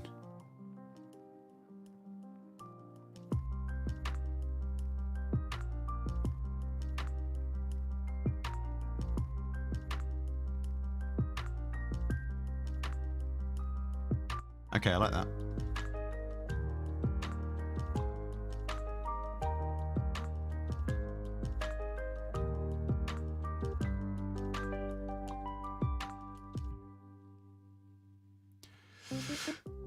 I'm tempted to do a bit of pixel art now.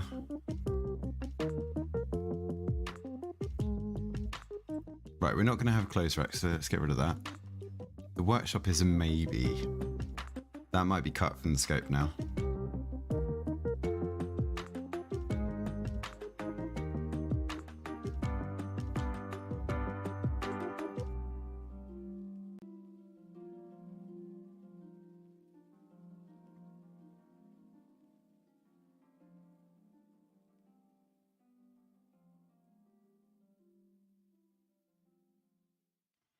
So I think in this,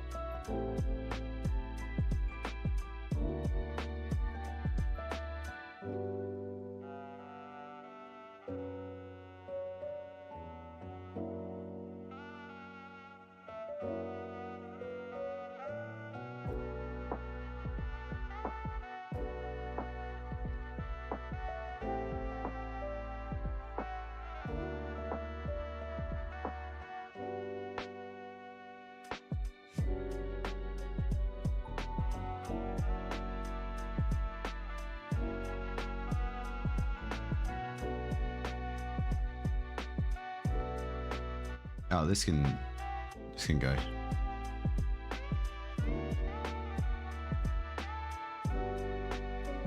We can combine these. Don't need both. So in that case, let's move it all into the control.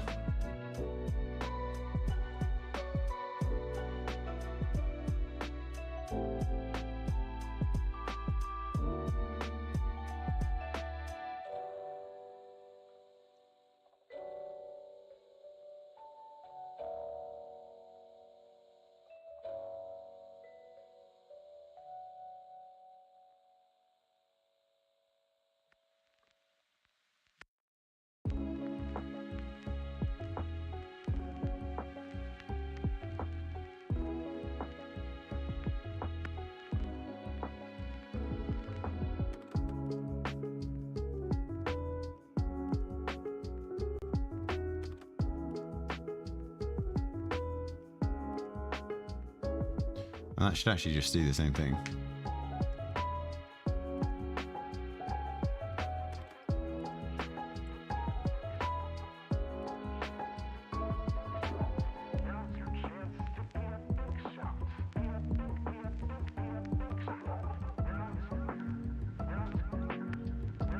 Right, I think now that we've got like I wouldn't say a prototype, but now we've got like some template to work on. I think the next step is to jump back into Figma and really think about what we want.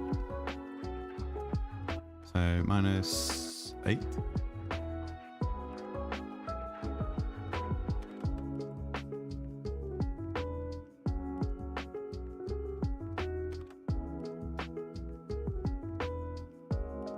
No, too far.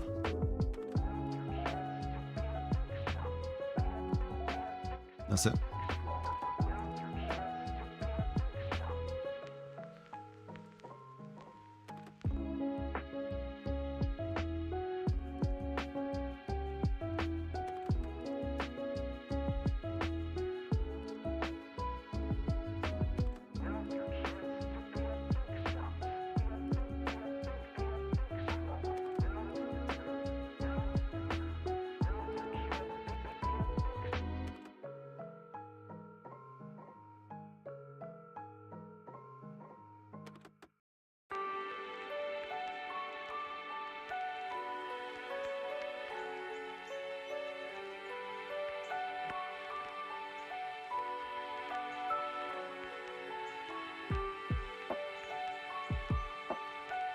Can we fit 2 3x3s in this?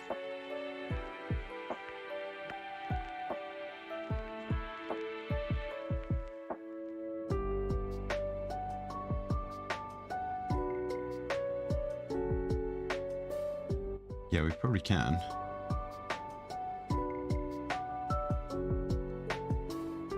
Do we need to though?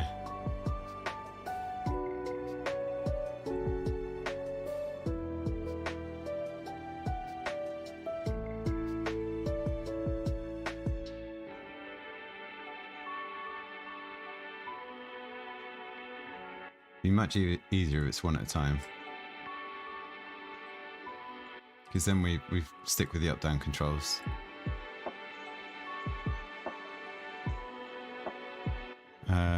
So this needs to be, so if that's 5, this is -7 now, maybe? Nope.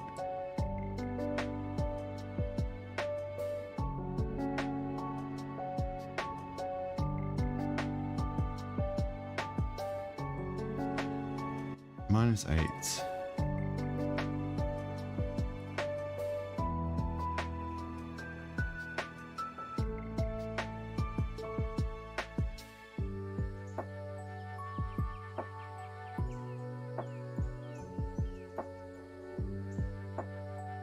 And we want this to move from, let's say 0. We're going to remove that component. Going to get rid of inventory UI. Ooh, and then we're going to look at controls.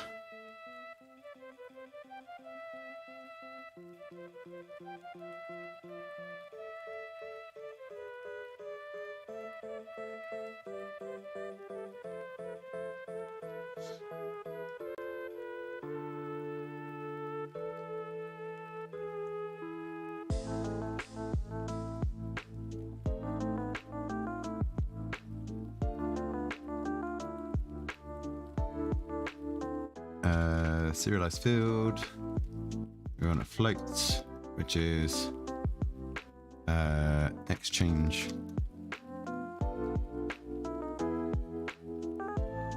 Well, 7F, but we want to be able to change that.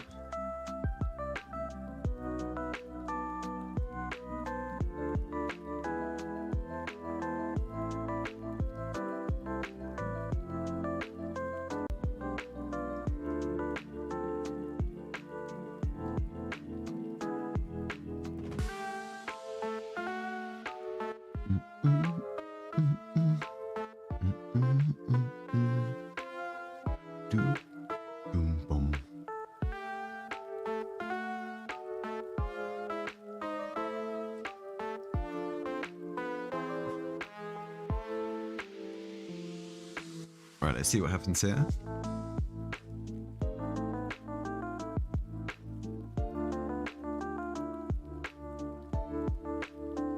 I mean, really, we could just put the... What happens if we just put the sprite on here? That's probably better.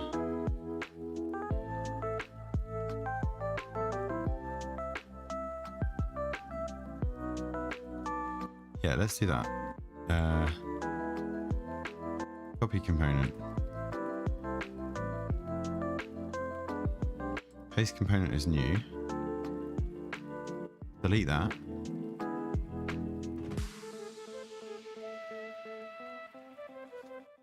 X scale of 10. Sorry, Y scale of 10. X scale of 5.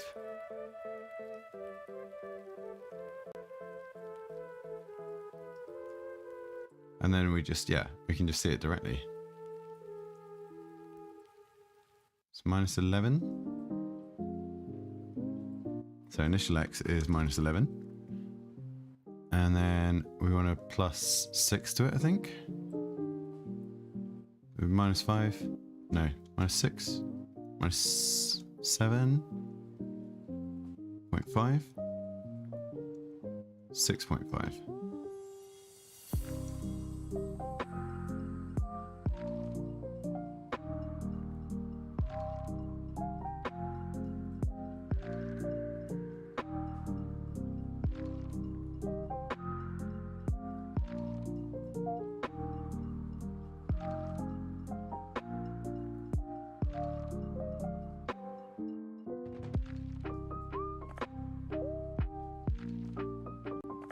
Right, let's see what that looks like.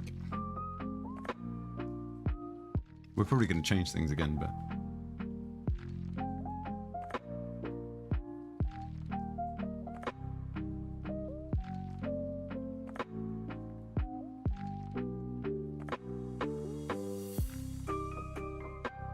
That is good.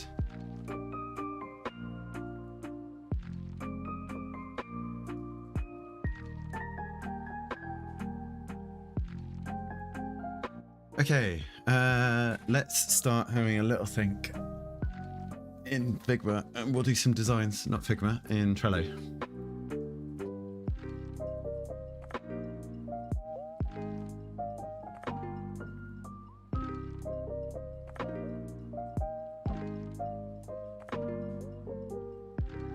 So input system, I think, is in progress. Controls is kind of in progress.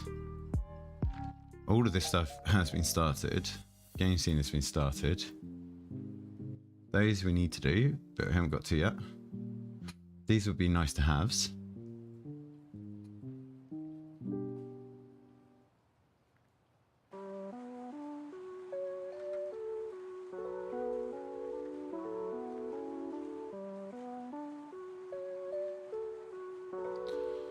Right, I think what we want to do is have 2 of these open.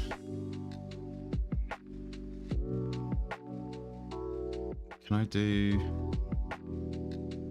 something like this? Oh, no.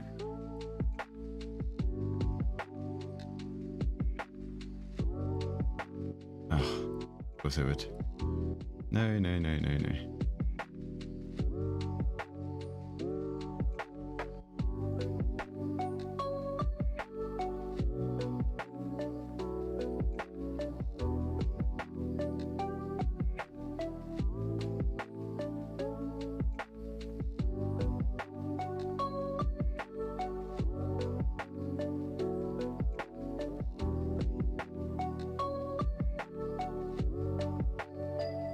Right.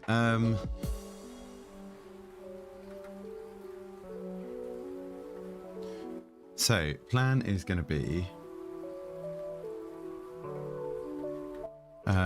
Saturday night. We're going to do sound effects and music. We're going to just look for and listen, and we're going to do some pixel art stuff. So that'll be after dinner.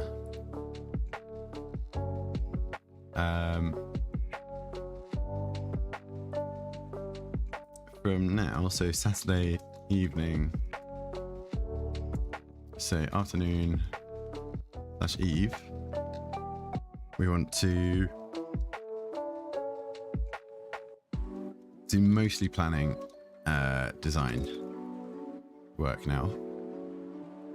So this will be the next couple of hours. Then we'll break for dinner and just a little break away from screens again. And then when we come back, we'll be doing just pixel art and sound effect stuff.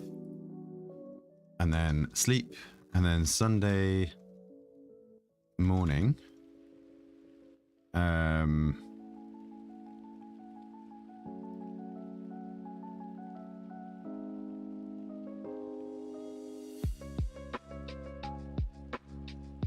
well, let's do Sunday afternoon / eve, and then Sunday night, Monday morning, Monday afternoon,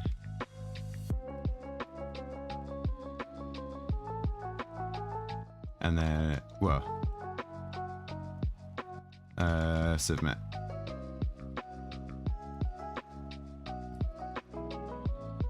So this should be final testing and polish.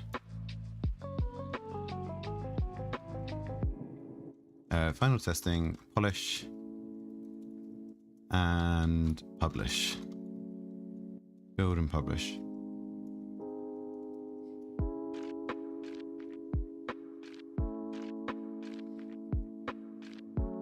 Submit and write up / devlog. Right, Monday morning is going to be gameplay tweaks,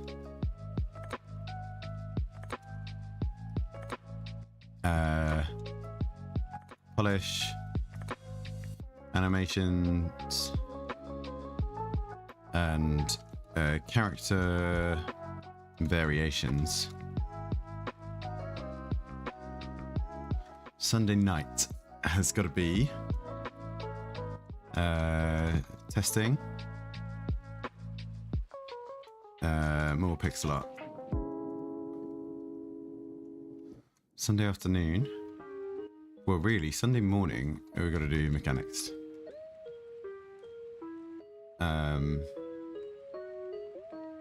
Oh, where are we doing UI? Sunday night, we're doing UI.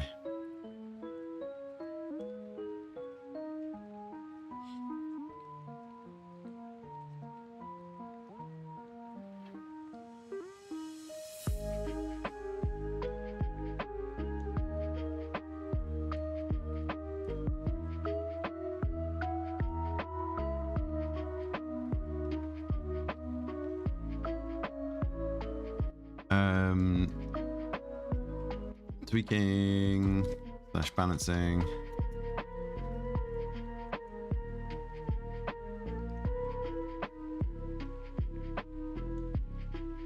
Probably a bit more sound effects and music here. We don't do too much though. Oh, time for a tutorial. Yes, that's a good idea. Tutorial. I'm just going to do a screen that comes up the first time.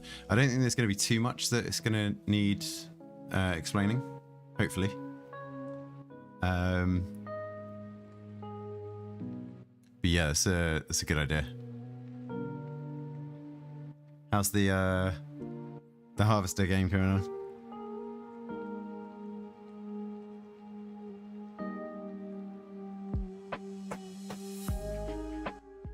Mechanics here.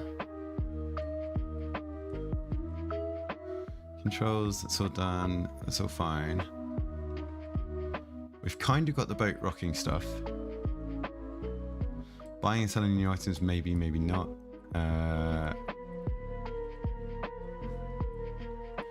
This we need to figure out.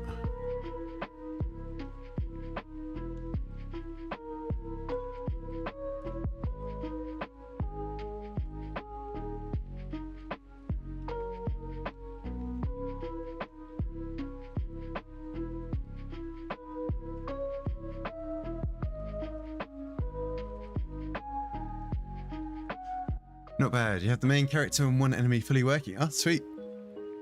No, it should go faster. Yeah, so you can copy stuff over. That's a good position to be in.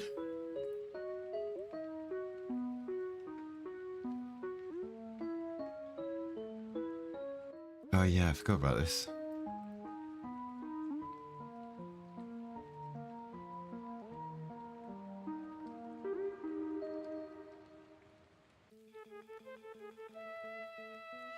Right, so a bit more. Let's have a bit more thought into features now. Let's copy this. Right, mechanics.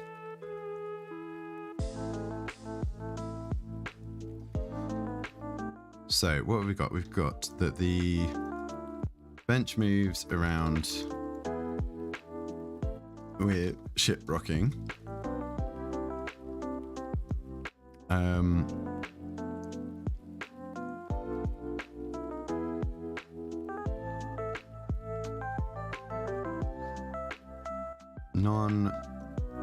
So the non-tool hand is moves with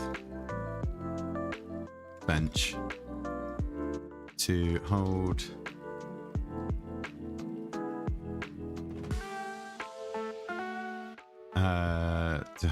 clothes in place. So that's got to be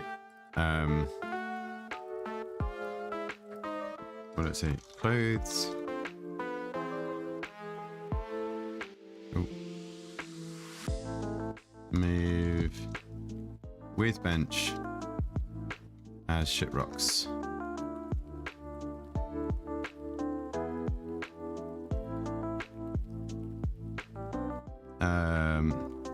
If you try to stitch while cursor is over hand, then you get a time penalty. Slash poke yourself.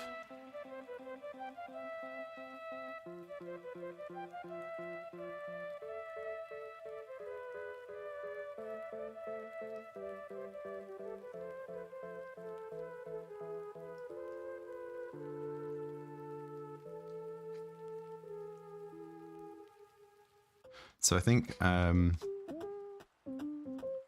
different clothes will have set different holes and a set of points that need to be stitched.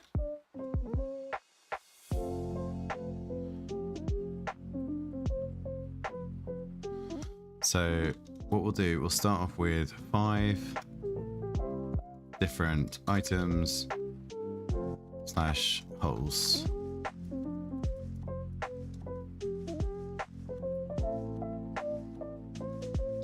Different shapes of cloth in your inventory that match up with the holes.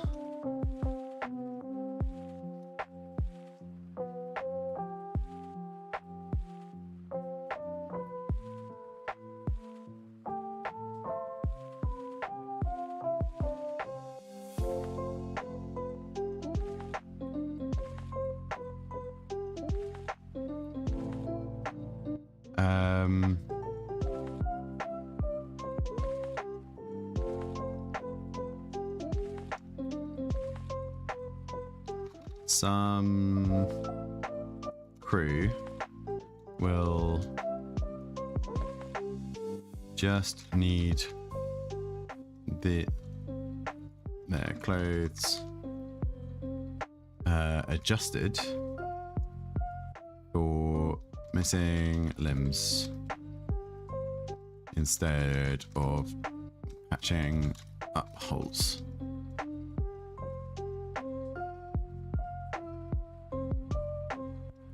So let's design those 5 different items for now. So one shirt with small billet hole.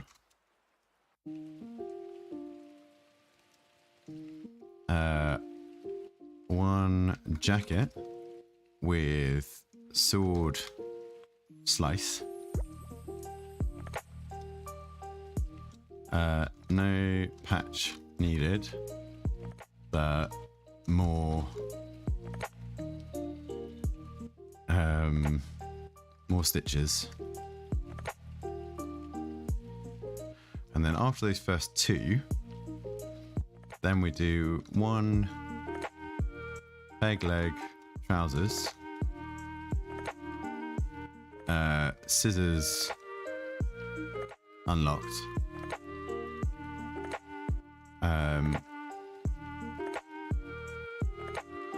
So the player needs to snip off extra material and then stitch along. Snip. And then 2 more, which is 1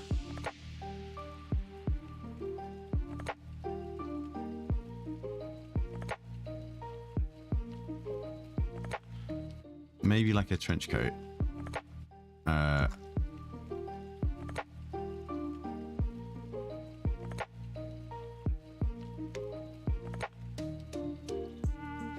No, actually. Can we do something to do with a parrot? Why does it not like trench coat? Oh, it might be 2 separate words. With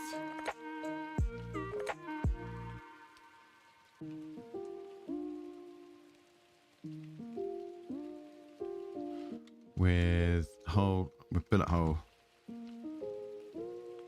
and sword slice, and then 1 trousers with billet hole and 4 peg leg. Maybe we do that for now.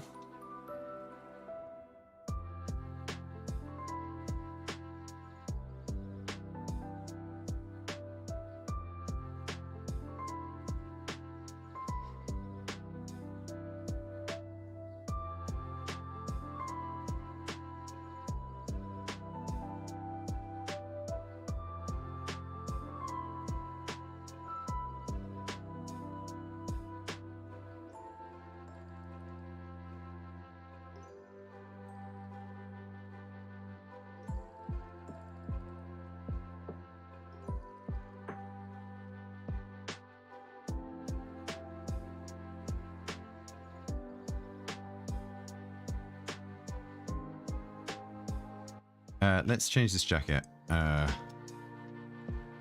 for crewmate missing arm. Remove.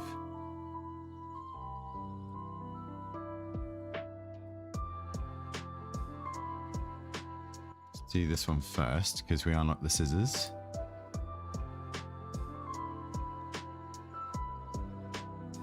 Remove extra sleeve, sleeve, sleeve, and stitch.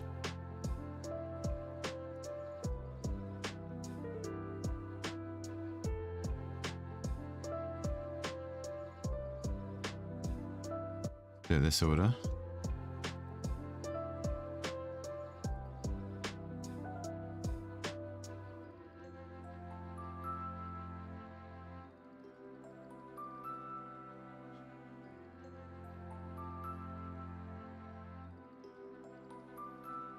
So we've got 1, 2, 3 holes, 1 sword slice.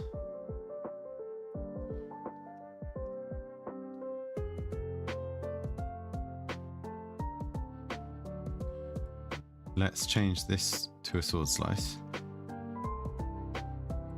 And this to have a small bullet hole.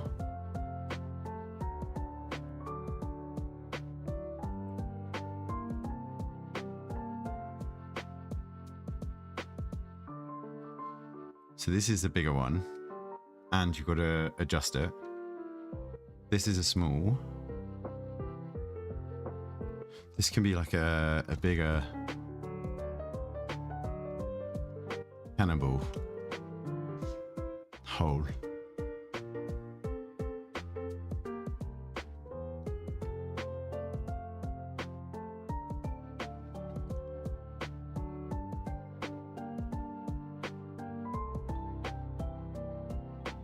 Maybe just the hole.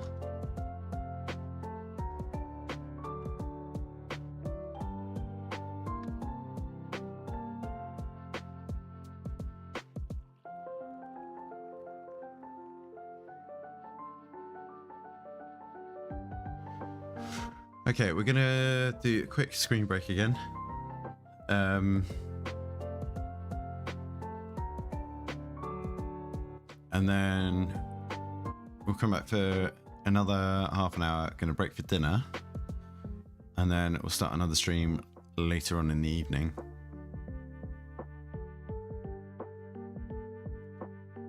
Because I can feel my focus is definitely waning at the moment. So I think I need just a little step away. But yeah, let's do back in 5.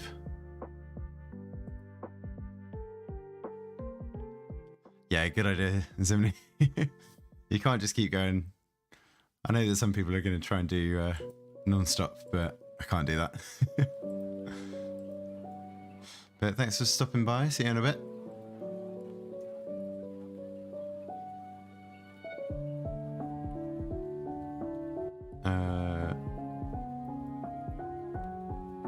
Why is that not working?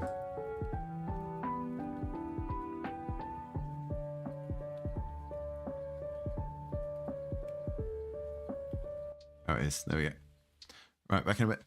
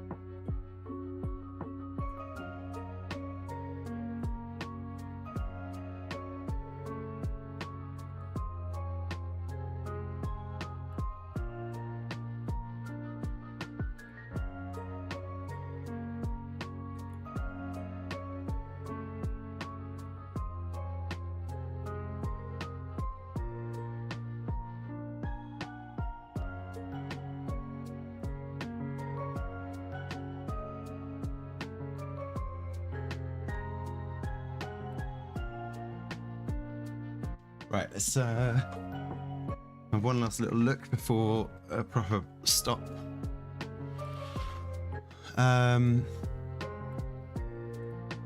Get rid of this, get rid of this. So what are we working on now? We're working on design again.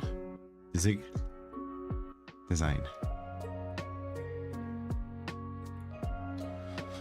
Right, so what we're going to be doing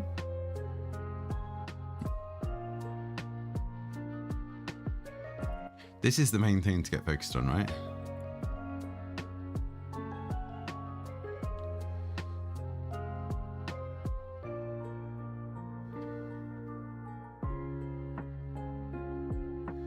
What would our third tool be? I think while we're in this stage, let's have a look here. We'll go back to pirate ship tailoring gameplay, if it will let us.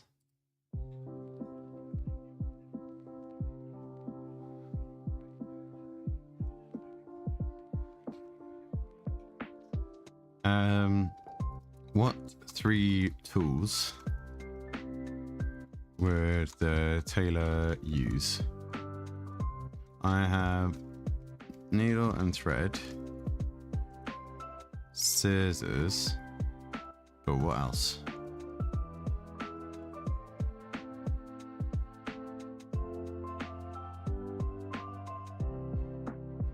Some other tools that you might find useful could include sewing machine. No, I don't really want to do that yet. What else? Measuring tape, no. Maybe buttons though.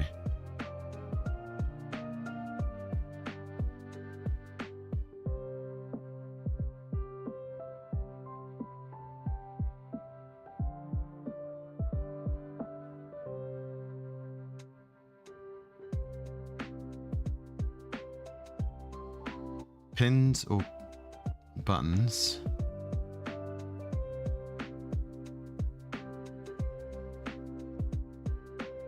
Those could be.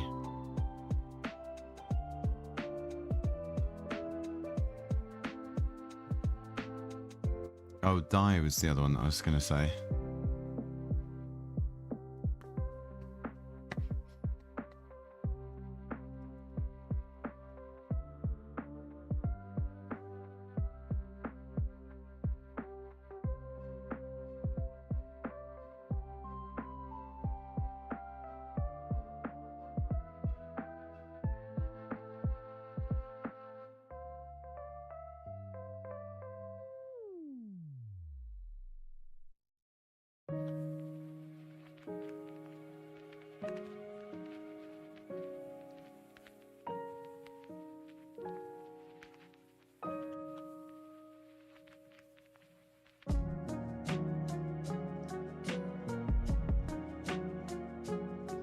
Missing buttons? Maybe.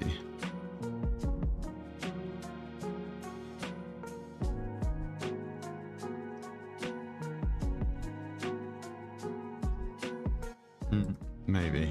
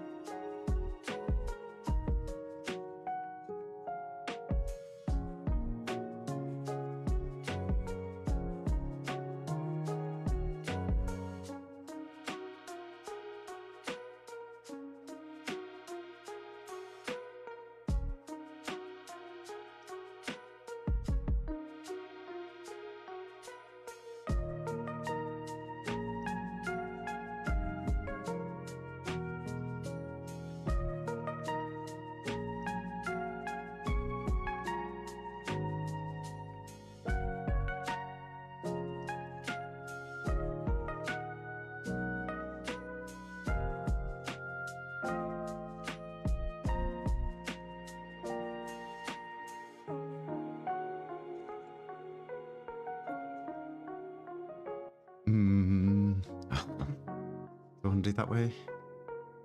You'd have pins that hold the pieces together.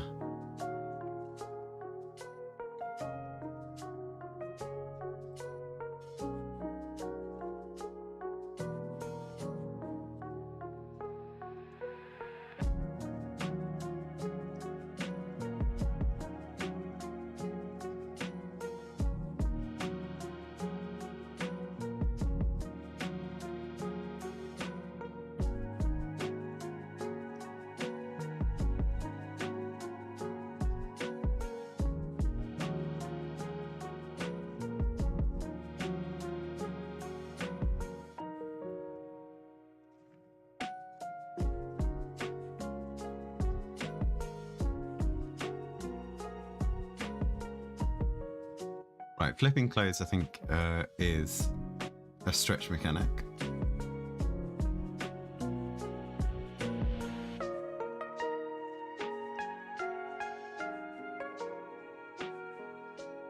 I would quite like the event system.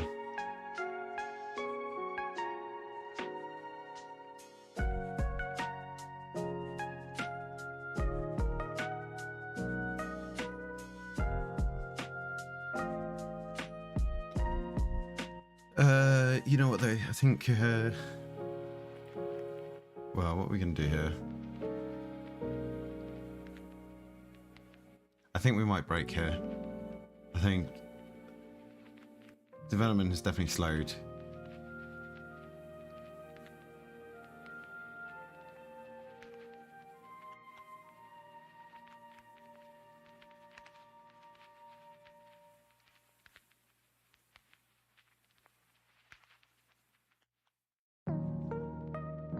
Oh, that's cool.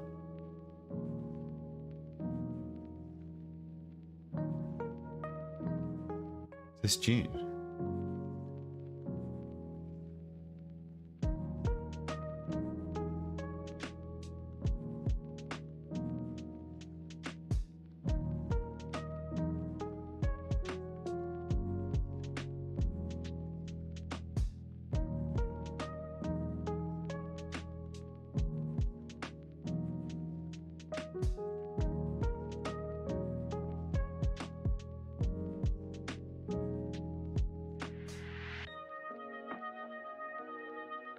Let's see how many games have been submitted.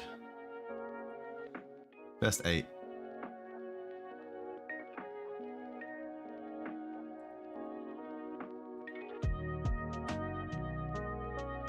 Or 9 submissions.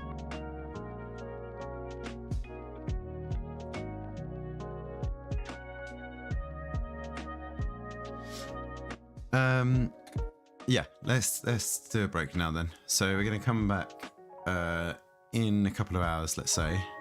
I'm probably going to do some more work off stream. I'm not going to set a time that I'm going to come back, but sometime this evening we'll be back to do sound effects and graphics. We're going to work on a bit on that. But in the meantime, I'm going to make some food. I'm going to do a bit of development off stream because I think it's a little bit less taxing sometimes. And yeah, I hope everyone's having fun with the jam, having a nice weekend.